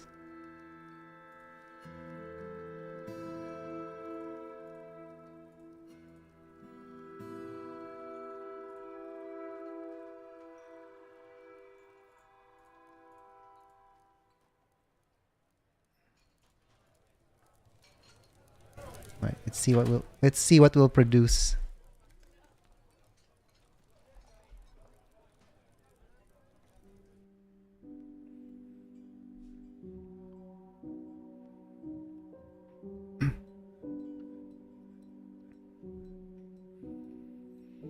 There was someone who wanted to breed adult dragons, but they're like 200 years to mature. So they created a mini fort focused on just keeping the dwarfs and dragons alive to speed through the years.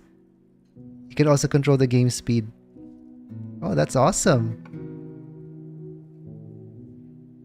So the fort has minimal maintenance. I mean, that's good if it lasted 200 years.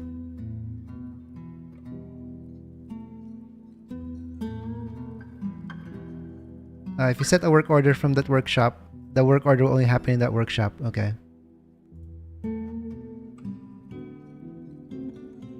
Right. Yeah, he's doing it. Mr. Gem Setter.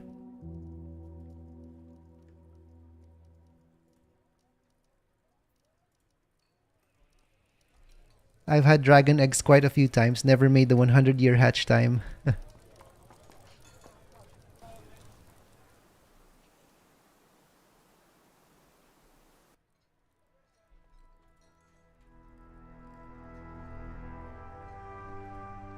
Alright. Where are the encrusted stuff?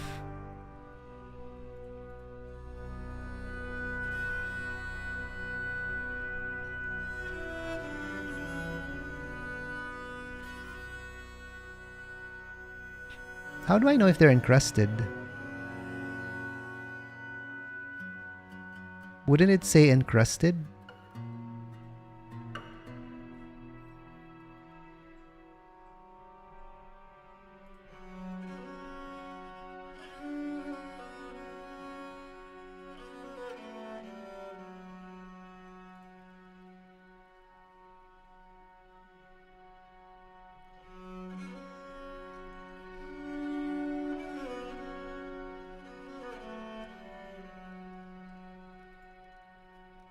The little symbols on either side of the item denote improvements. Okay. Alright.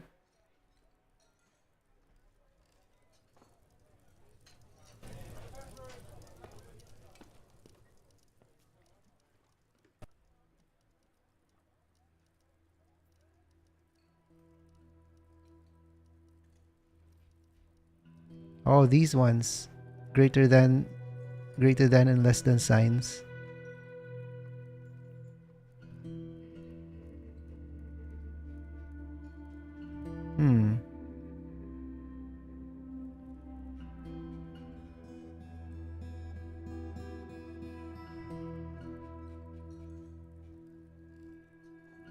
So this means it's the highest quality. I had 10 encrusted ones. But are these ones also encrusted? I'm not sure. I don't know the meaning of the symbols.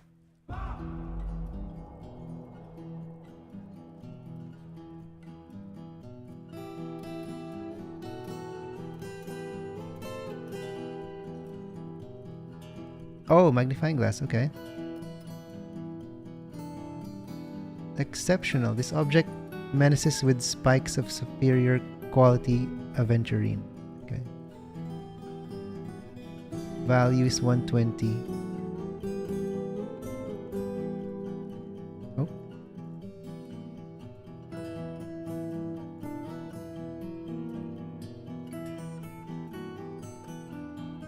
Oh, this one wasn't encrusted. This one?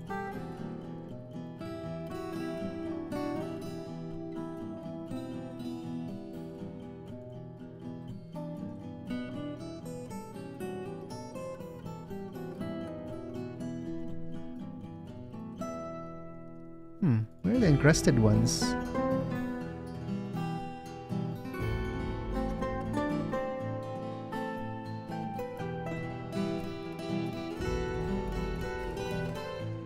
Oh, there we go. Well crafted, finely crafted, superior quality, exceptional, masterwork decorated. Okay.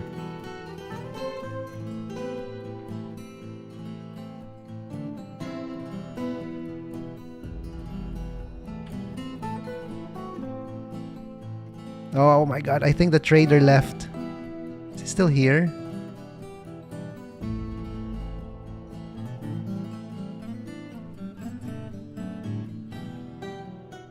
Don't leave.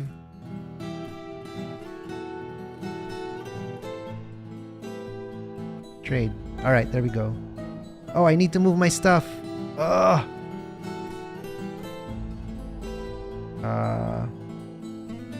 Bone.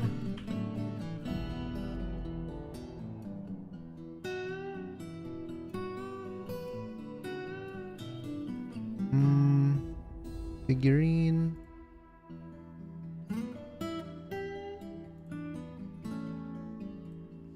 Alright, dog bone scepter.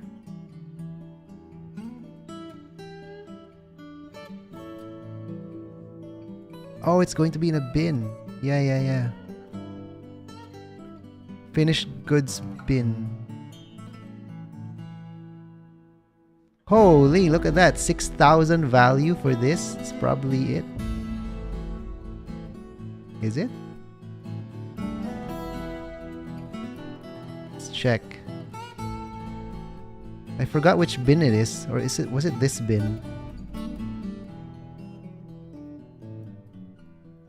You probably should have made an output stockpile, yeah. Alright, let's do that so we don't Alright, let's check all these. Right, Mr. Merchant, don't leave. Probably has an artifact in the bin. Okay, that's why the value is high. Oh no, he left. Alright, took too long. We're fine. We're fine. I don't want to talk about it. We're fine.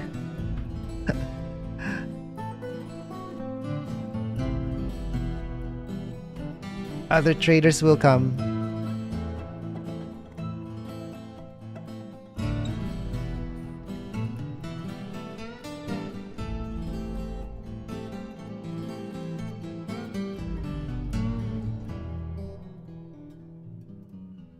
See?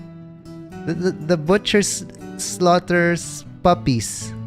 That's not me. I didn't do that. It's the butcher, whoever the butcher is.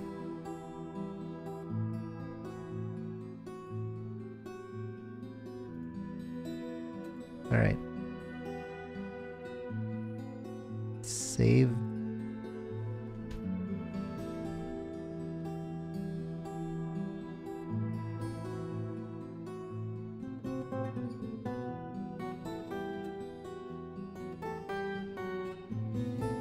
Go make an output stockpile. You can put it next to your trading post. Set it to accept all and turn off gather from everywhere. Okay. Okay. I do want it here before the before the bridge.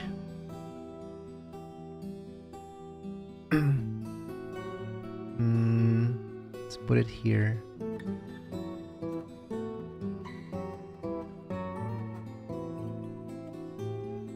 Then link to jeweler. Okay. Let's pause it. Pause.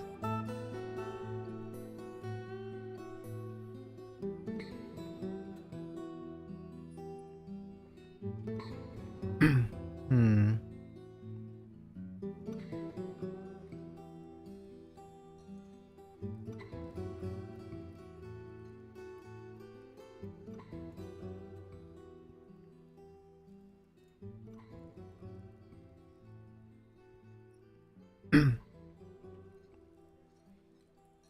I want to get rid of this stockpile. I should put it in another place. For now, let's just extend this one.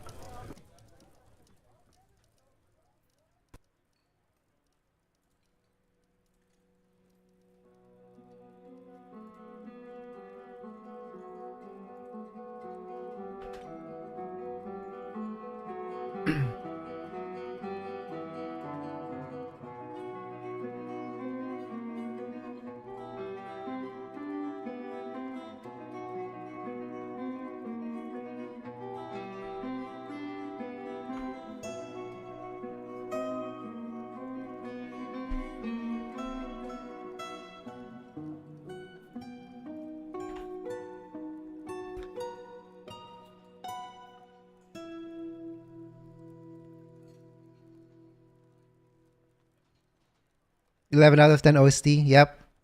That's why I set it to play every... with a 10-second interval. I wish there wasn't any quiet gaps. It should just play all the time.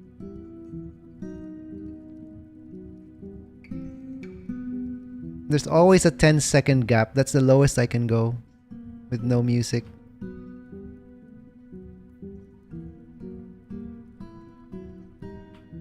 Alright, now...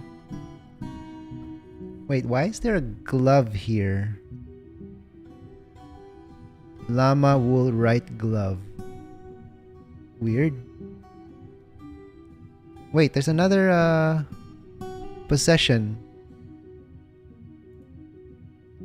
Wait, does he need items? It seems that he has everything he needs. Oh, he's not here.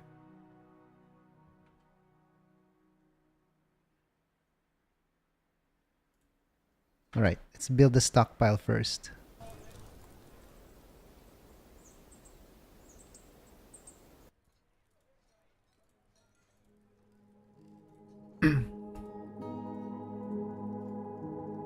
Alright. He's gathering, yeah.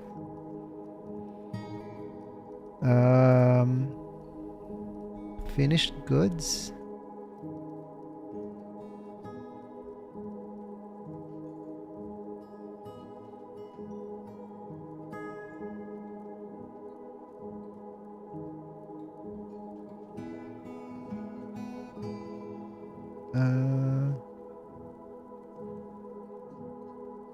Wait, do I set any specific here to get the output?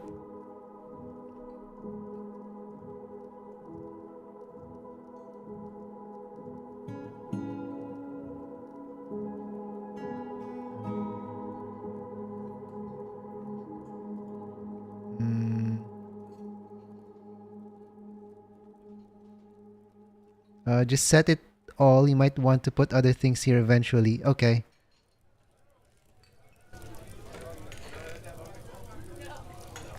Just turn off the collect option.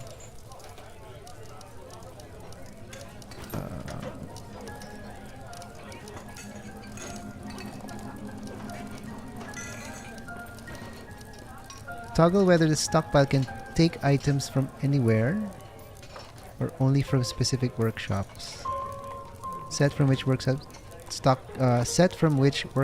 and stockpiles the stockpile gives and takes the items.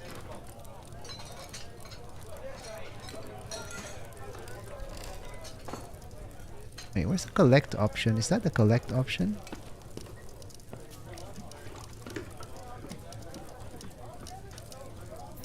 Oh, the anywhere one. Toggle whether the stockpile can take items from anywhere. Okay. Oh, okay, that's the only toggle. Okay, I get it now. And only from choose a stockpile to which the selected stockpile will take items. Select a stockpile or workshop to take items from. Jeweler.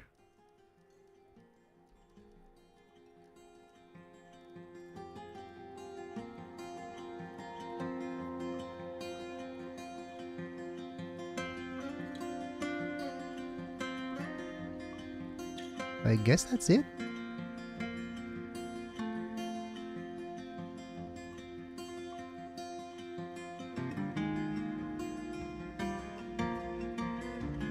Yeah, set to all. Yep.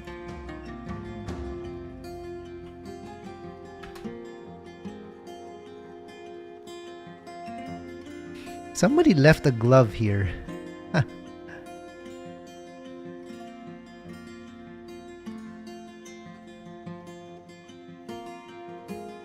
Why is there a wood barrel here?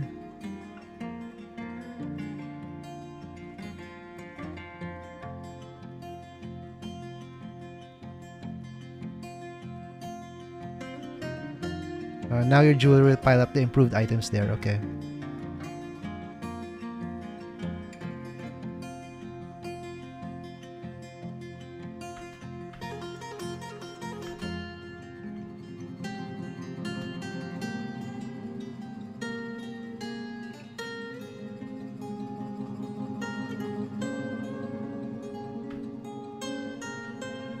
Oh, really? I unpaused it before I turned it off? Okay.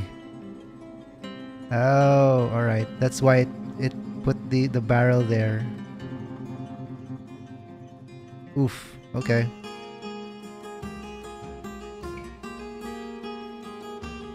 Oh god, okay.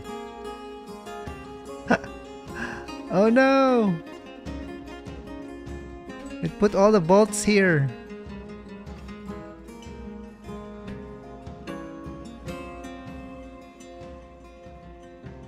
Uh-oh. But we're good now, right? It turned it off.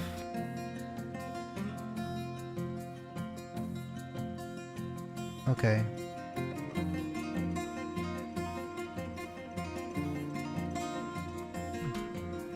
Just made another all stockpile somewhere else, yeah. Just repaint it without the top row, alright.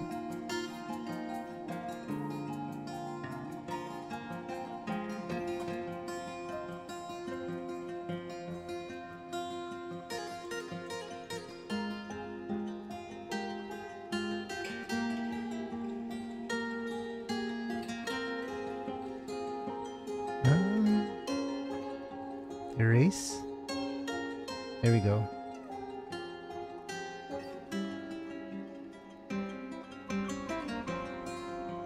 And then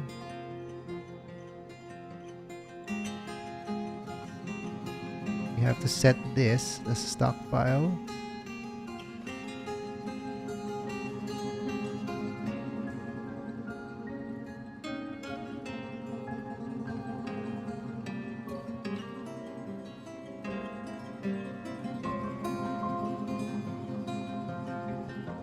Okay. Alright. That should work now.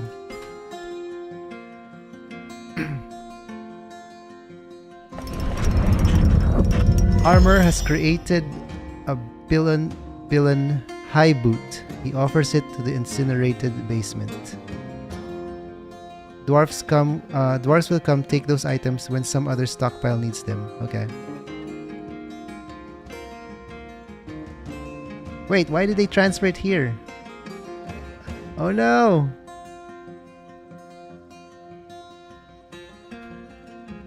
I said it correctly. Stockpile 19 is off. Oh, now you have a legendary armor to make gear. All right.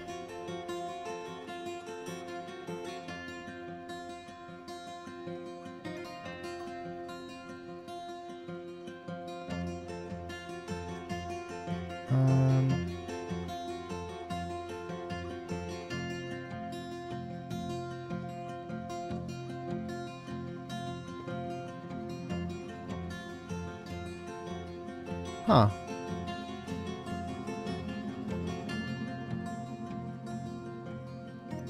Maybe I should just put the... Oh, in bins. Oh. They should look into the bins.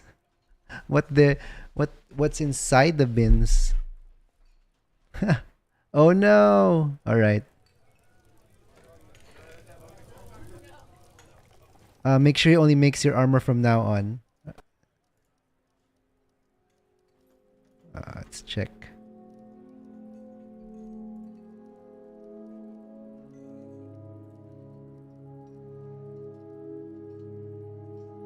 Oh, where do I set that?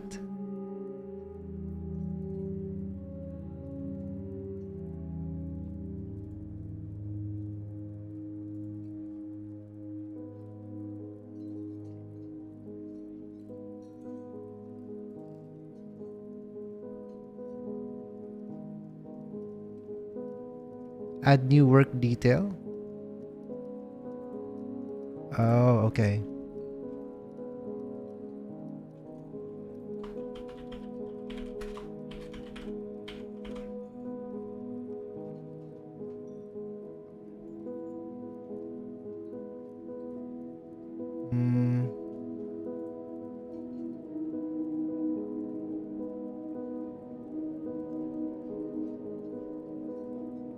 Armoring. Armoring? Okay, armoring.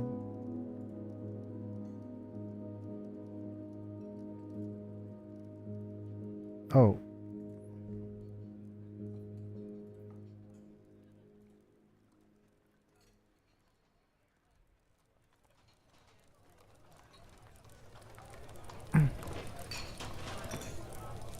Was it this guy? He's the only talented armor smith, so I guess it's him.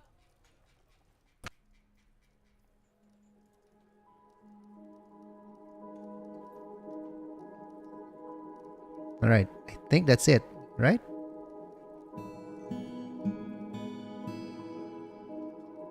He didn't get legendary because he was possessed. Oh.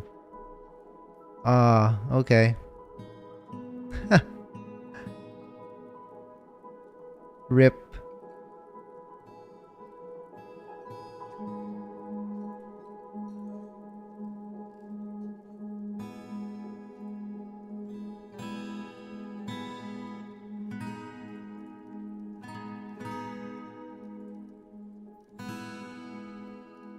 Alright, so we don't need this anymore then. Can I delete it?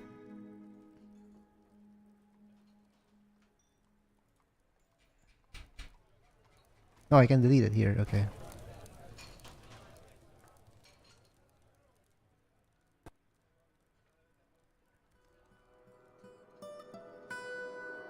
Oh, I will? I will still need it? I guess I'll leave it. I'll just leave it here. You want to make custom work details for almost everything eventually. Okay. Right, now...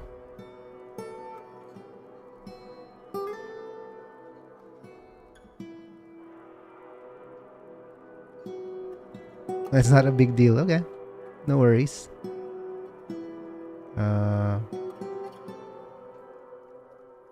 So this one is a bit tricky if they can't see what's in the bin. Can I set those crafts to not go in bins? Weird though. These are all in bins as well.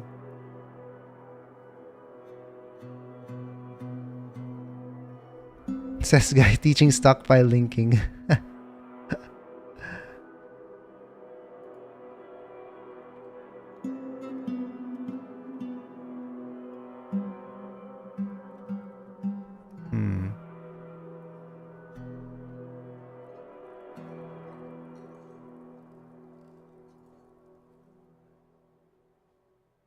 Yeah, I don't think we can set what a bin takes, right?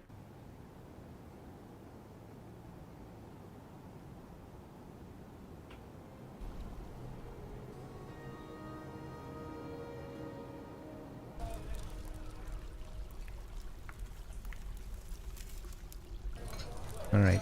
I guess we don't have to do this right now. So what you need to do is erase the stockpile, then use the dfac empty container command to empty the bins. Okay. Let's erase the stockpile. Wait, do I need to empty these bins, or the bins in the jeweler? I don't wanna unload the bolts.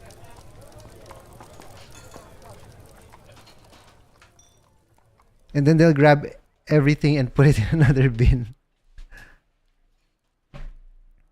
Oh, just undraw it.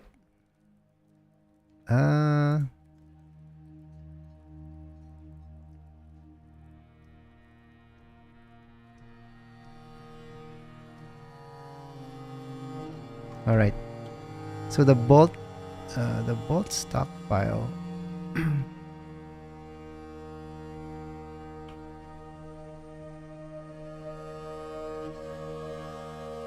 Let's see how many bolts we have. I guess I could put the bolt stockpile above this.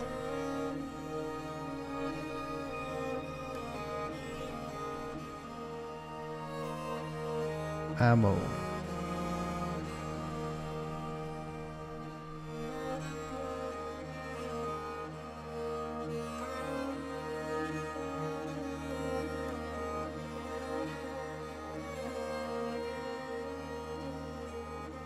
And then this one.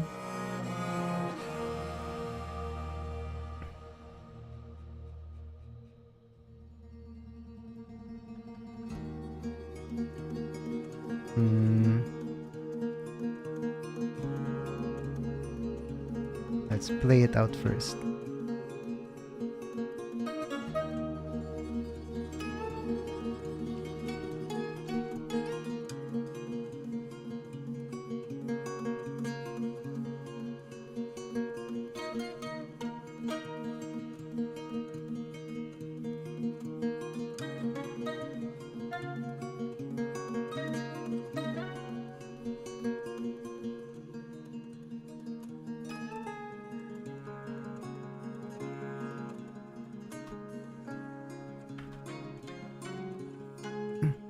It's happening because they're trying to put bins into the stockpile to accept items, but they don't care about the contents of the bins. Yeah.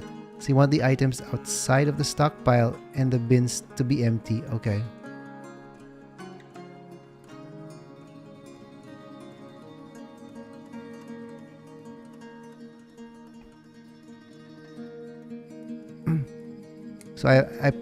So let's put all of the ammo first here. I guess they're doing it right now.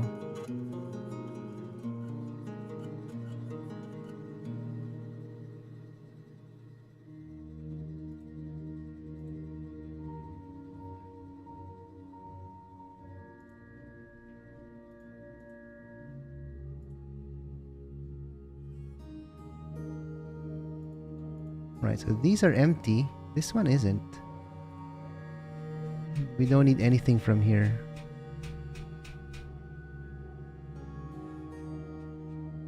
Okay.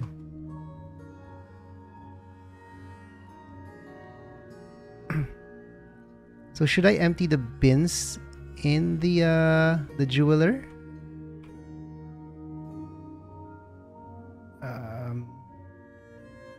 So you want the items outside of the stockpile and the bins to be empty.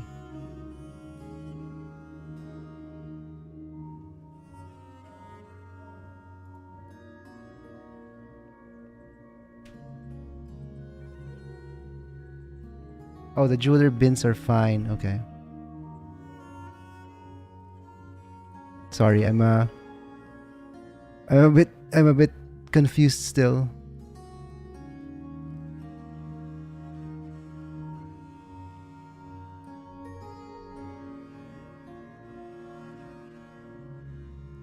It's the bins in the output stockpile. That's the problem. Okay.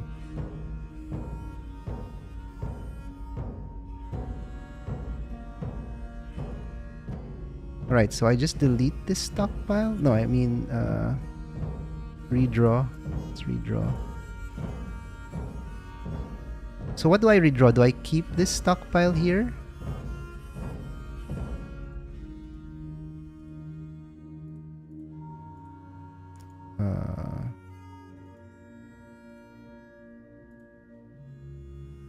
Can't you select how many bins barrels allowed in zone? I don't know. Let's see.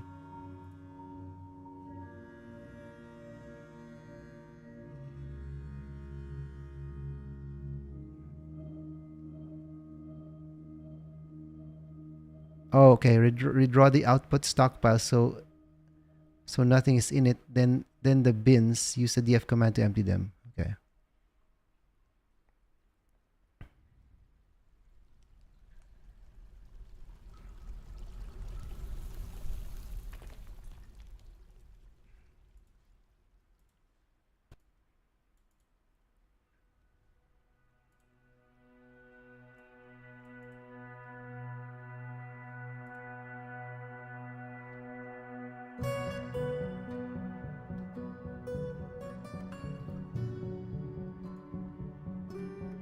Wait, I should just remove it for now.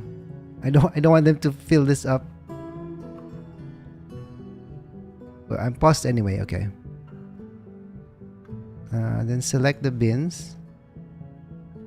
So the center one is the only one with anything in it.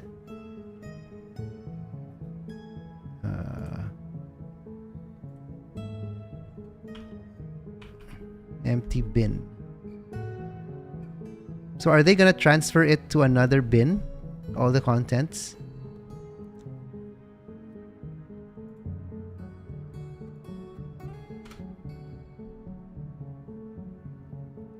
Oh, where did the bin go? Huh. Where did it go? So these are all the ones in the bin. Oh, it drops them on the floor. Okay.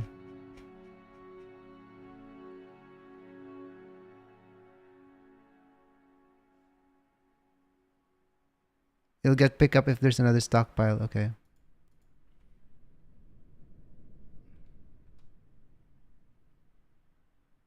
Ooh, that's a lot. That's a lot of items on the floor.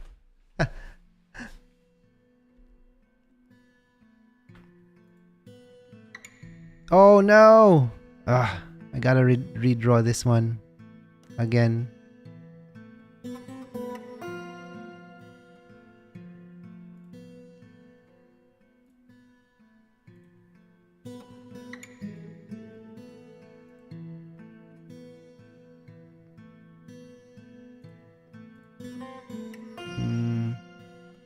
Erase. Erase? There we go. Why do you have so many stockpile-less bins? Do I? They're all they're all here.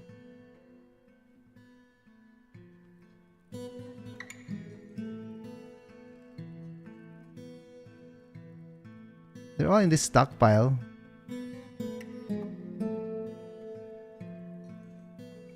I don't have any more bins. Wait. Although I have the bins in as a work order.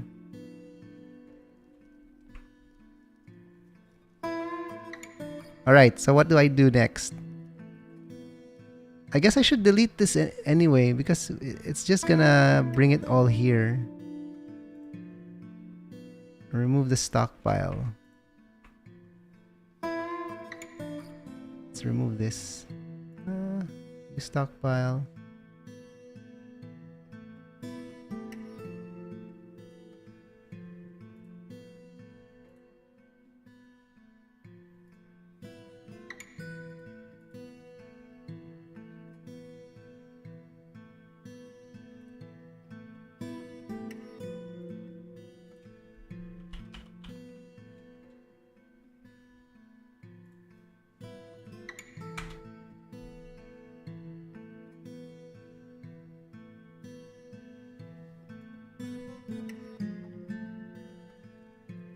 They're only bringing bins that don't have a home. Oh, well, I don't know. I don't know what I did.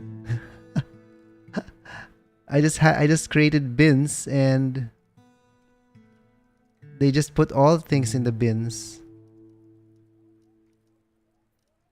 All right. So should I press play now? Since it doesn't have a stockpile.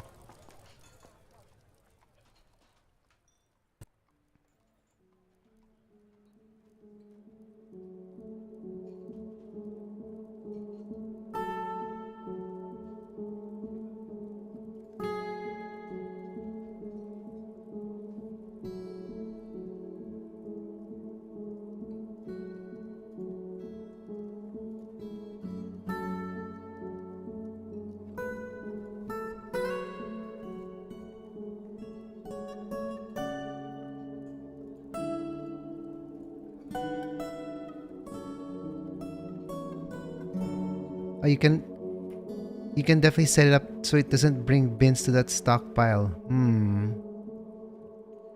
Just can't remember how. It's okay, we'll figure it out. That's the joy of this game. It's a very social game, very interactive game. I mean it's encrusted trade goods. If you can't use bins, it's going to take a lot of space, yeah. You set the number of bins to 0. On the stockpile?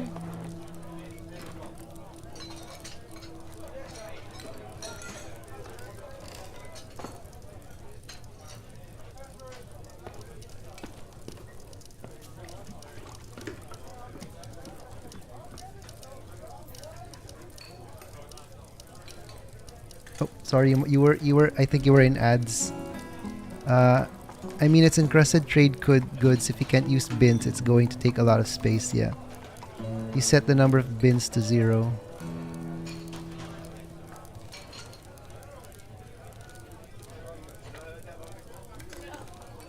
There's a setting for the number of bins barrels allowed. This gets reset if you change the filters or anything else. Okay.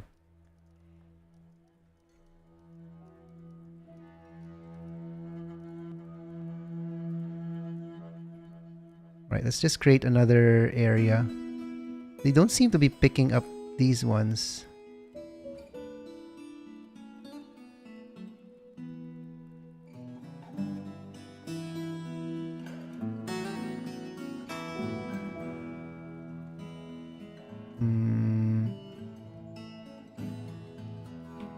I guess we can put it beside this.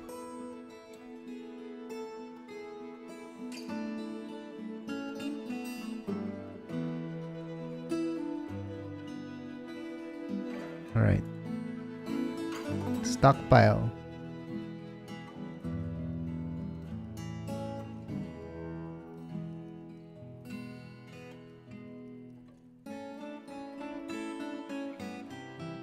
Oh, set how many barrels, bins, and wheelbarrows this stockpile can use. Set.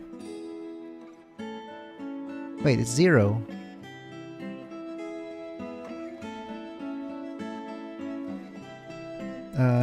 He had filled bins, so they brought them to the stockpile even though gather anywhere was turned off.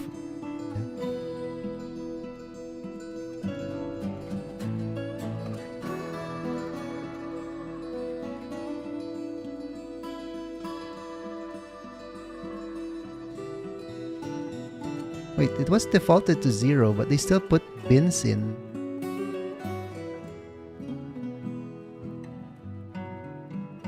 At work, so missing half stuff. What's going on? Yeah, we're trying to figure out how to set this stockpile. It's 0 because you don't have any items that allow bins barrels. Oh.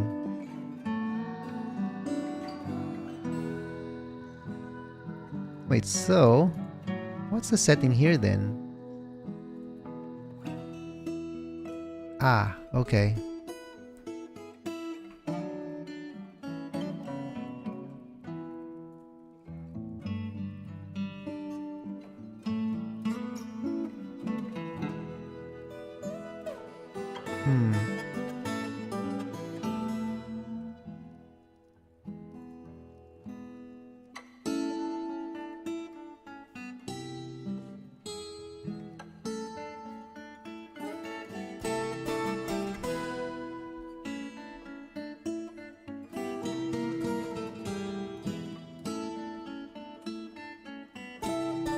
Alright, let's do this again. So this is off, and then we take from jeweler.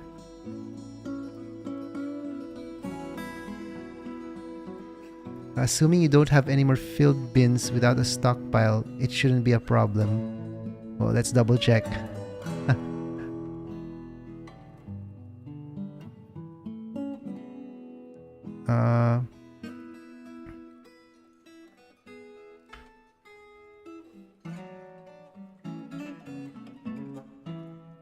Right, this one doesn't have anything in it.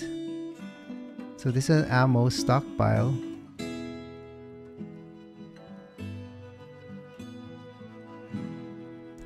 Bins and barrels with items outside of a stockpile are the problems. Okay.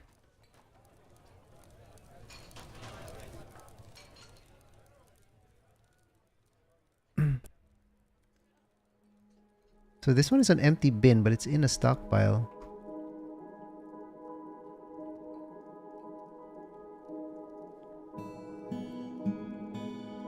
I mean, should I'm making wooden bins here. Should I remove this for now? It's probably keeping, they're probably making bins all the time. I guess I should, is there a pause? Oh, wooden bins start empty, yeah, so it's fine.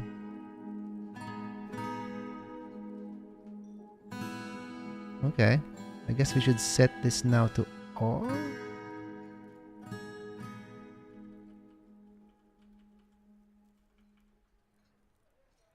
They only fill bins when they're in a stockpile. Okay. Bags can be filled outside of a stockpile though. Now I don't know if I have bags. Oh, I have a lot of bags.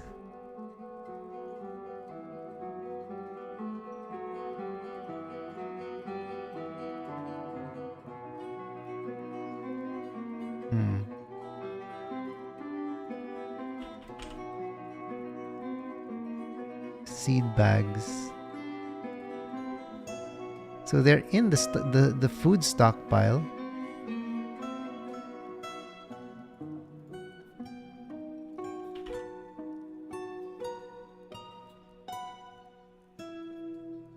They're in a stockpile, they're fine, yeah. Alright. So why did the ammo... But it came from here. I think the ammo stockpile came from here. The ammo bin came from here.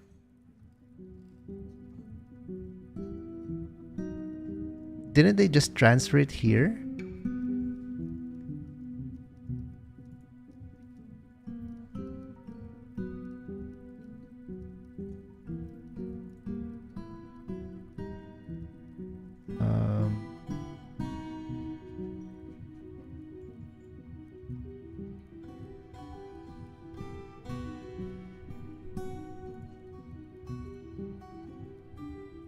Oh, it came from somewhere else. Okay.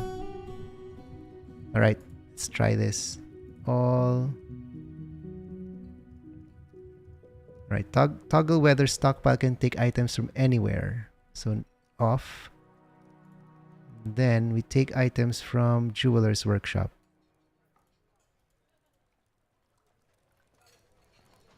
So I have to set this to 0 then. How did it change when I picked all? Is that what it is? Yeah, it did. Okay.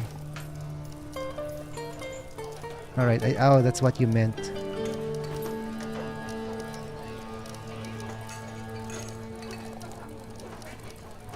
They won't take a bin from a stockpile unless the contents are invalid for that stockpile or the stockpiles are linked. Okay.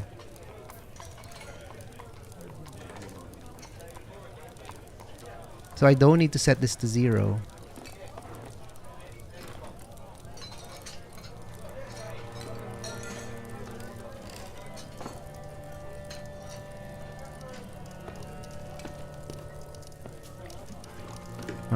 Let's Is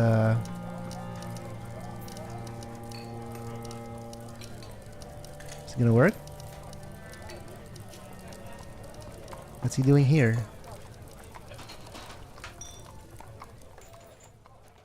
Dwarven child, what are you doing here? Wait, there's another barrel. Okay, I think I should set that to 0.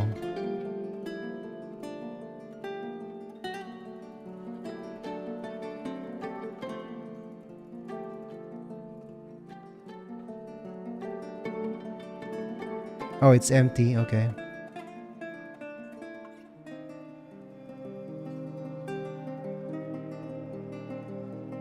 Dwarven children have a habit of playing after finishing a job. It's fine. We want empty bins barrels. Okay. Right, let's put it back.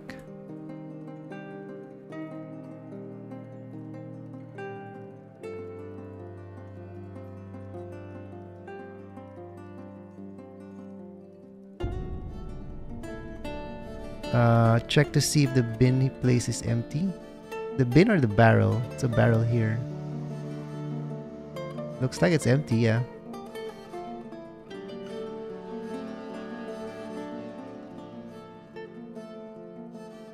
Oh, I didn't notice that. A bin under the blue stone.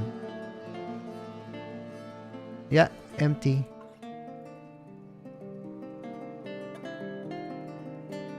How about this other one? Okay, no. How did you see that? I didn't notice that. Did he place... Oh, he placed the bin there, I guess. I didn't see that. Alright, play.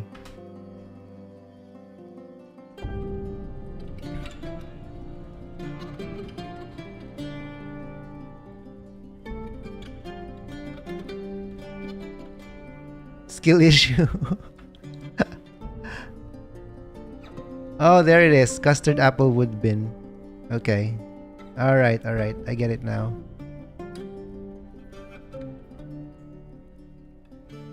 For some reason, my eye only focused on stockpile 21 and everything under it.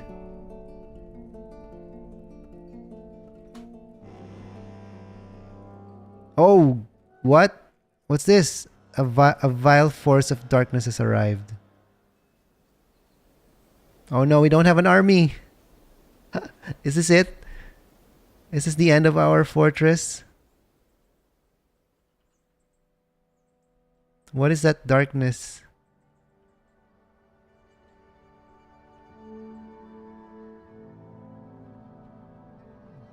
Pause and learn to burrow. Okay.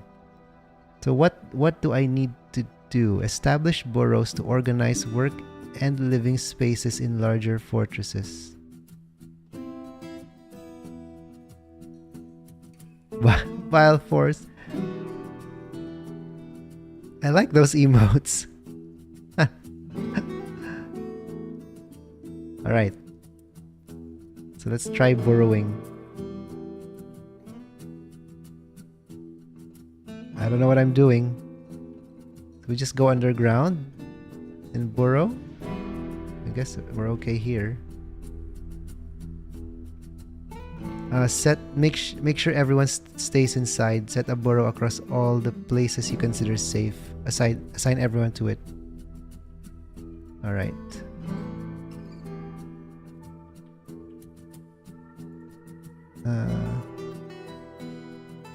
Oh, is this like a zone? Do I have to dig first before I add a new burrow? Oh, okay.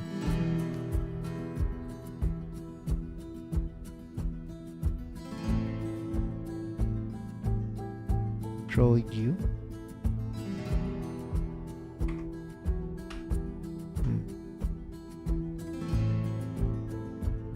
Let's save first.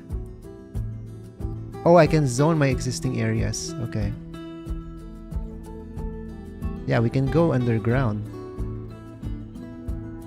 And then... Is somebody... Are there... Oh, wait, let's check. Alright. So I can set these hallways, I guess. City zoning, yeah.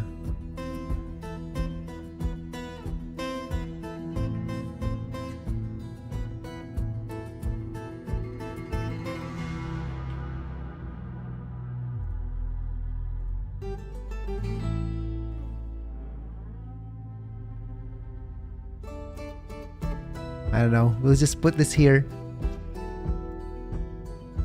Just paint the whole Z layer since it's all underground. Oh, okay.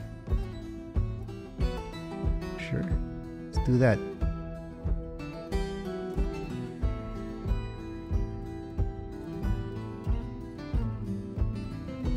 Then this one as well.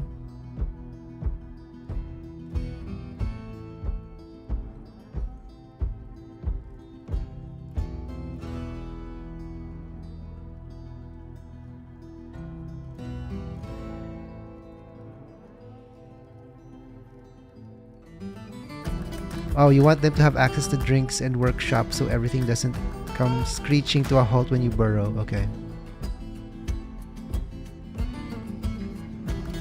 The hospital is above ground, at the first level though.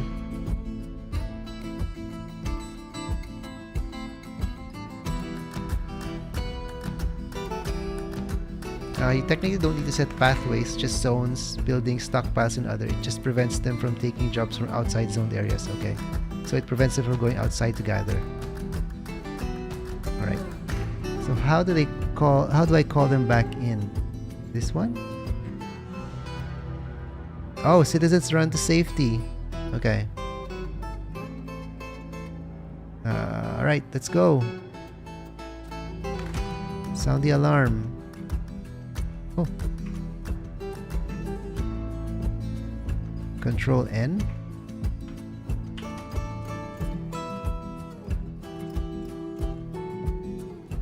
How do I know if it sounded the alarm?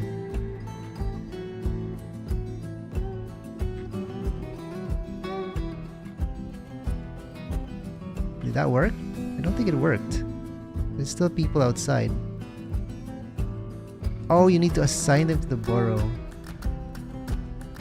Oh, there we go.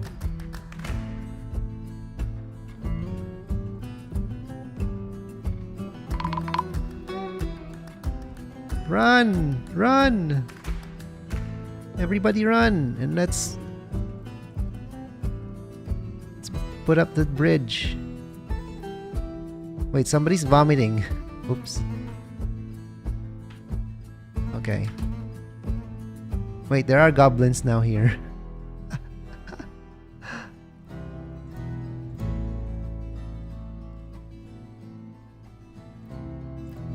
Alright, now there are goblins that are trapped. Okay, so is everybody inside now? I guess they are. Now we can pull up the gate.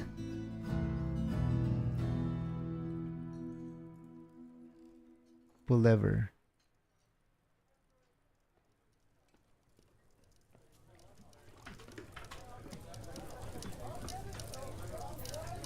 Oh, you can turn off the alert. Okay.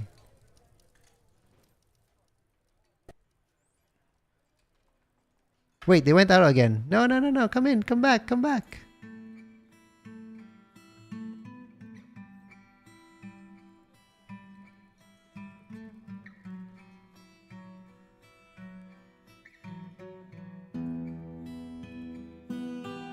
The vile force is still here. Oh, you captured... Oh, was that it? We captured everyone? We captured all the invaders? I thought there was a vile force of darkness. Was it just the goblins?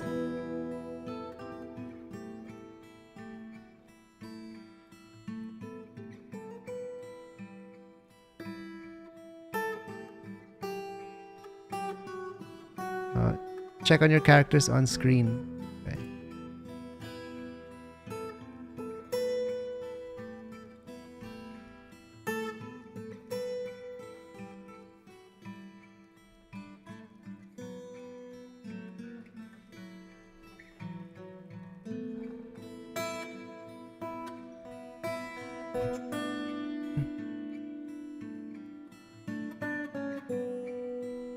Are they all in the burrow? I guess so. They all ran there. Small raid to start with, yeah, they'll get bigger and bigger. Oh, other tab. Okay. Ooh, caged prisoner. Okay.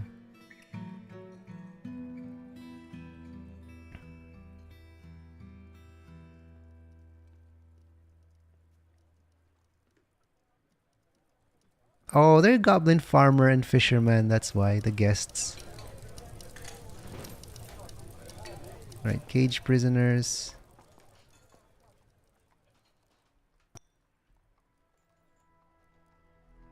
Okay.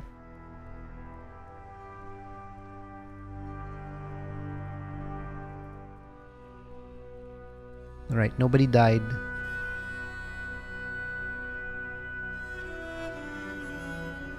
Right, I think we're good.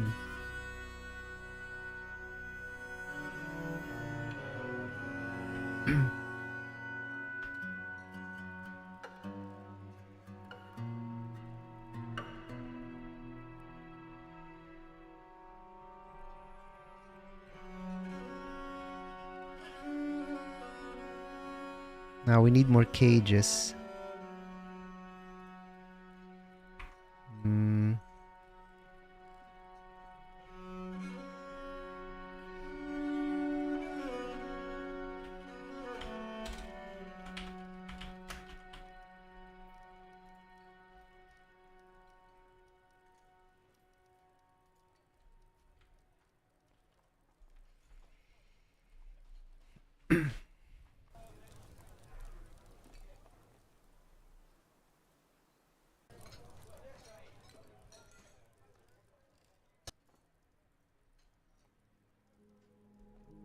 That's your gentle reminder to get your metalsmithing industry to start producing steel. Yep, yep, yep.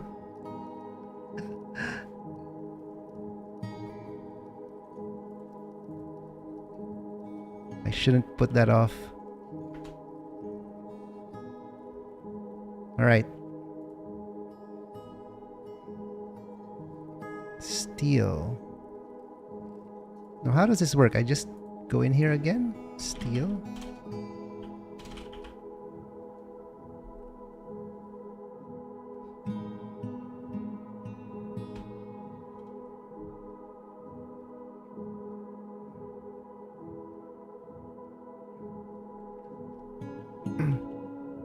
Oh yeah, we have to keep digging. Don't I have enough? I don't think I have. Alright, let's keep digging.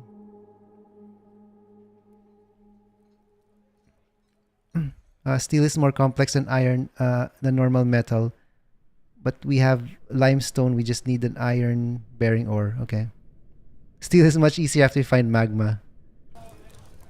Alright.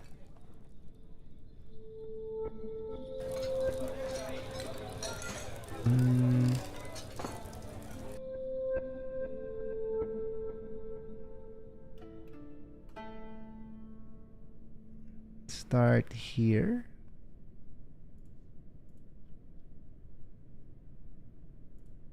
Or are we just gonna explore? Exploration digging.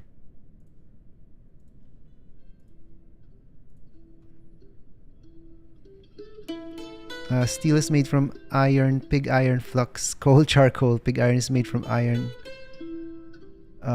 Iron, coal, charcoal plus flux. Yeah, fuel is the rate limiting factor. Okay. You'll need to turn the entire forest into charcoal to produce a lot of steel. We wouldn't want that, or we're gonna not have any wood. Pig iron is iron with a maximum amount of carbon. Iron has no carbon. Mixing the two gives you the right amount of carbonation for steel. Okay. Coal.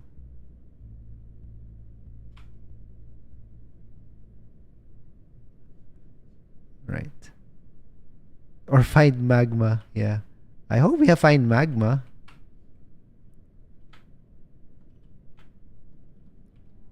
Let's dig some more here. And then we keep digging down.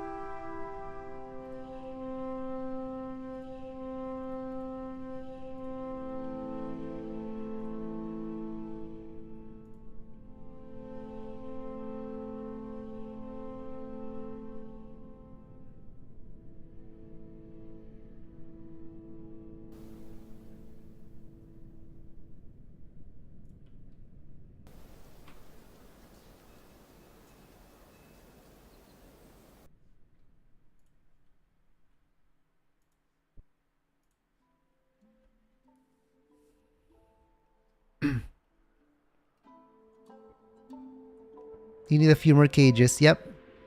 I have a work order for cages. Looks like it's done. Let's make some more.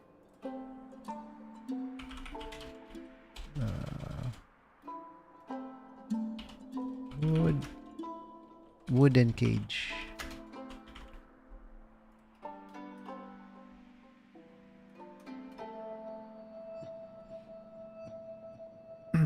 We can go magma hunting, but I fear without a starter military we will bite off more than we can chew. Nah.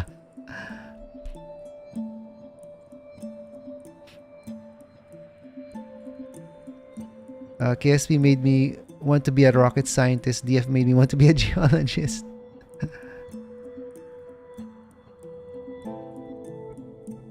I have KSP, but I never got the chance to play it. That's Kepler Space Program, right? Rocket scientist, yeah.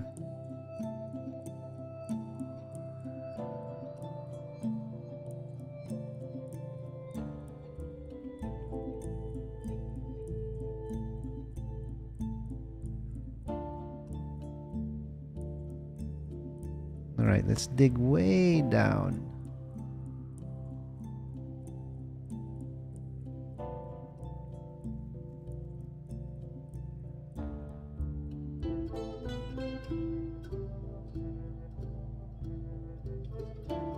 Oh. Let's delete this.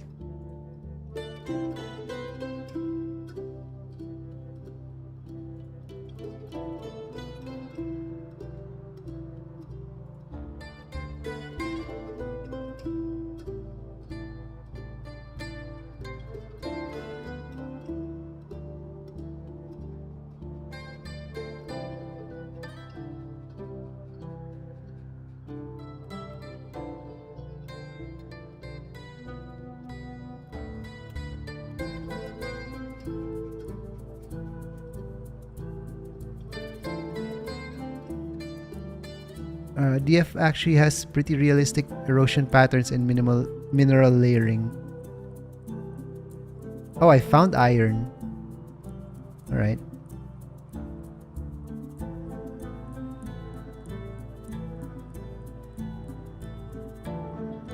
Oh, this one, limonite wall. Okay. Limonite.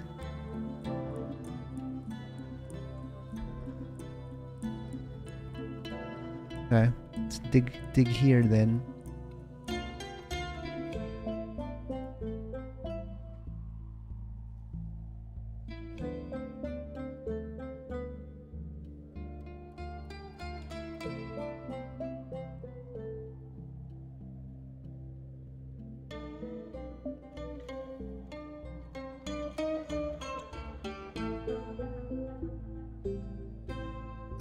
You have like 4 different iron bearing ores. You can auto mine the ore and it will get the whole vein like gems. Okay.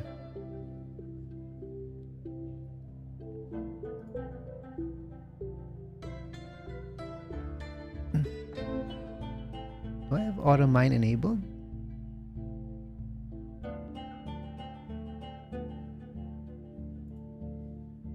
Oh, it's not DF hack. Okay.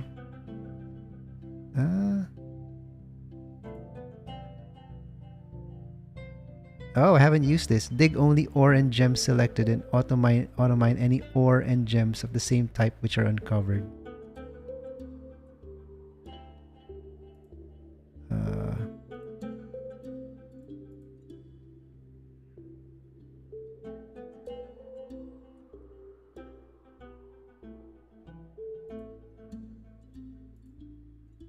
And then, do I select this? Not sure how to use this yet. So I dig only ore and gems selected. And then I select this here. Oh, just paint a piece of it. Okay.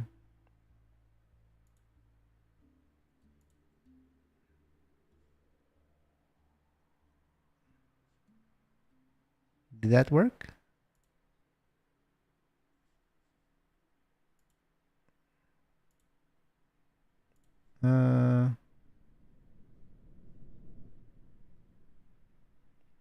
Oh, piece of the wall.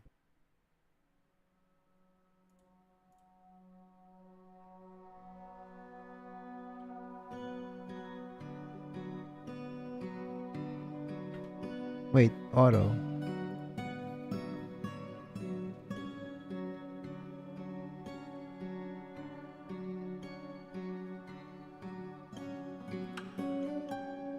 Wait, hold on. I don't know how this works.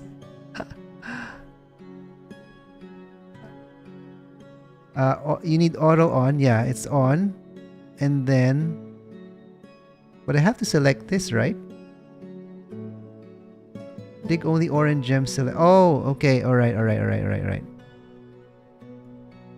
There we go. The green ones.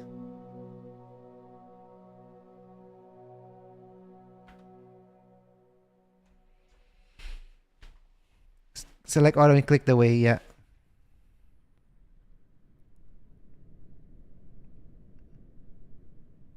Wait, did that work? So auto is selected.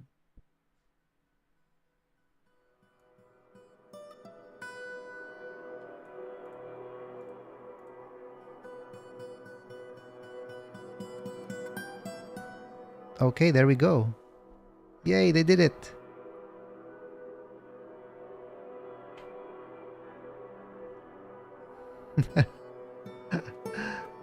Now do all the walls.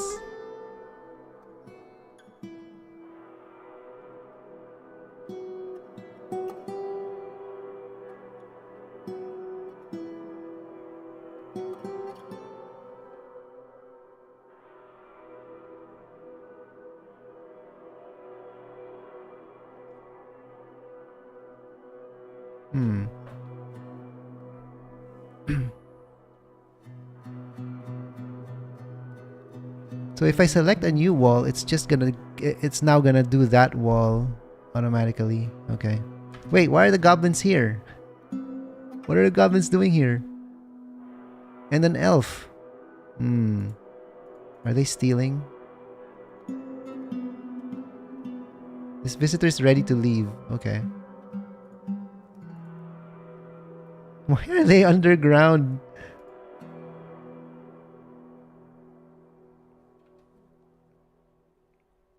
It leaves some interesting paths. I like building my fort around them sometimes. Paint the whole layer.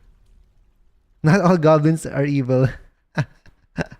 I was wondering why the goblin was here. But then there was an elf, so... Yeah. Alright, so I paint the whole layer. Okay.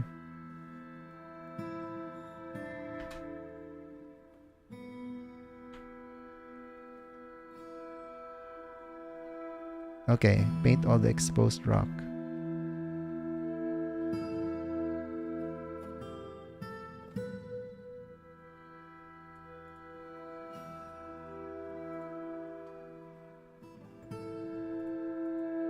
Oh god.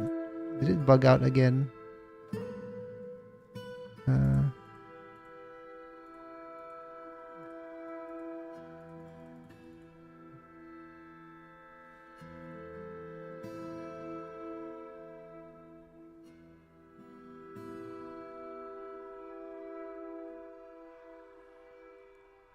It will only select ore or gems.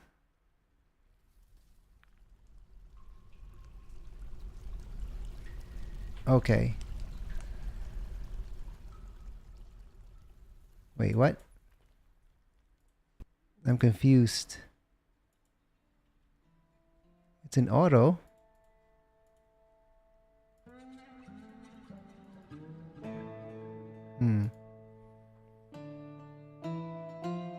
Yeah, we just want the good stuff. Hold on, let me restart the game. Or restart the save, rather.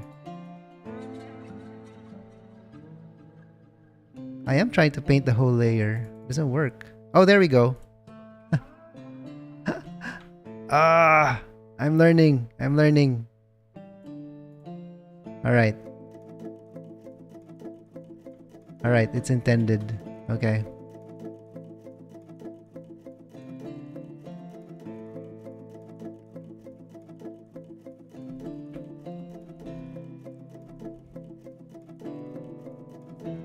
Alright, new tool learned.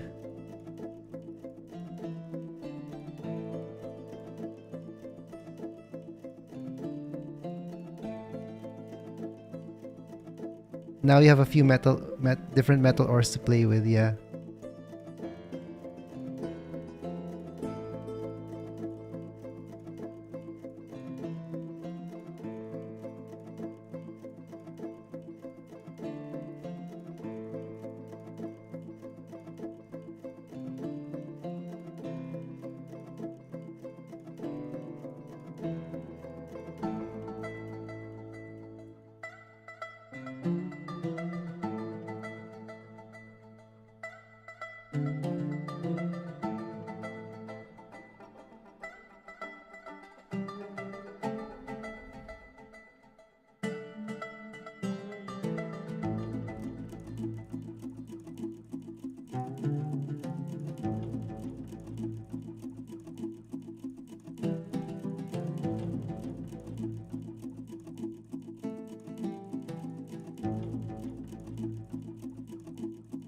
Alright, now I should do that to all the layers.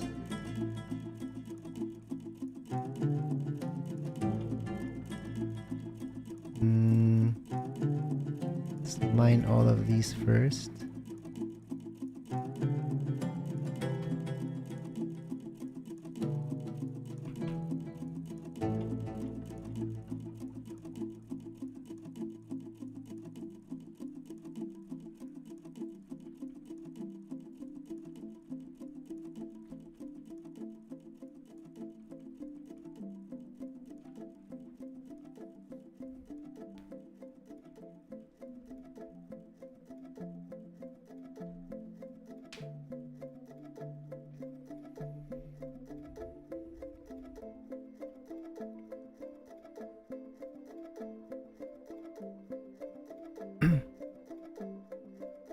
Oh, we should put more ore storage now. It's gonna fill up quick.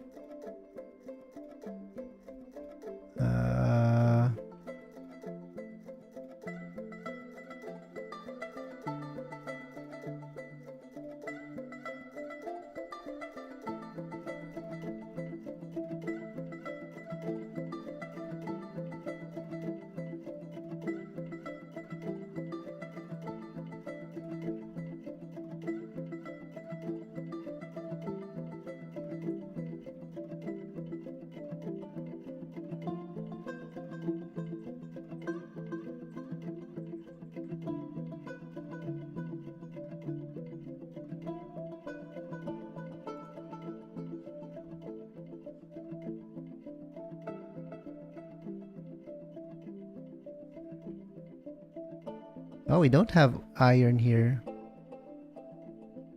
Limonite. You should put an ore storage next to your smith, yeah. Smelter, yeah.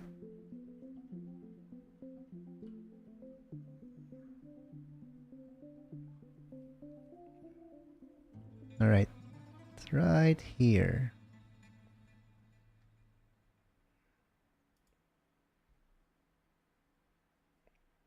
Magnetite also gives iron. Okay.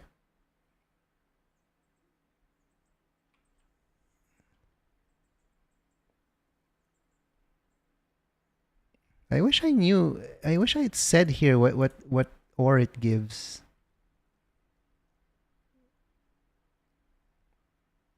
Doesn't say.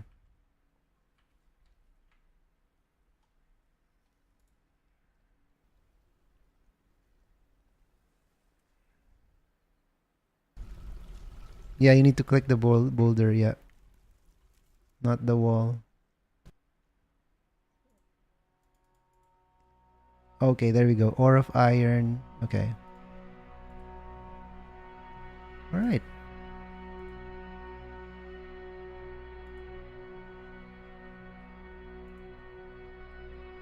Yeah, if you click the boulder.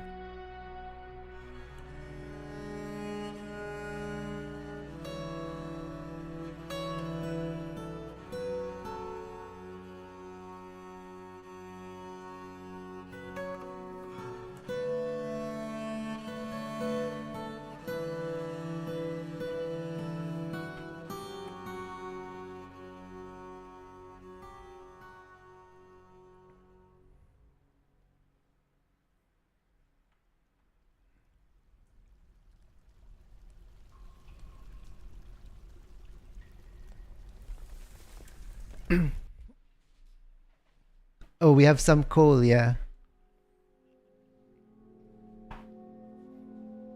Yeah, I wanted to just dig for coal instead of burning wood.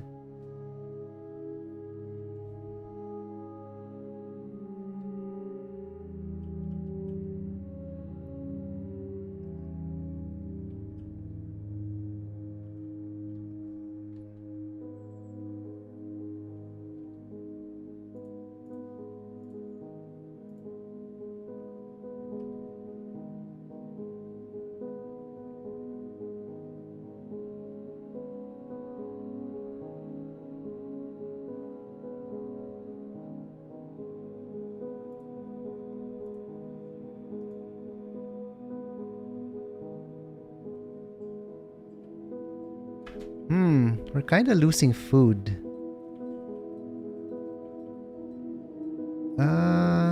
Ooh.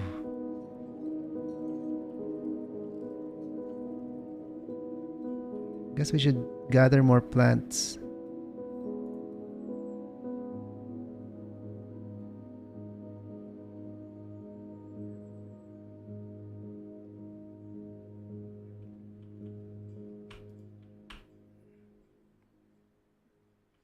Yeah, they're outdoors. And I think only one of these is working. The others aren't. I should have put underground. But I can't find any clay or sand underground.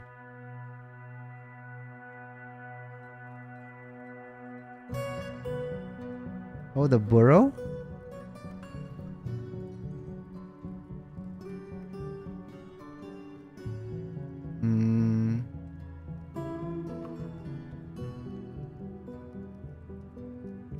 Yeah, nobody assigned.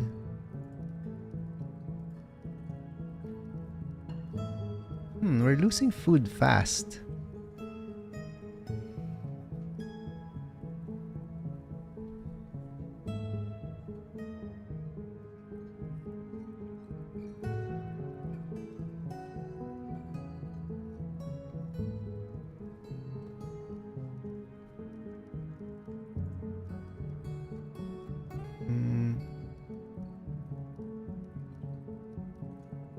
Yeah, hard to keep up with the migrants. Right, lesson learned for the next fortress. I should increase drink a little bit.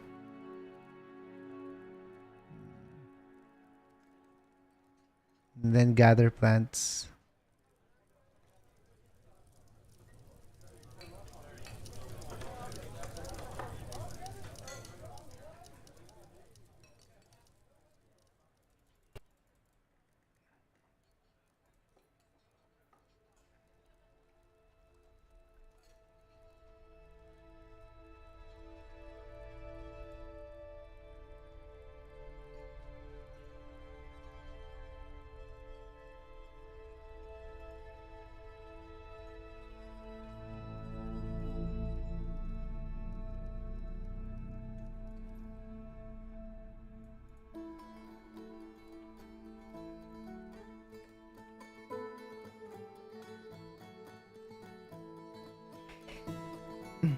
We can make artificial dirt inside if we flood it a bit and let it dry. Oh, it creates mud floor for farming.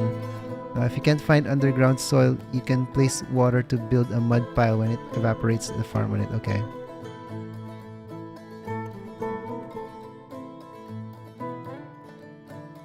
So how do we flood it? Do we just let them... How do you let them put water there?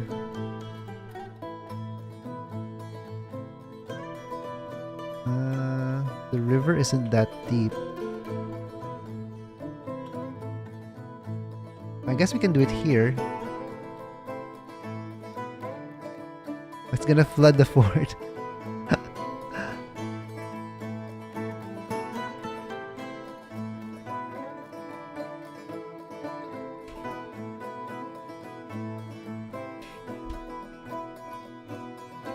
Most controlled ways to dig a hole in the ceiling and then designate it as a Oh, okay.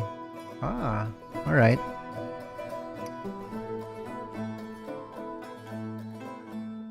So we can put it around here, underground. Let's put the farm here.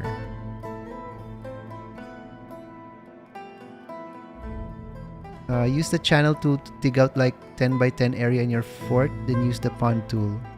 Okay.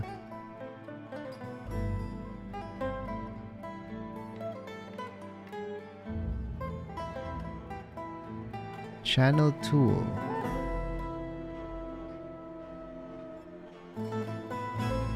Wait, what's the channel tool?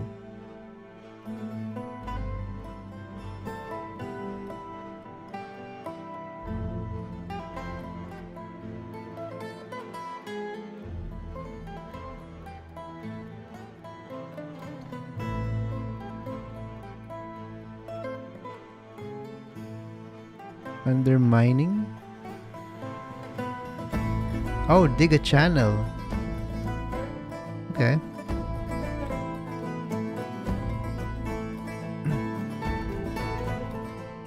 Alright, so I dig it.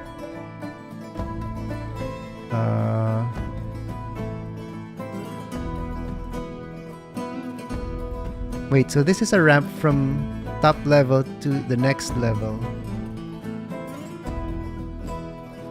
Oh, channel is a dig option. It lets you dig straight down instead of horizontal. Okay.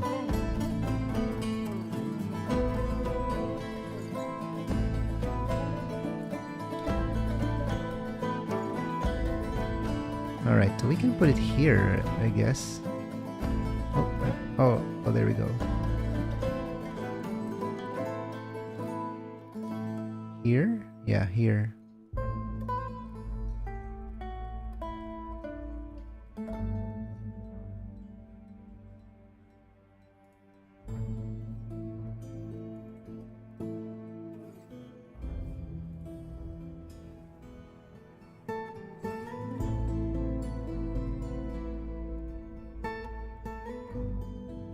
Make sure nothing is under it. Oh. Under the farm? I was gonna dig a channel here into here. So should I make sure there's nothing? Okay, that's good.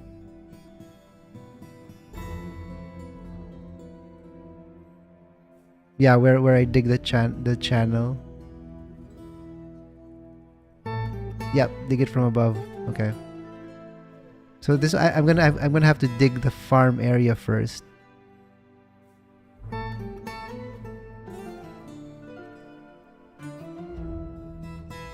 Yeah, channel and level 46. Yep.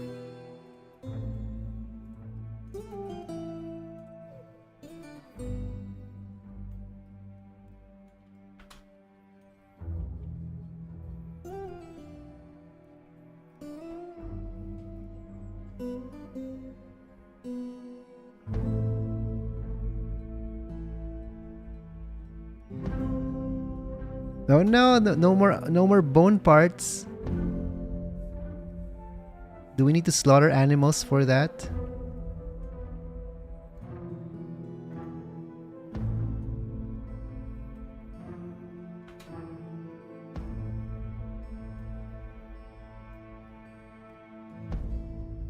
Needs unrotten bone body part.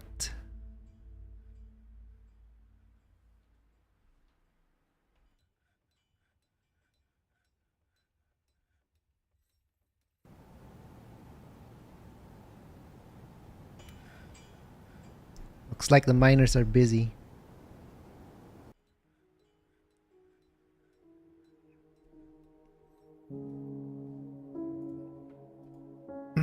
Oh, should I just make it as big as the farms, 3 by 3? Not if you use a single pond zone. So I make this area a pond zone, right? We can make it a bit smaller.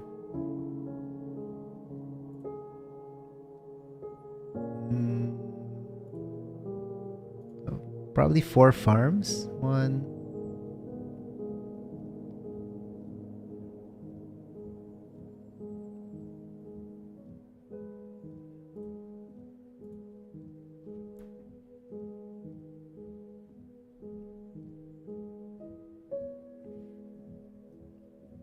Oh, the pond zone is where we use the channel. Okay, we just need a checkerboard of holes in the roof and label each one a pond zone. Okay.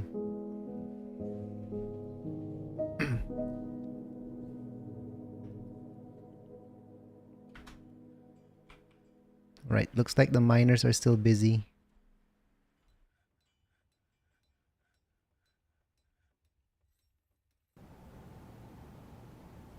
Time to teach him underground dwarf river science. I guess, yeah. I guess this is what it is. Flooding the undergrounds for farming.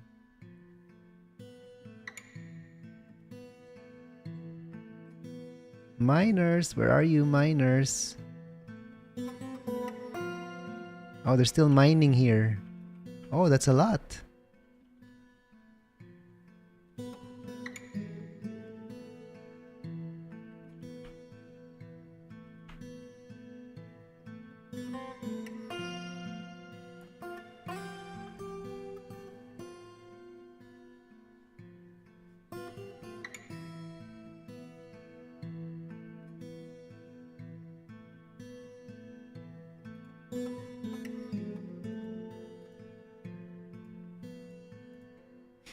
Always 10 ways to skin a cat.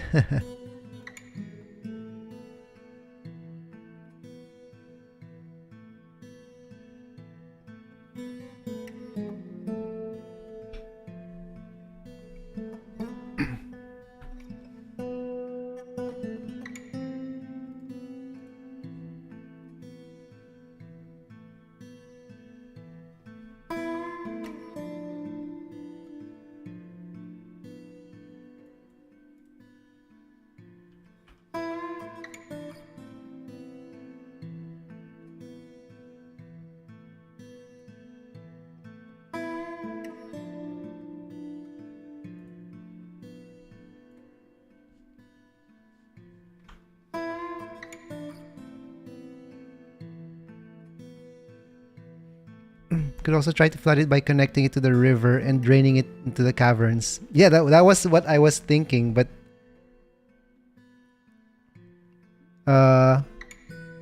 so we drain the river from above ground into, I guess so, yeah. But how do you stop it? Depending on how dangerous we want to go.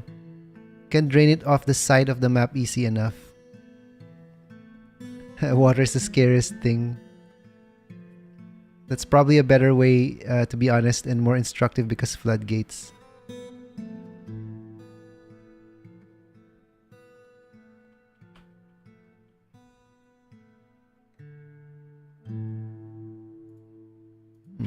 These miners are finding more stuff here than the one at the bottom.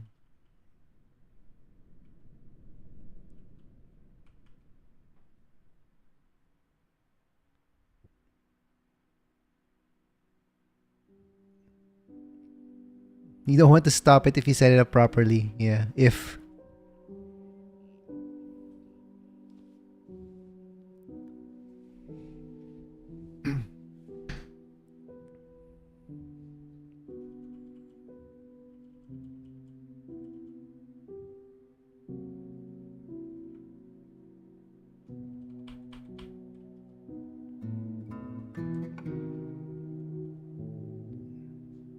Alert.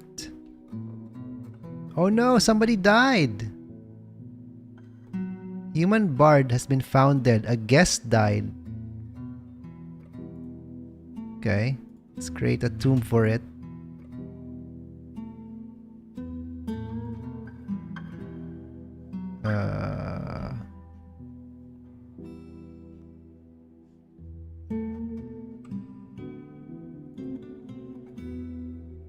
Oh, did he die by natural causes? Let's check it out. Yeah, old age. I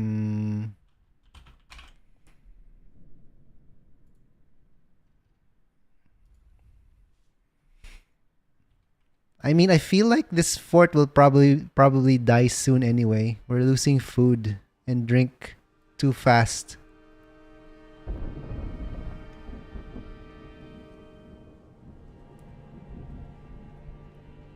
Old age deaths always occur on the first day of the year. If he hasn't been drained of blood, we are good.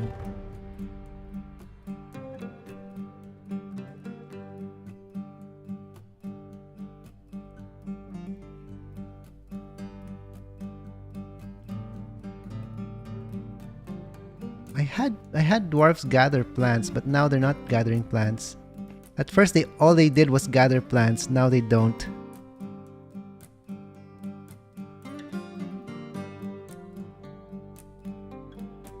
Oh my god, food and drink is running out.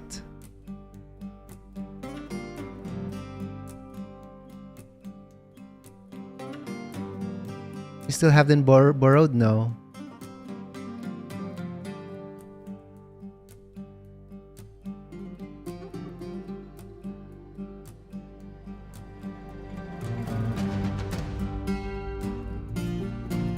So this might be a starvation death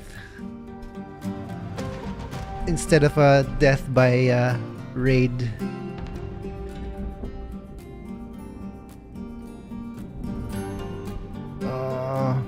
Let's make the coffin first.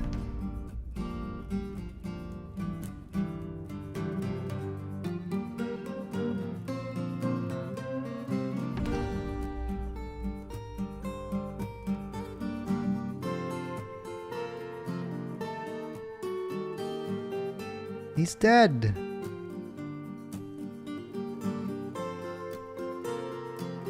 Alright, is the coffin done?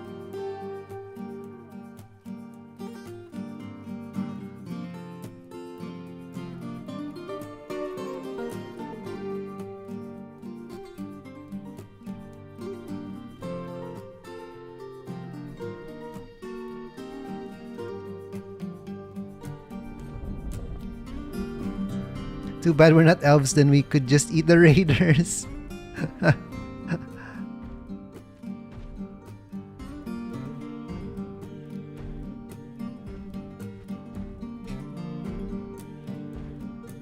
So next fort, I think I should just probably limit the population, keep it at 50 while I learn stuff. 112 based on what... When we were at around 50, we were in abundance of food.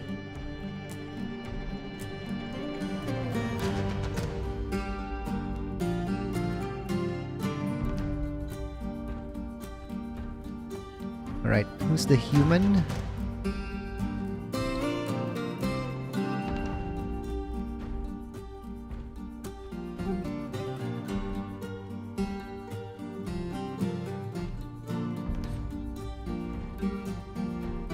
Alright, let's assign it.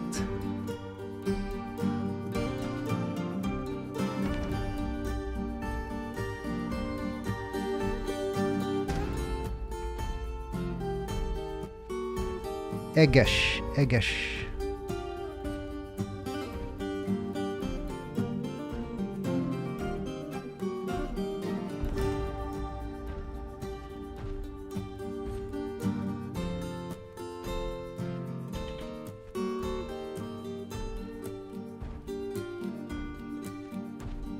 Wait, I thought he died. Why does he have a happy face here?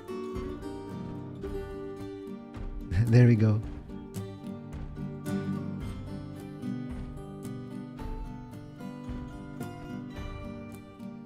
Alright, is somebody gonna bring him there? Alright, there he is. The real killer to high population is the raid triggers. We can fix this food problem in short order. Okay.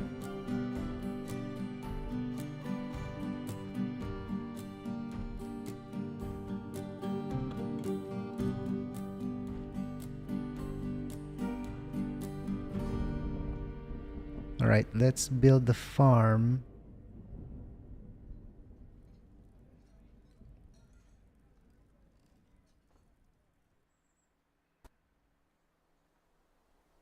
Oh, sorry about that. Let's show the link.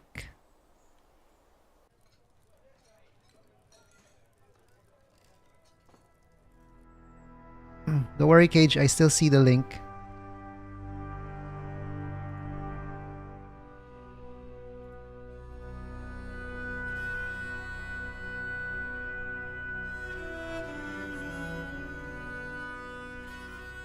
Okay, yeah.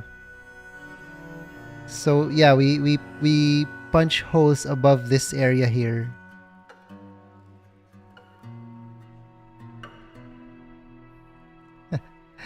Did you just draw this now? It's a cute drawing.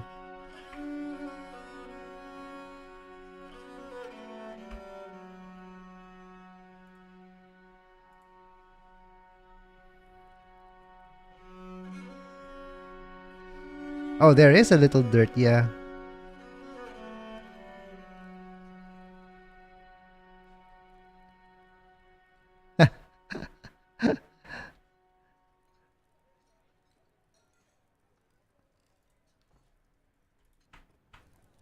Let me link it to chat.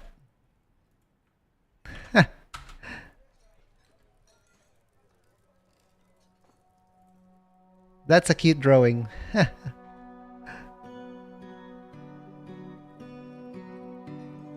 Hey Zach, how are you?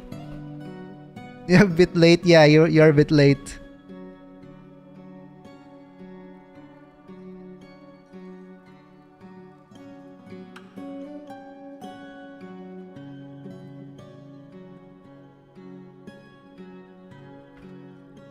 Alright. I'm gonna ignore the trader for now, because we have a lot in our plate.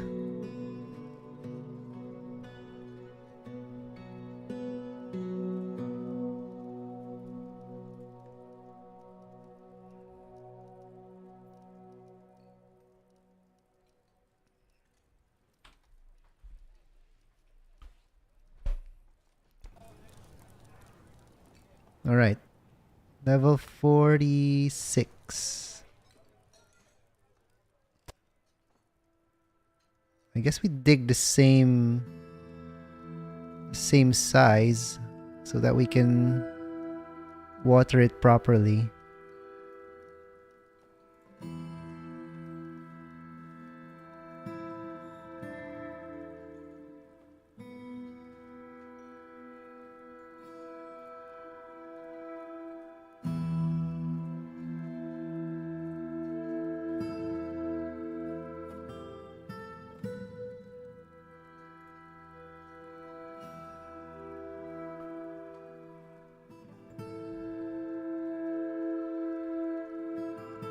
I wonder if there's more dirt on the layer above the tavern floor. Yeah, we can check.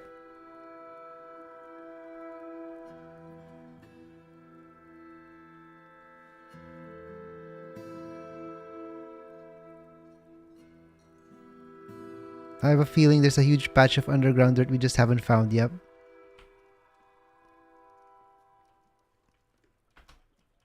Alright. Miners. Dig.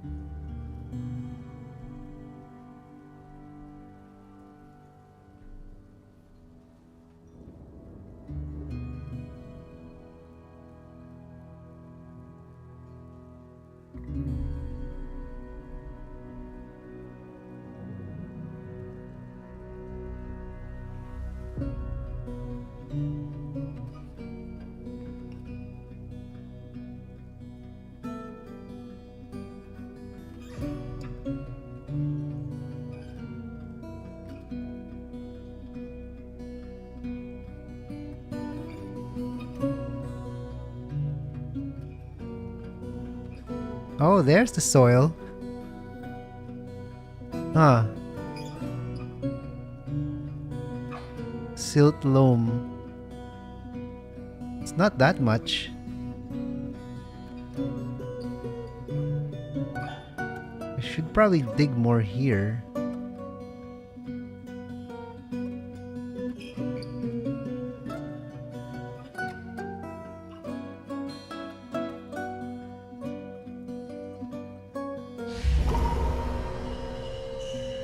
Oh. Weaponsmith is taken by a Fey mood. Claim the mechanics workshop.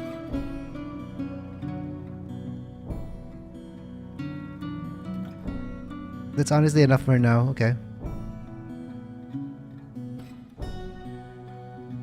Alright. What does he need?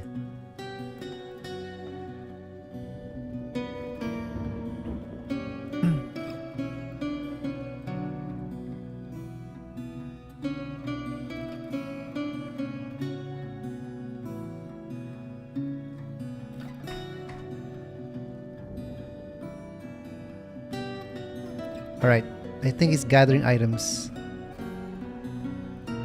How deep have I gone? Not too deep yet. There's so many things we had to do. Yeah. We had to dig for a few ores for iron.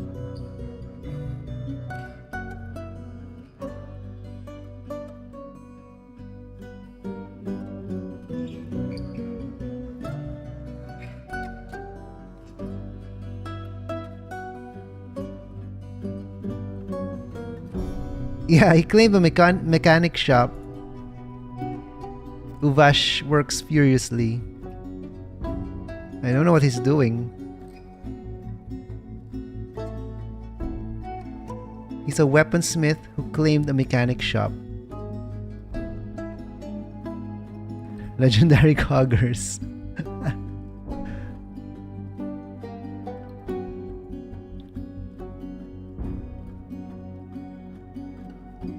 Oh, that wasn't much soil. So we could put a farm here, as well as a farm underground.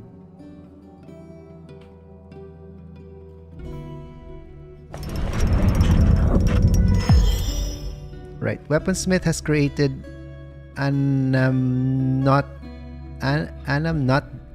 this this Okirkurel, bituminous coal mechanisms. He claims it as a family heirloom. Mechanism.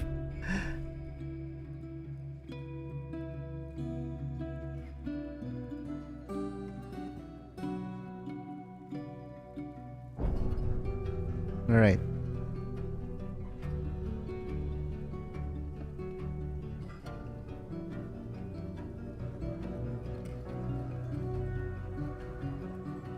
So I make a farm here and dig holes here.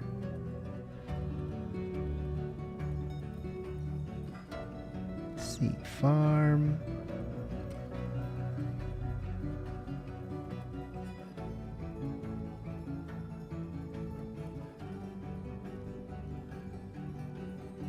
I guess I can make all these farms.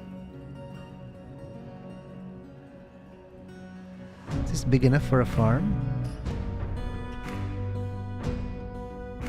Oh, we have enough dirt. Okay.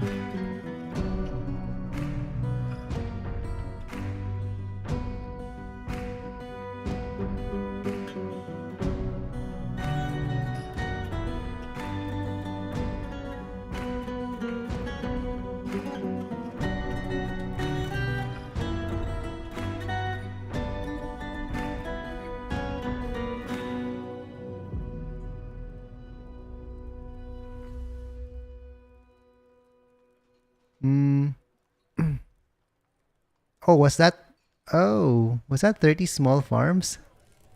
I thought that was just one farm.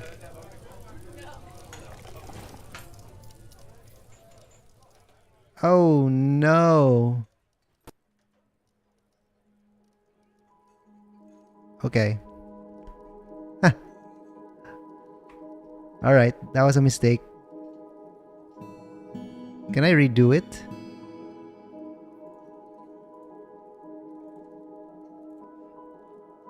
No. We're learning.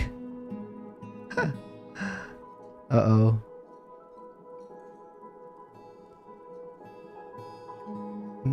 Delete the farms.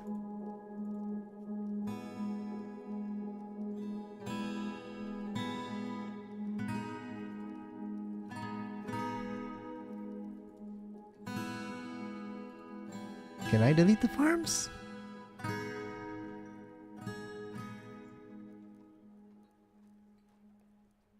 Which do I use? This doesn't work.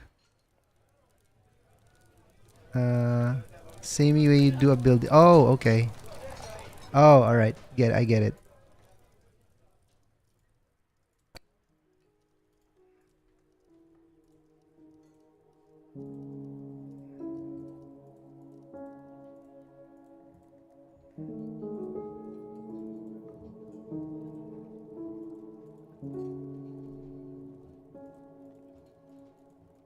Oh, this one is one whole farm.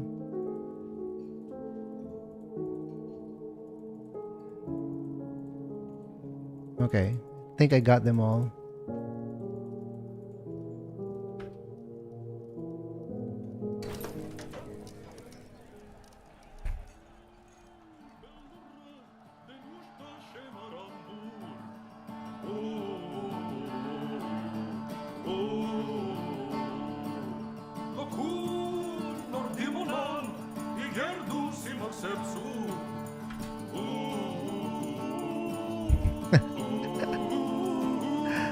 Oh, this song. This is a jam.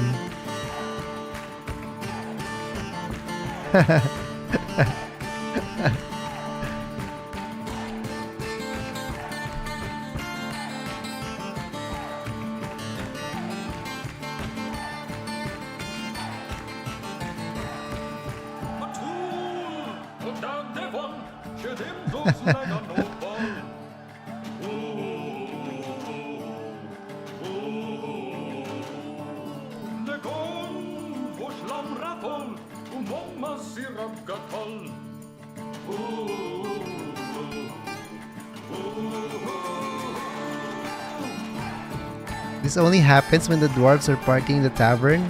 Oh, nice. Okay. Right.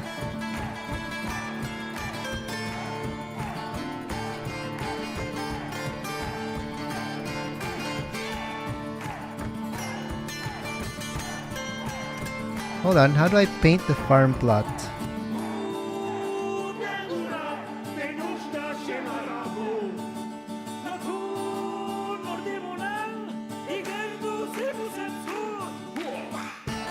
I just hold it down? Okay, there we go. Hold on, cancel. Oh, I have to start here, but I can't go...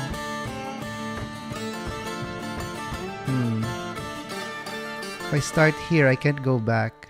I guess that's the biggest I can go. Yeah, bottom left. Okay. There we go. Alright. I did start here, right? Yeah. Here. Alright, there we go. Oh. Okay.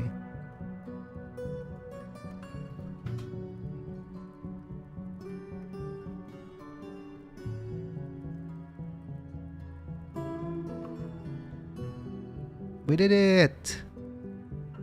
We're not gonna starve, I think. Uh-oh, 249 food. Plump helmets year round, yep. I hope we have enough plump helmet seeds. I hope most of that are plump helmets.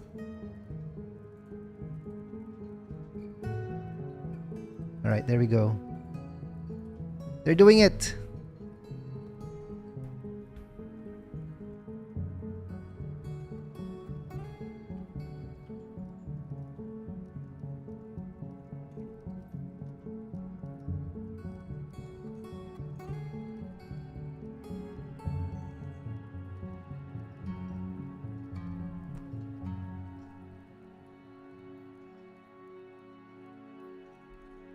Wait, somebody lost their pants. Alpaca wool trousers.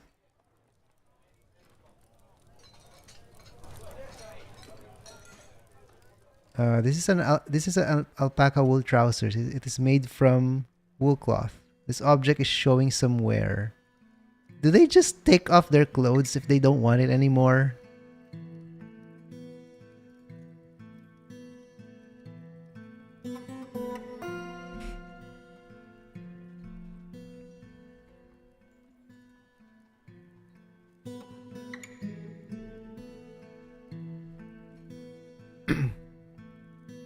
All right. I guess we don't have to wait for that.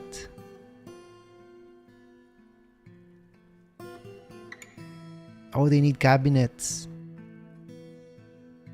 Can a dorm have cabinets? I haven't finished the bedrooms yet. I hope the dorm we can put cabinets here. No? Ah. Some dwarfs are just messy.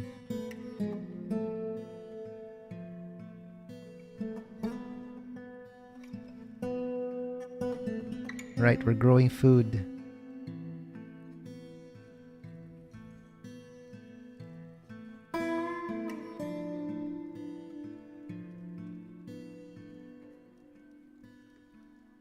All right.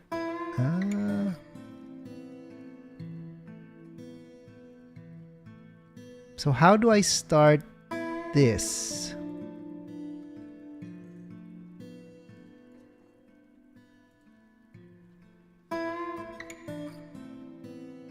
How big is your plant gather zone? I selected the whole area here, but I don't think they're gathering anything yet.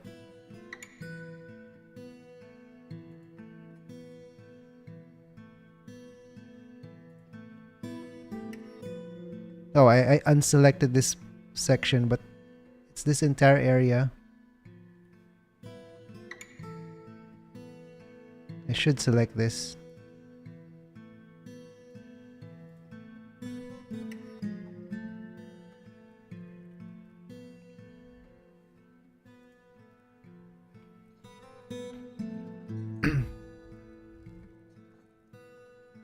Is the civilian alert still on? I don't think so.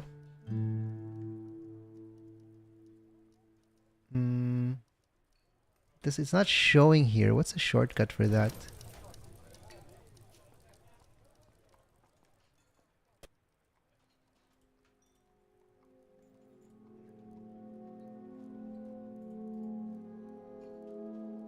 Oh, the door. That's why.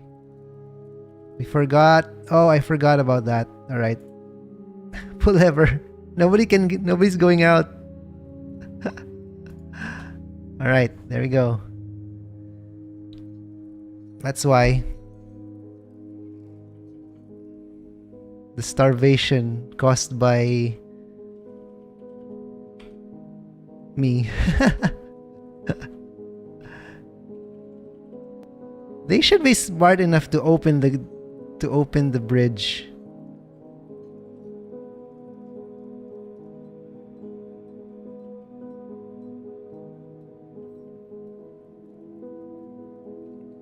Okay.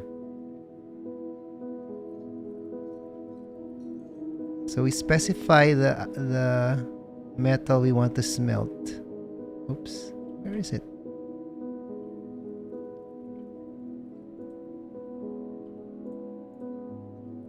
We have iron, right?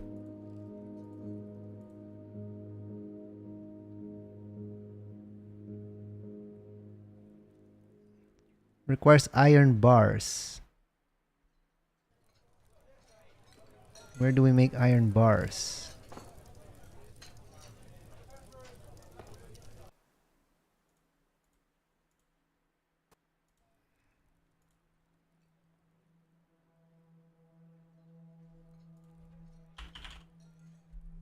Oh, wait.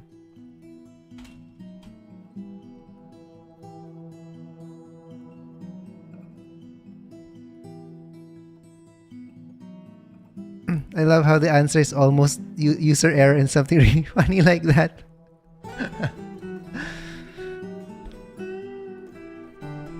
Alright, I admit. It's my fault. Day 134. Oh, it did. It said. Hold on. Day 134. Wait, how did we get to that history page? What did I click to get the history? Oh, this one.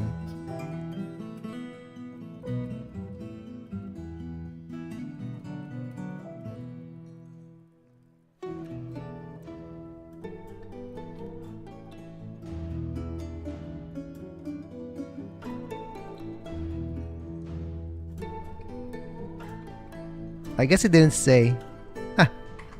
That would be funny though. The Overlord continues to keep the door shut. We're running low on food and drinks. Yeah. That was my comment on what the dwarves are thinking. That would be funny though if it actually said it here.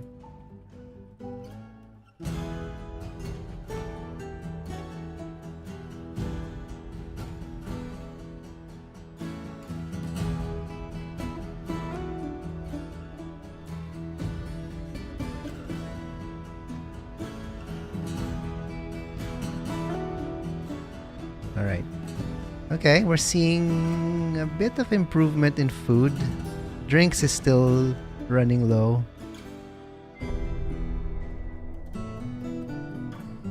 DF is often build your own story. You have to put the elements together. Yep.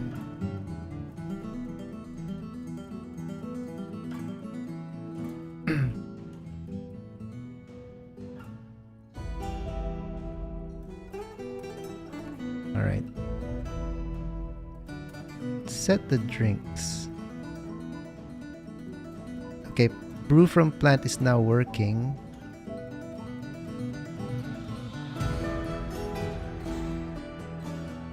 Are they all gathering plants now?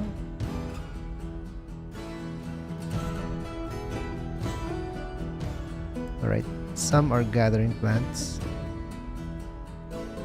My suggestion for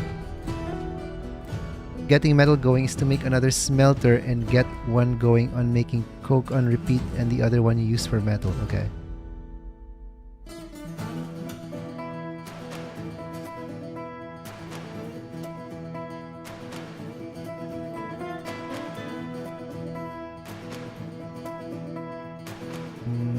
Right, let's make another smelter.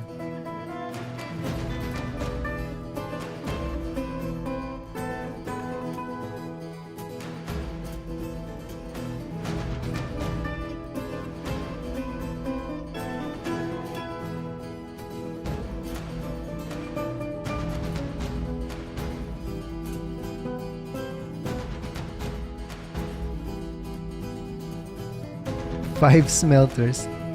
There was a story about Dwarf suicide because he cannot find bone and metal bar and his wife did even cry. That's what happened, at least that's what happened here last night. I don't know if you were here last night, Zach, but there was a woodcutter who wanted to make an artifact and he couldn't find, I think it was a metal bar, and I haven't even built my smelters, so I can't provide him at all. It took so long, and then he went insane and just died.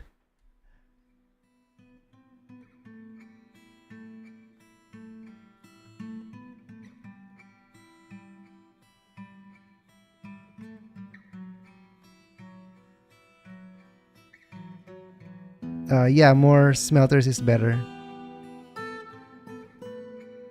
Oh, you were referring to that story. Oh, sorry, I didn't get it. Yeah. There was a story. Yeah, the story about the dwarf. Yeah. Oh, I thought it wasn't a suicide. He just died of starvation. I think. Yeah, starvation and dehydration.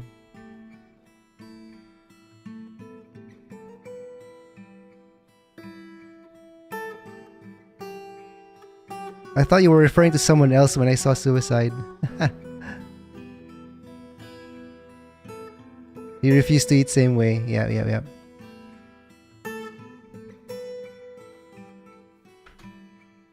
Alright.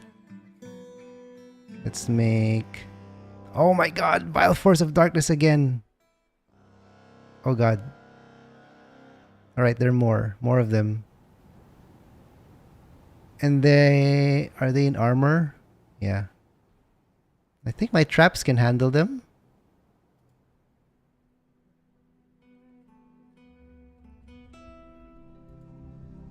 Alright, let's go back. Should we call them all in? 4 invaders.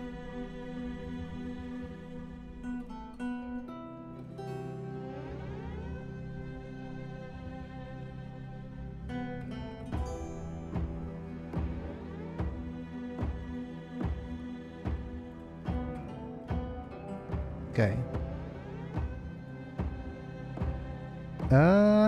Wait, what was the command again to call them all in? Burrow.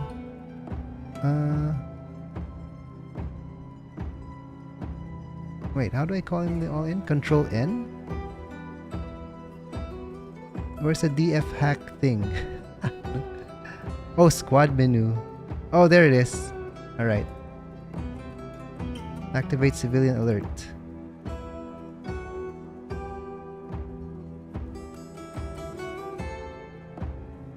Alright, everybody in. Right, somebody got trapped. Then... Right, don't worry, I won't forget to reopen the gate. My dwarves, I won't forget to reopen the gate.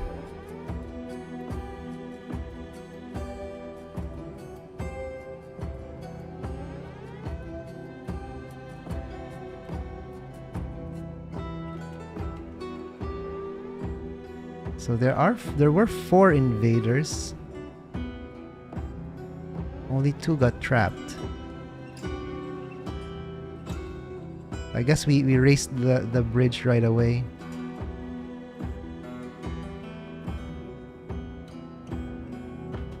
Did they want to parlay? I don't know. I panicked and we all went inside.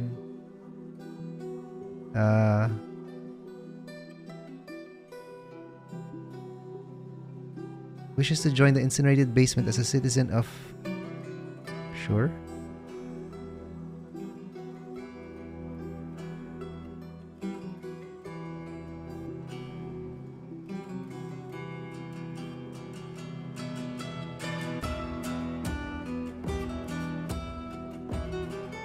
The bards are petitioning for citizenship. Okay.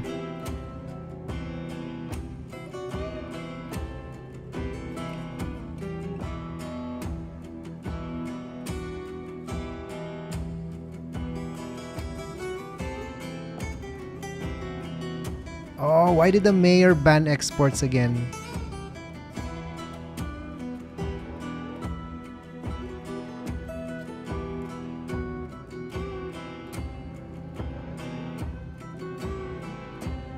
Alright, I think it's done. Okay. Clear civilian alert. And reopen the gate. Or the bridge.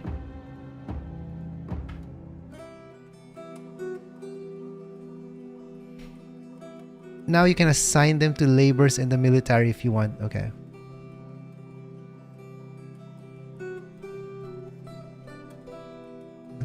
Did we miss any of these?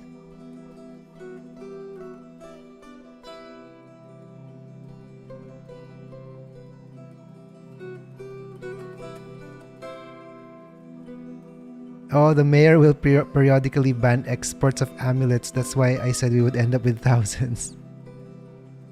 At least it's only amulets that he's banning.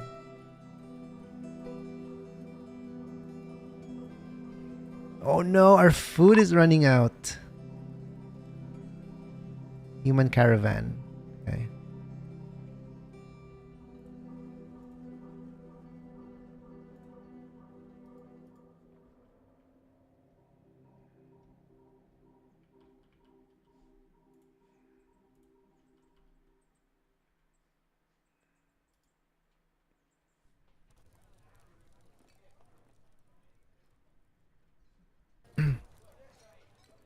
All right.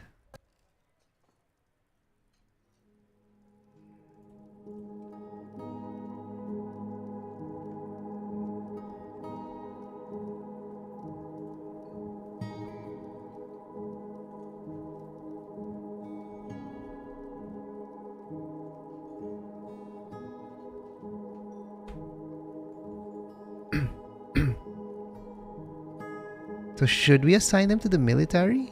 The bards? Bard.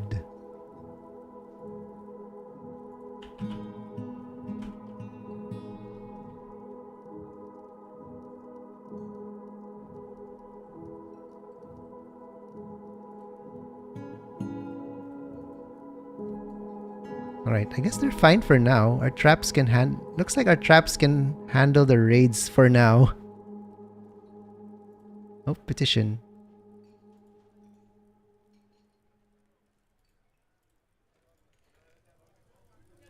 Alright. Let's trade.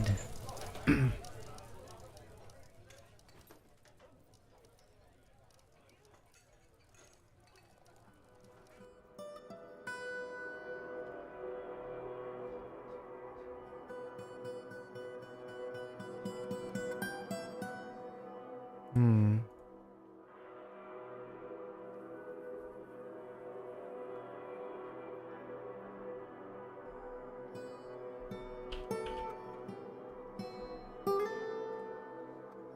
Dogbone Scepter.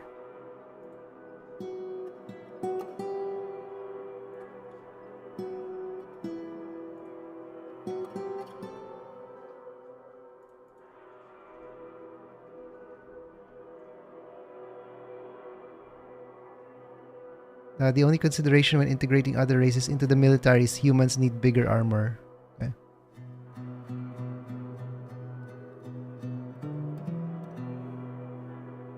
Man, I wish we could see what's inside the bin.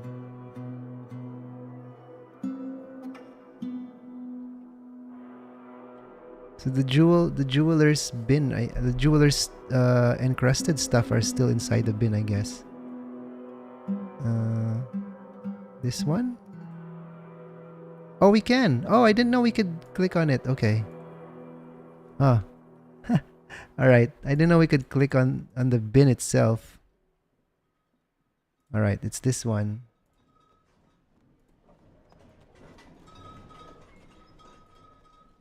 All right, there we go.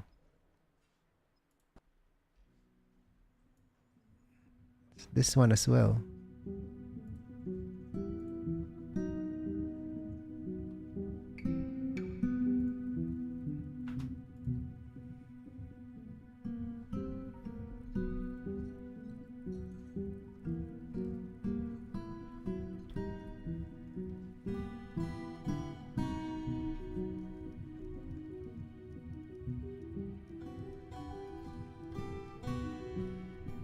All right.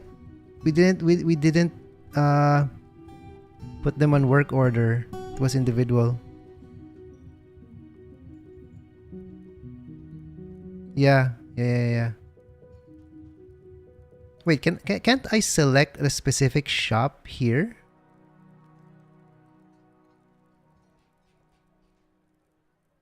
Or should I should just always use the click on the gem workshop to do it. I should be able to select a specific workshop, right? Or just the number of workshops. Oh, the shop itself, okay.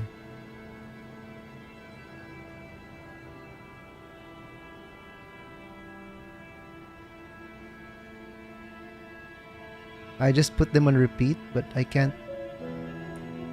I won't know. It might be. Well, I guess we can. Oh, click on work orders. Oh, here it is. Oh, I'm blind. I'm blind. Didn't see that. Yeah, one says work orders. I saw. Crust finished goods with cut gems.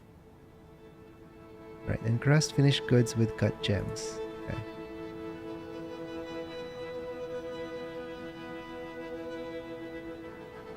Okay.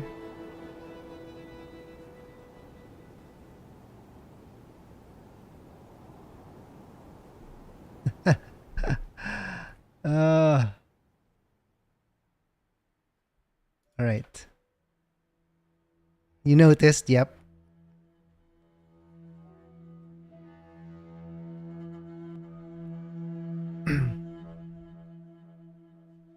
I just got so used to using this.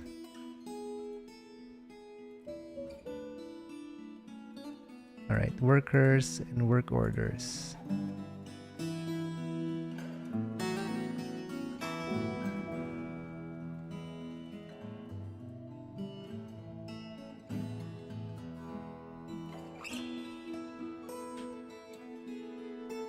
Alright, let's make more smelters.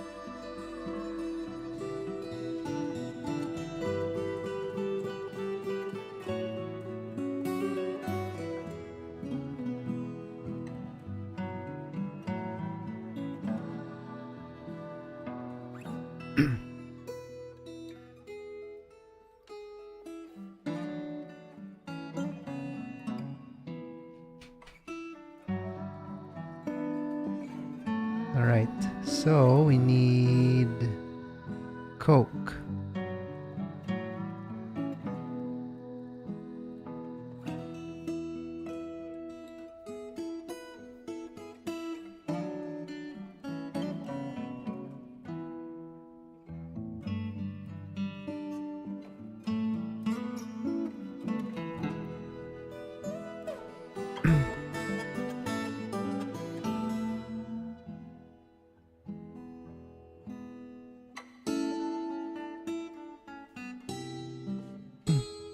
General work order for...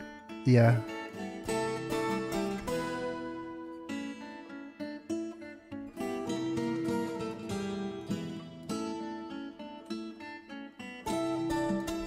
Oh, I can do it from here then.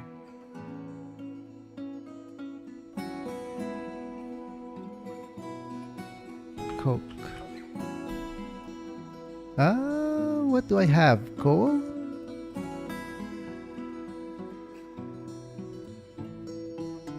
Right, 50.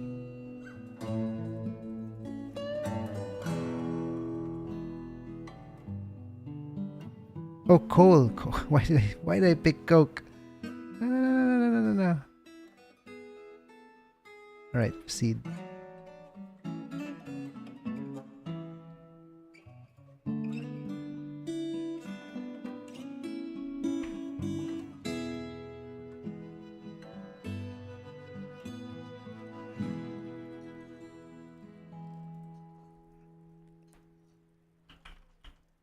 Oh, from coal. Make Coke from coal. Alright. Alright.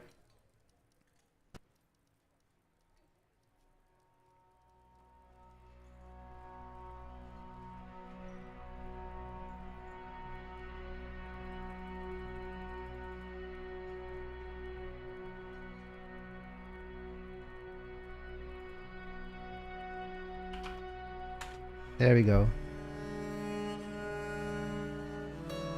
Okay.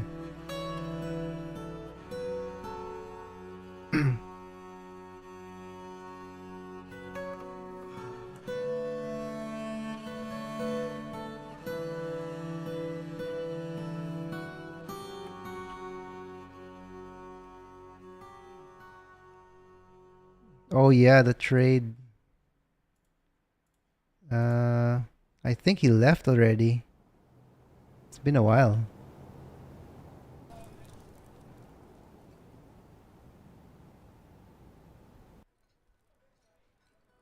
Oh, he's still here. Okay. Trade.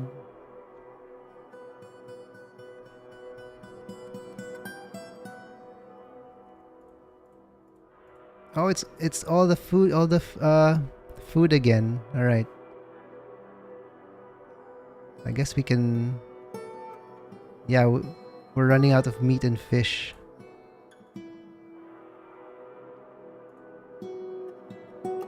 Meat, fish, and plants.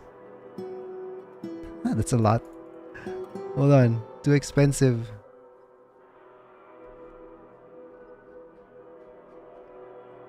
How much do we have? Oh, that's okay. We have a lot. All right.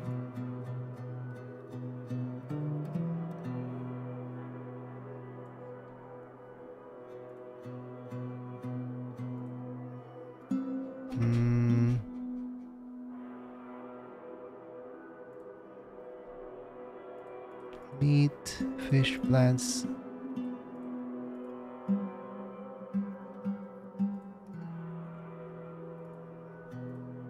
Okay.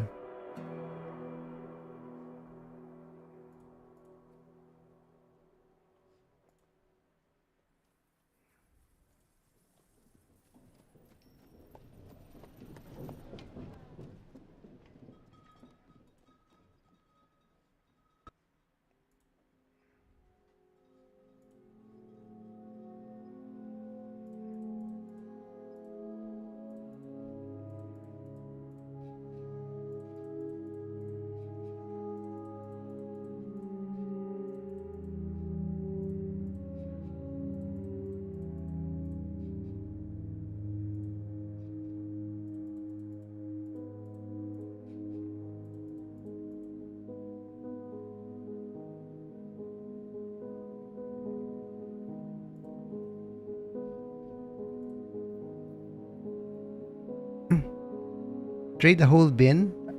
Oh, I think it's more wait, hold on. Whole bin. Oh yeah, okay.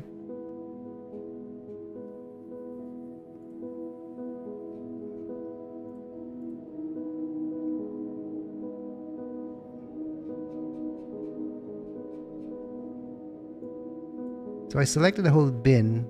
Okay, I don't need to select everything under it. Okay.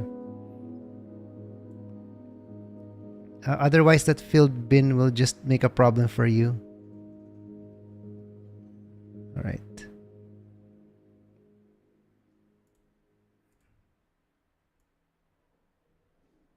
Right. For this one, I have to select individually, or we're gonna lose profit.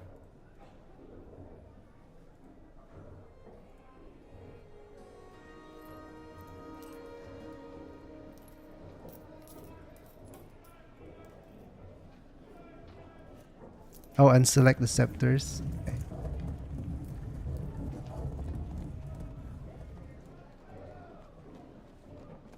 $400. Yeah, it's still too much.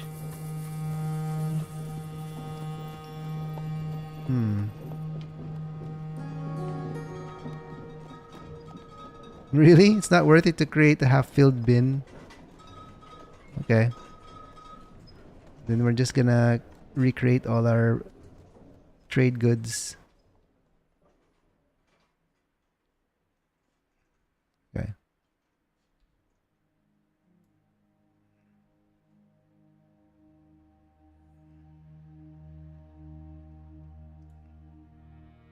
Add a few scepters back. Oh, do we need to? It's already green.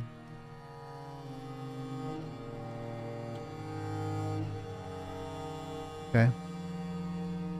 You get so many of them, yeah. Right, trade. Did we buy all the cheese too? Oh, no.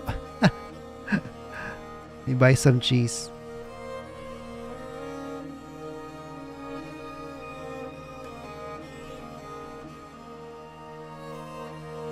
Just give them all. Alright.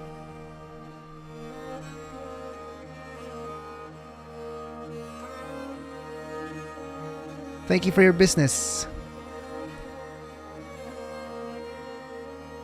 The marsh titan Astong has come. The towering eyeless rabbit. Rabbit? It has thin wings of stretched skin, and it has a regal bearing. Its dark olive hair is short and even. Beware its poisonous bite. Is it gonna poison everyone? Oh no! Is this it? Is this the run?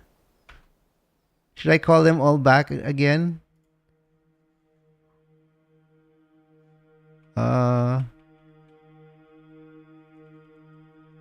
Alright.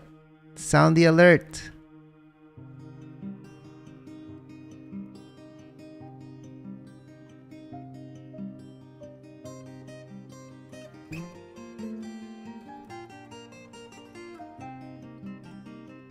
Good news, those traders are dead.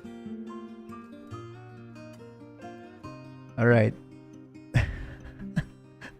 I guess we put up the bridge.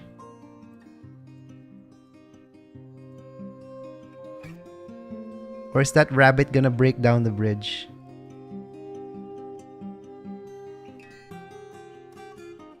Oh, what's that? Why did it say rabbit?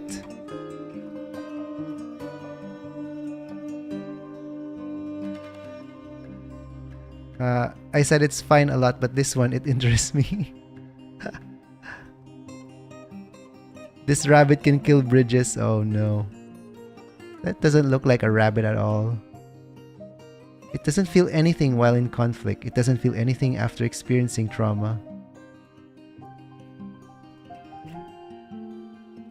Vision lost. It has good intellect and a feel for music, but it has poor spatial senses. Okay. Alright. Nothing. Oh, procedurally generated monsters, so they don't have sprites. Yeah. Oh, they're killing all the animals. Well.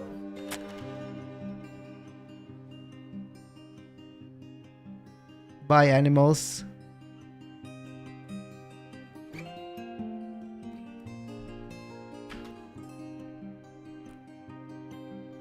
Military.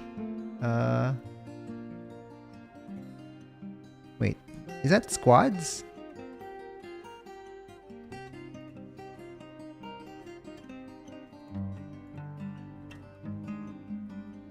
Kill order?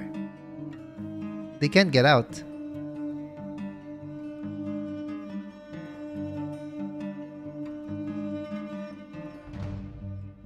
Oh, on the creature sheet.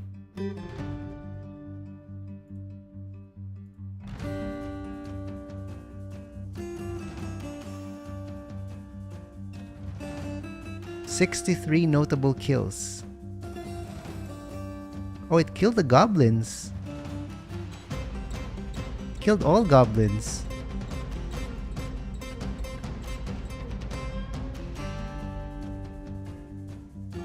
And the animals.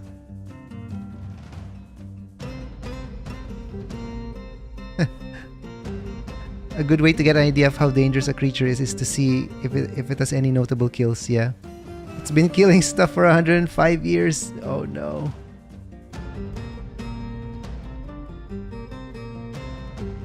Holy. Alright, let's see what will happen.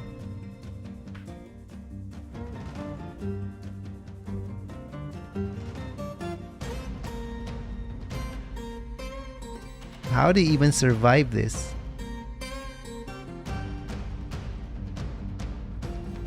Let's follow it.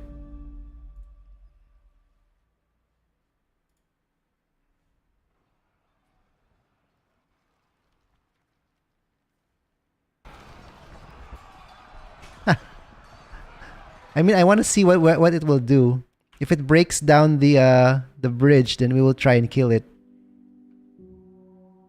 Or is it just gonna leave? I mean, it should break down it should invade the fort, right?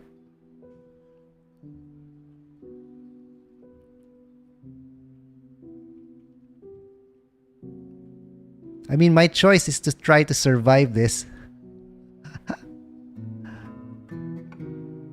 Not always. Oh, wait. So did it leave now? Oh no, it's still here. Okay. Bye, traders.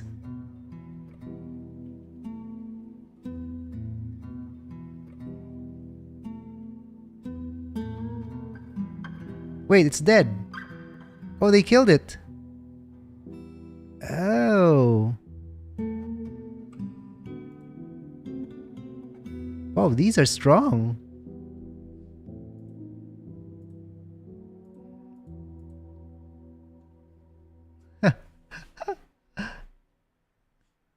Oh, they never leave. Oh, then... Wow, the trader saved us. The trader's guards saved us. Alright. Well, but we don't have animals anymore then. Okay, clear civilian alert.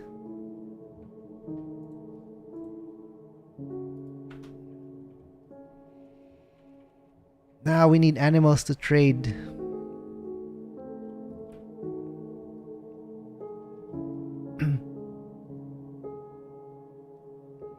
So they cleaned up the blood. So we don't have a garbage area yet.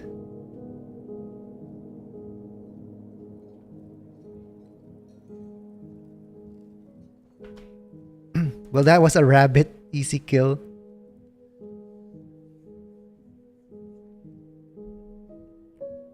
A rabbit that killed 167 people and just died to one.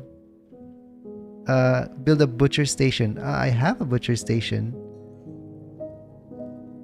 I guess we can slaughter it.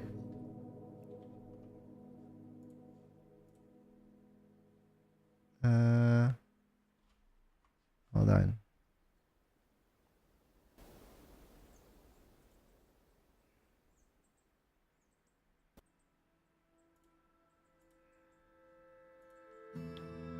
Is it gonna be here? Is the rabbit gonna be here? Is it a pet? No, it's not.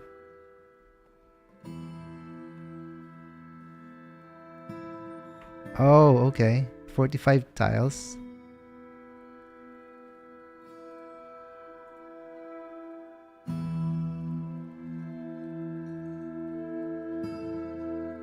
Is it gonna find them though? Or do you mean build a butcher shop here? Oh, near the dead animals. Okay.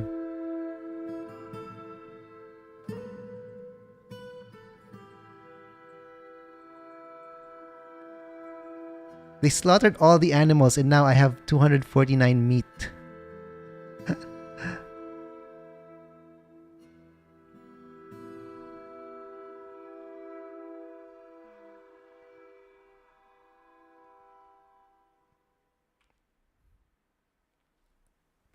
Oh, here outside, okay.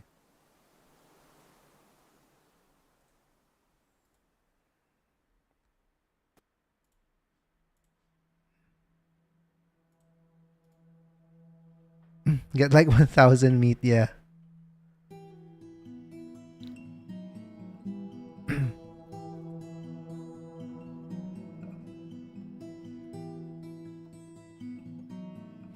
This is Astong Onshen Onal's corpse. It is coated with Astong Chant River, the mountainous marsh.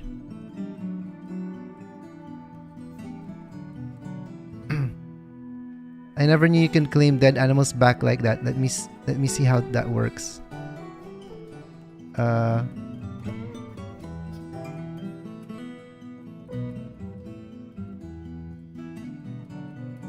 Yeah, the weight is 10,000.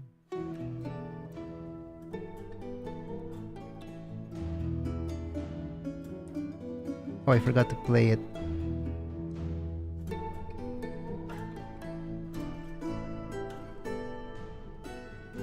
Is the water contaminated? How do we know? There were no animals who died here. Oh, wait. Uh-oh. No, but this is a mandrill. Yeah, but it's in the water. Oh, God. Okay. Did that contaminate the water?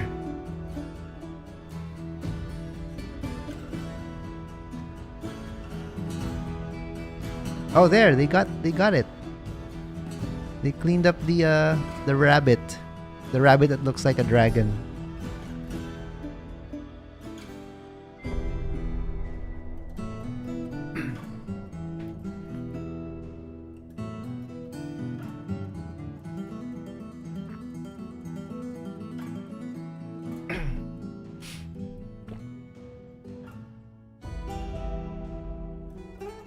Oh, look at the meat. It's 500 now. We got our food back.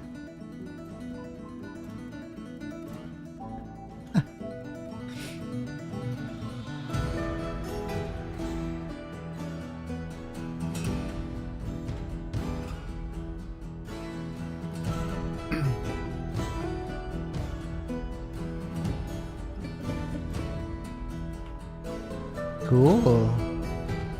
I mean, I guess it's a good thing we didn't fight it. Make sure your food stockpile is large enough. It is, yeah. I have barrels in here. On work order.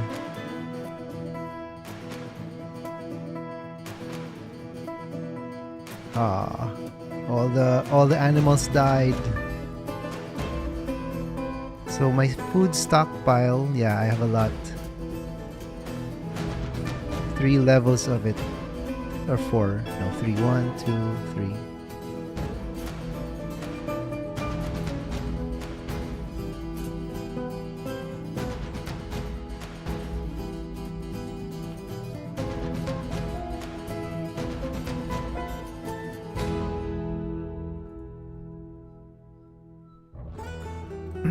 The Scaly Guild has many members in Furnace Paddle and now requires a guild hall. Okay. The location must be built and furnished, with a hall designated for a farmer guild. Alright.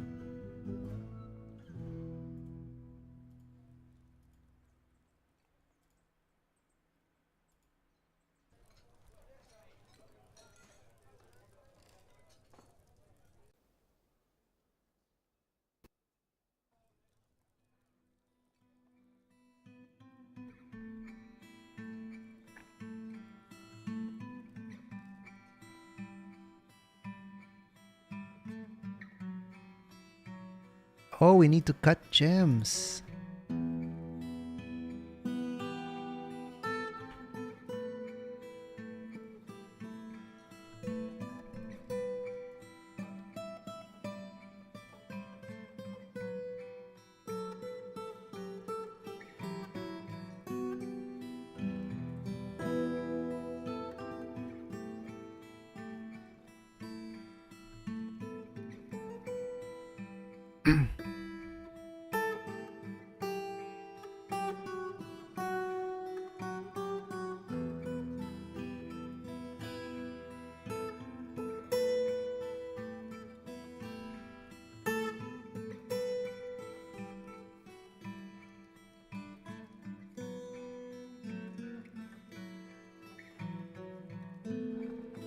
Oh, you need to cut gems at a different jeweler's shop. Okay. Oh, did I mess that up? Uh-oh.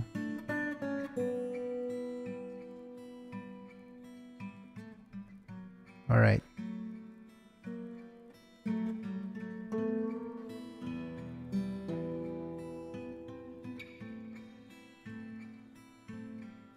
Oh, it's correct. Okay. So I need to build another gem jewelry workshop? Jeweler?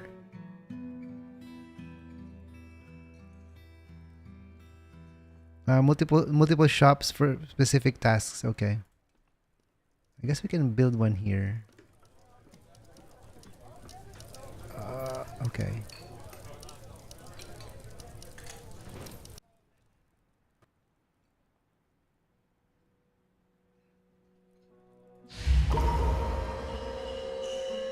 Oh. Crafts Dwarf withdraws from society. Has claimed the Craft Dwarf's workshop. Alright. He's gathering items.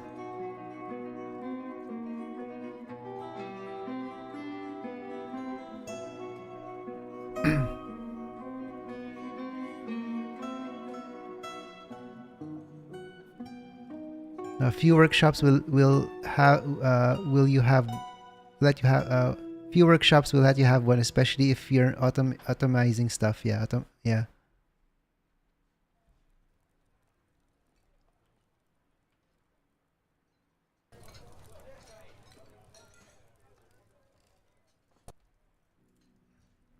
Hello, Moody Dwarf. Momus works secretly. Artifact.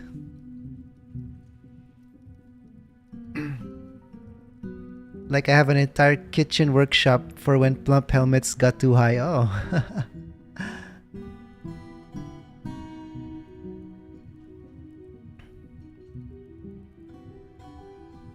Wait. Asavesh was seen being stolen. What? Who stole it?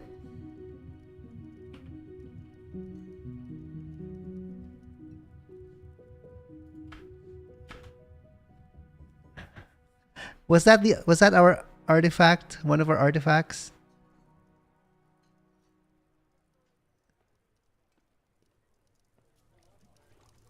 No guards. Wait, can I assign them as guard duty now?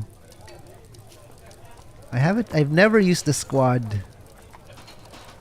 Assign a borough defense. Patrol, okay, patrol.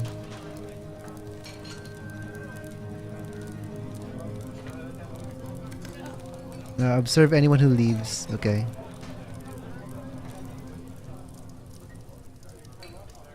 Oh, this is the merchant. Items.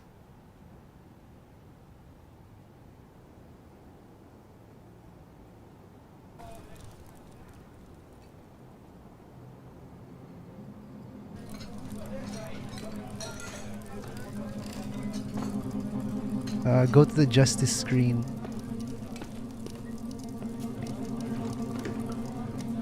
Theft of the rapid dusts.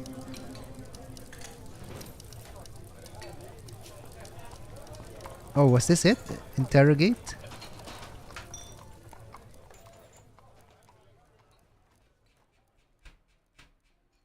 Oh, new menu. I don't know how to do this. So I just click on anyone here.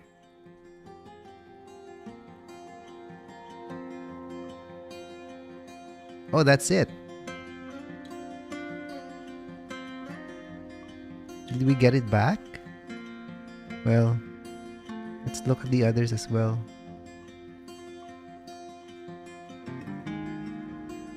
Oh, it's a child.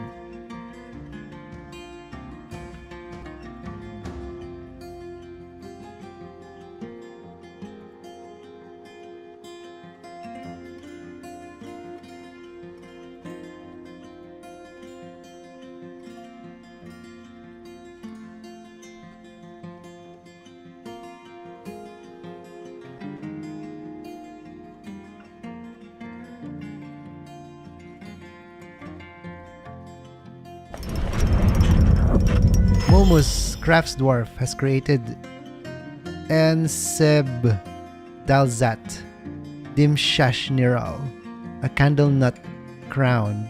She offers it to the incinerated basement. The justice screen, you need to create a caption of the guard, give them an office, and you can interrogate dwarves to find out what they saw. Once you get enough witnesses, you can convict them. If you have a dungeon, they'll be imprisoned. Okay. Holy, that's a lot.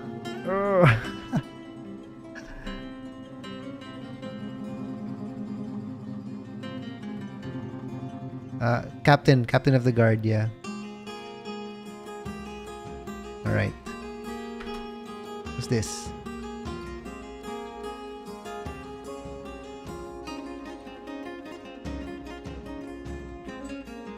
Oh, that's a lot. We survived. We got our food back. I gotta make more drinks though. It's only 600 drinks.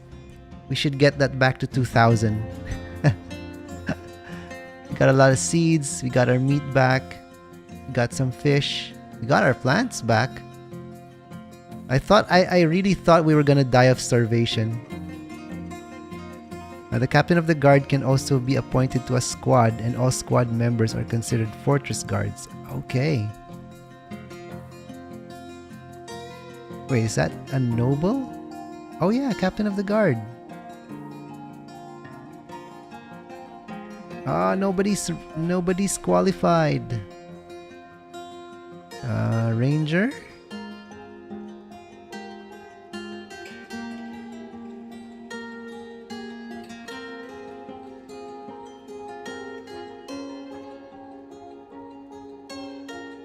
I mean, I guess the ranger is the most qualified.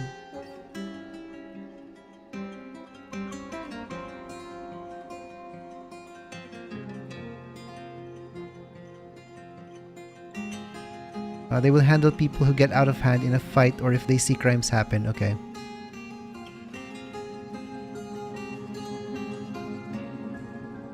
Alright. We're learning.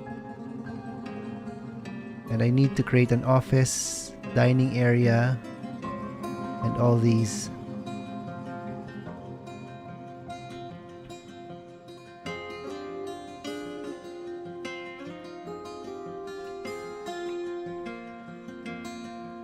Alright. Yeah, so I think I'm gonna call it here. That was a lot. That happened. But we survived. We got all our food back, our drinks back, well, almost. And that was the first time I've seen a creature like that. Well, it said it was a rabbit, but it looked like a dragon. I got lucky with the trader guards. Yeah. I kind of wish I saw how that creature would break down the bridge. Well, the trader guards were Giga Chads. So yeah, thanks for watching, everyone. I'll be back tomorrow and we'll continue this. And yeah, good night and see you tomorrow. Bye.